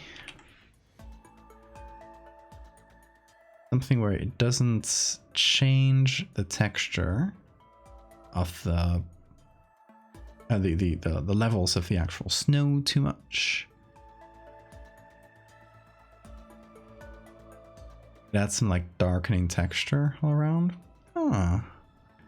I can see that. And I can see that even working on the top of the head. least in some bits.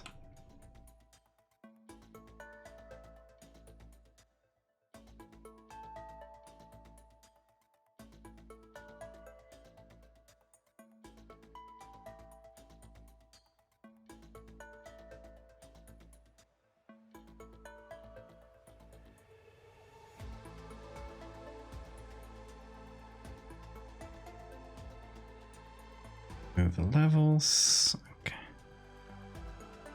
This can maybe add a little more, but sure. I don't want to overdo it.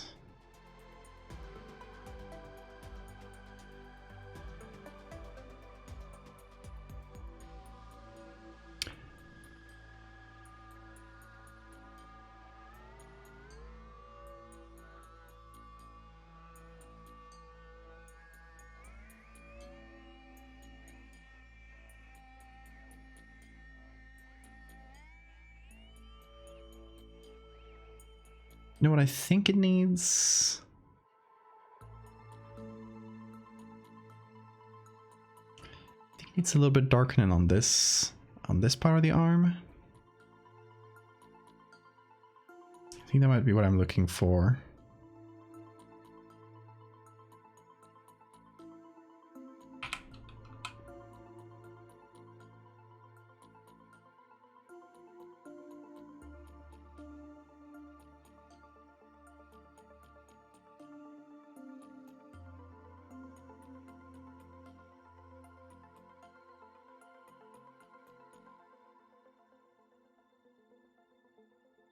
Can add more volume to this arm without adding too much of the mummy's texture.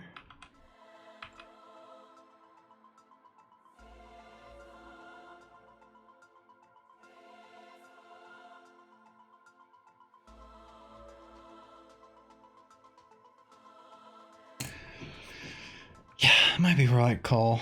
Oh, it's getting very late though. I think we're not gonna finish this today.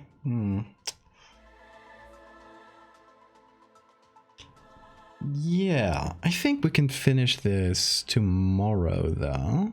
Because tomorrow, what I got slotted for tomorrow is this edit that I started, this self-portrait, where I'm deflated. And I started this last month, somewhere around last month, and in a stream marathon I did. And then I never got to finish it. Like, looking back at it, I think I might change the background, and yeah, we definitely need to like finish selling the deflation on the skin itself, because this is you know, the clothes are good. The clothes are like, there's literally just some clothes I had lying around, and this is the jeans I'm wearing right now, for example, and I just put them on the floor, took a picture, and then took pictures of myself on the same angle and positions and lighting and all the same on the floor, so that, you know, it would be easy to put together. So that's essentially what I did.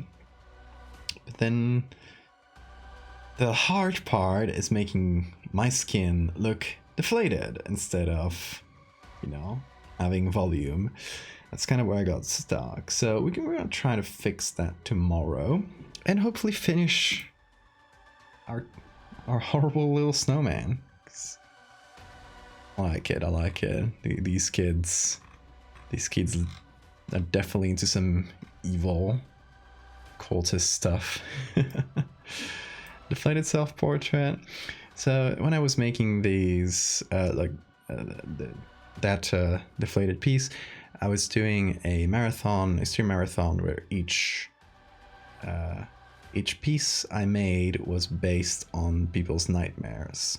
So, you know, I made a bunch of stuff like weevils growing in your teeth and making them rots, to things living under your bed, like this one, to some very specific nightmares people had, like their veins growing out like roots, and the one where people deflates was one that a couple people mentioned, so that was initially based on that, but I didn't finish it back then, so. Show him Santa? Which one? I have so many Santas. Done so many over the years. This is the first one though. We're going to be doing the next Santa horror piece on Friday, so 2 streams from now.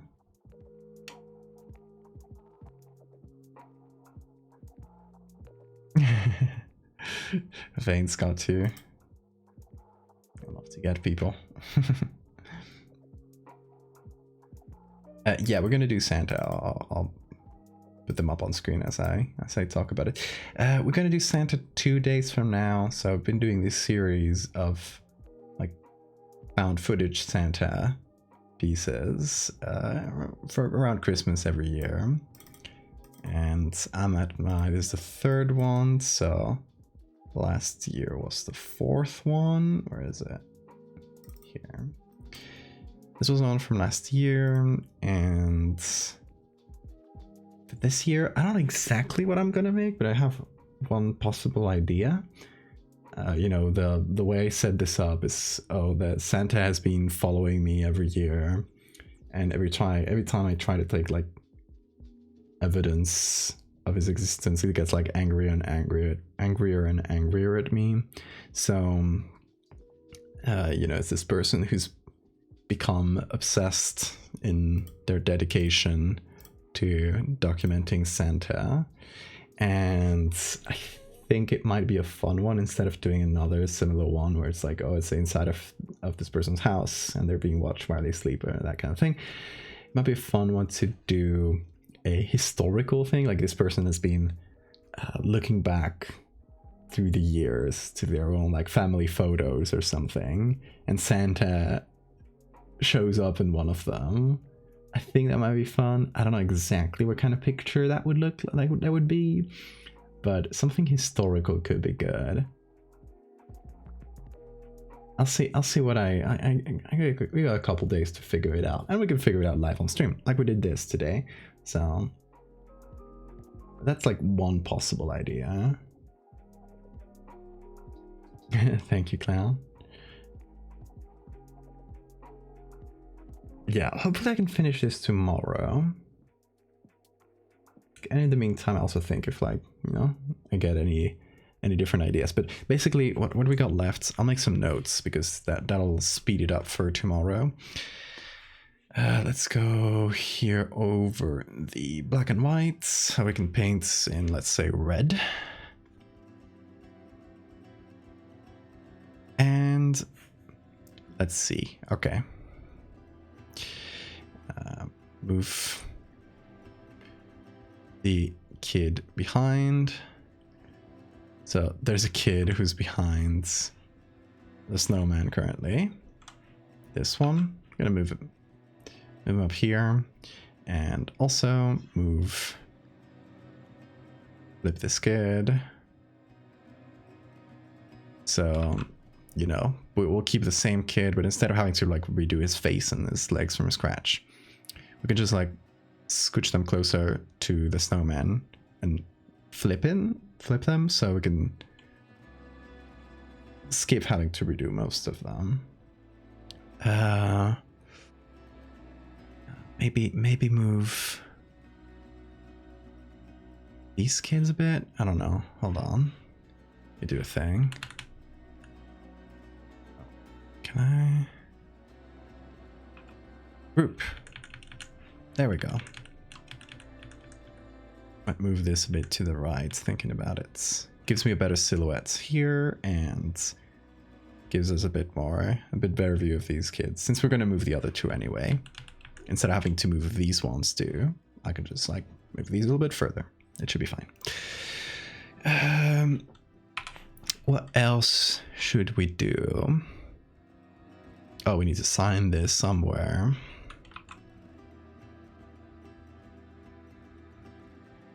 There we go. It's basically it, I think. I like, you know, a lot of minor details, final edits and stuff, but as far as like main things that are in my head right now, those are the three.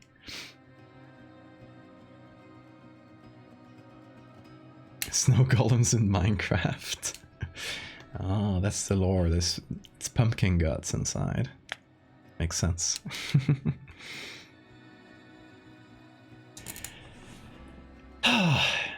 Yeah, and then we also have to figure out like the story for this. It could just be something, like I said, something as simple as, oh, this is the winner of the Snowman contest from 1915. Could be something like that, where we just leave the entire imagery, the entire whatever's happening here to the imagination. Or we could say, we could like get much deeper into it and say like there's some weird ritualistic thing that a cult did. This is, you know, these kids did this spontaneously. Something like that.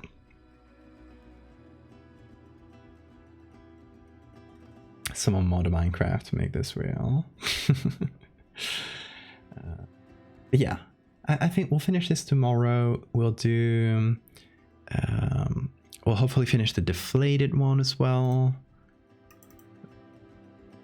So tomorrow is like a day for all the loose stuff that has been left unfinished. And hopefully we can also like discuss ideas for the Santa piece. Because I do have that one of historical thing, but I'm not completely like married to it. We can think of other things as well. There's definitely a lot of things you can do with Santa horror. And I do have an alternative. If I don't come up with anything I'm happy with for the Friday stream, what I might do is a... Oh, what's the name of the... God, I forget it now. Forget my words.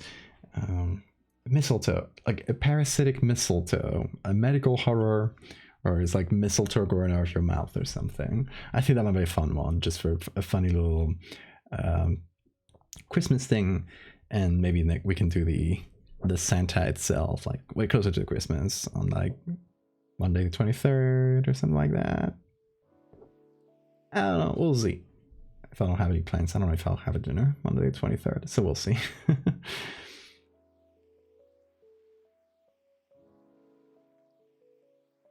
All the stuff that's been left unfinished. I have a list like that. I have so many lists like that. They pile up. I should make a list of lists of unfinished things. Zooming in and looking for signatures. Always fun. I love when people like try to find it. Like it's where's Waldo?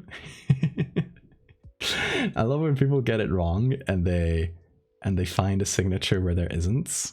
Because sometimes like it's a pretty simple pattern. So sometimes you start looking at like branches and you might see it. You might see the signature pop up. Which is really funny to me. Sometimes it spontaneously generates a signature. Also, I just noticed there's a bit of jacket here. So I'm just like fixing it real quick because I'm sure I'm not gonna notice tomorrow.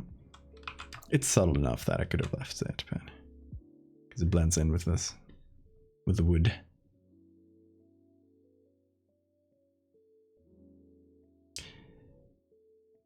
Santa's doing art. Oh, check him out. I haven't found a signature in that. What's the big mouth one?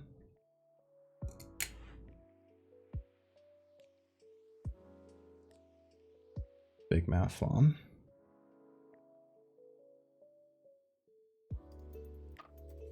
Very false people thought my signature was a code. That was so funny. Oh, the giant mouth from the planets. Oh, the one I reposted today. Yeah, that's an old one. I don't even remember myself. This one here. I might have just forgotten. I used to forget sometimes. I mean, I still do rarely nowadays, but... I think I just forgot that one. Yeah. This was, okay, so this was part of a little like daily challenge that used to happen. And I did that a couple times, you remember. And And yeah, so I was making stuff every day, and I forgot to sign a bunch of them. I do know this. I do know I forgot to sign a bunch of them because, okay, this one I believe is signed. No, it isn't. The new one is signed, but the original wasn't.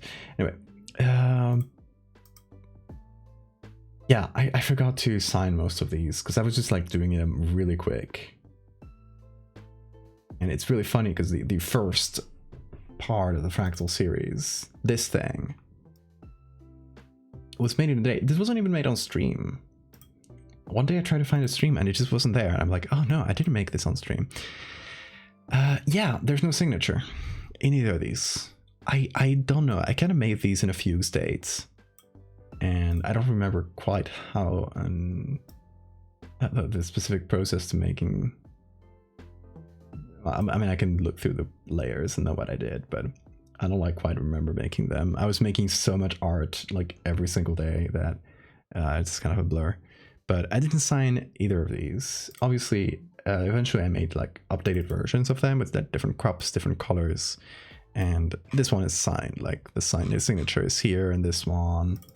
And it's here in the back in this one, which, you know, used to have like Singapore here. So yeah, it is from a very specific challenge where I was making so much art that I forgot to sign it. You got your answer.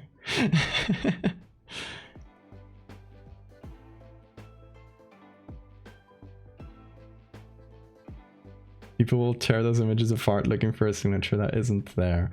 It happens really rarely nowadays. Like, since I stream it, or stream like pretty much all my arts, I got people there on me, like reminding me. The ones that I haven't signed, for example, and that's been because, you know, I've just been making them in like a larger volume, and I didn't feel it was necessary, is the ones in Dreadfarer. Because, you know, they're going to be smaller in a small book, and in the print itself, you're probably not going to be able to look for the signature.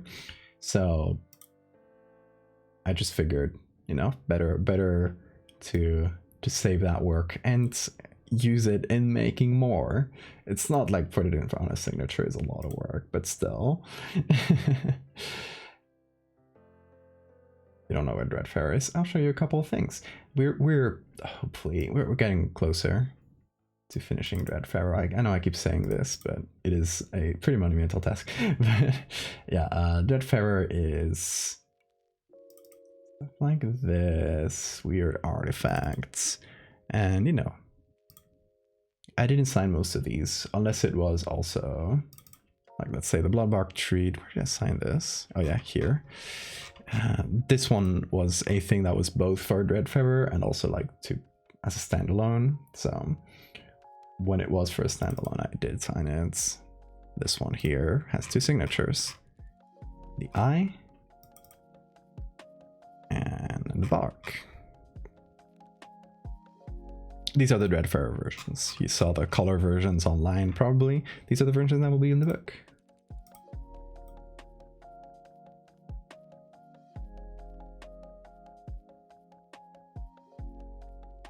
But yeah, no, you're not an idiot for not seeing immediately. I am an idiot for forgetting.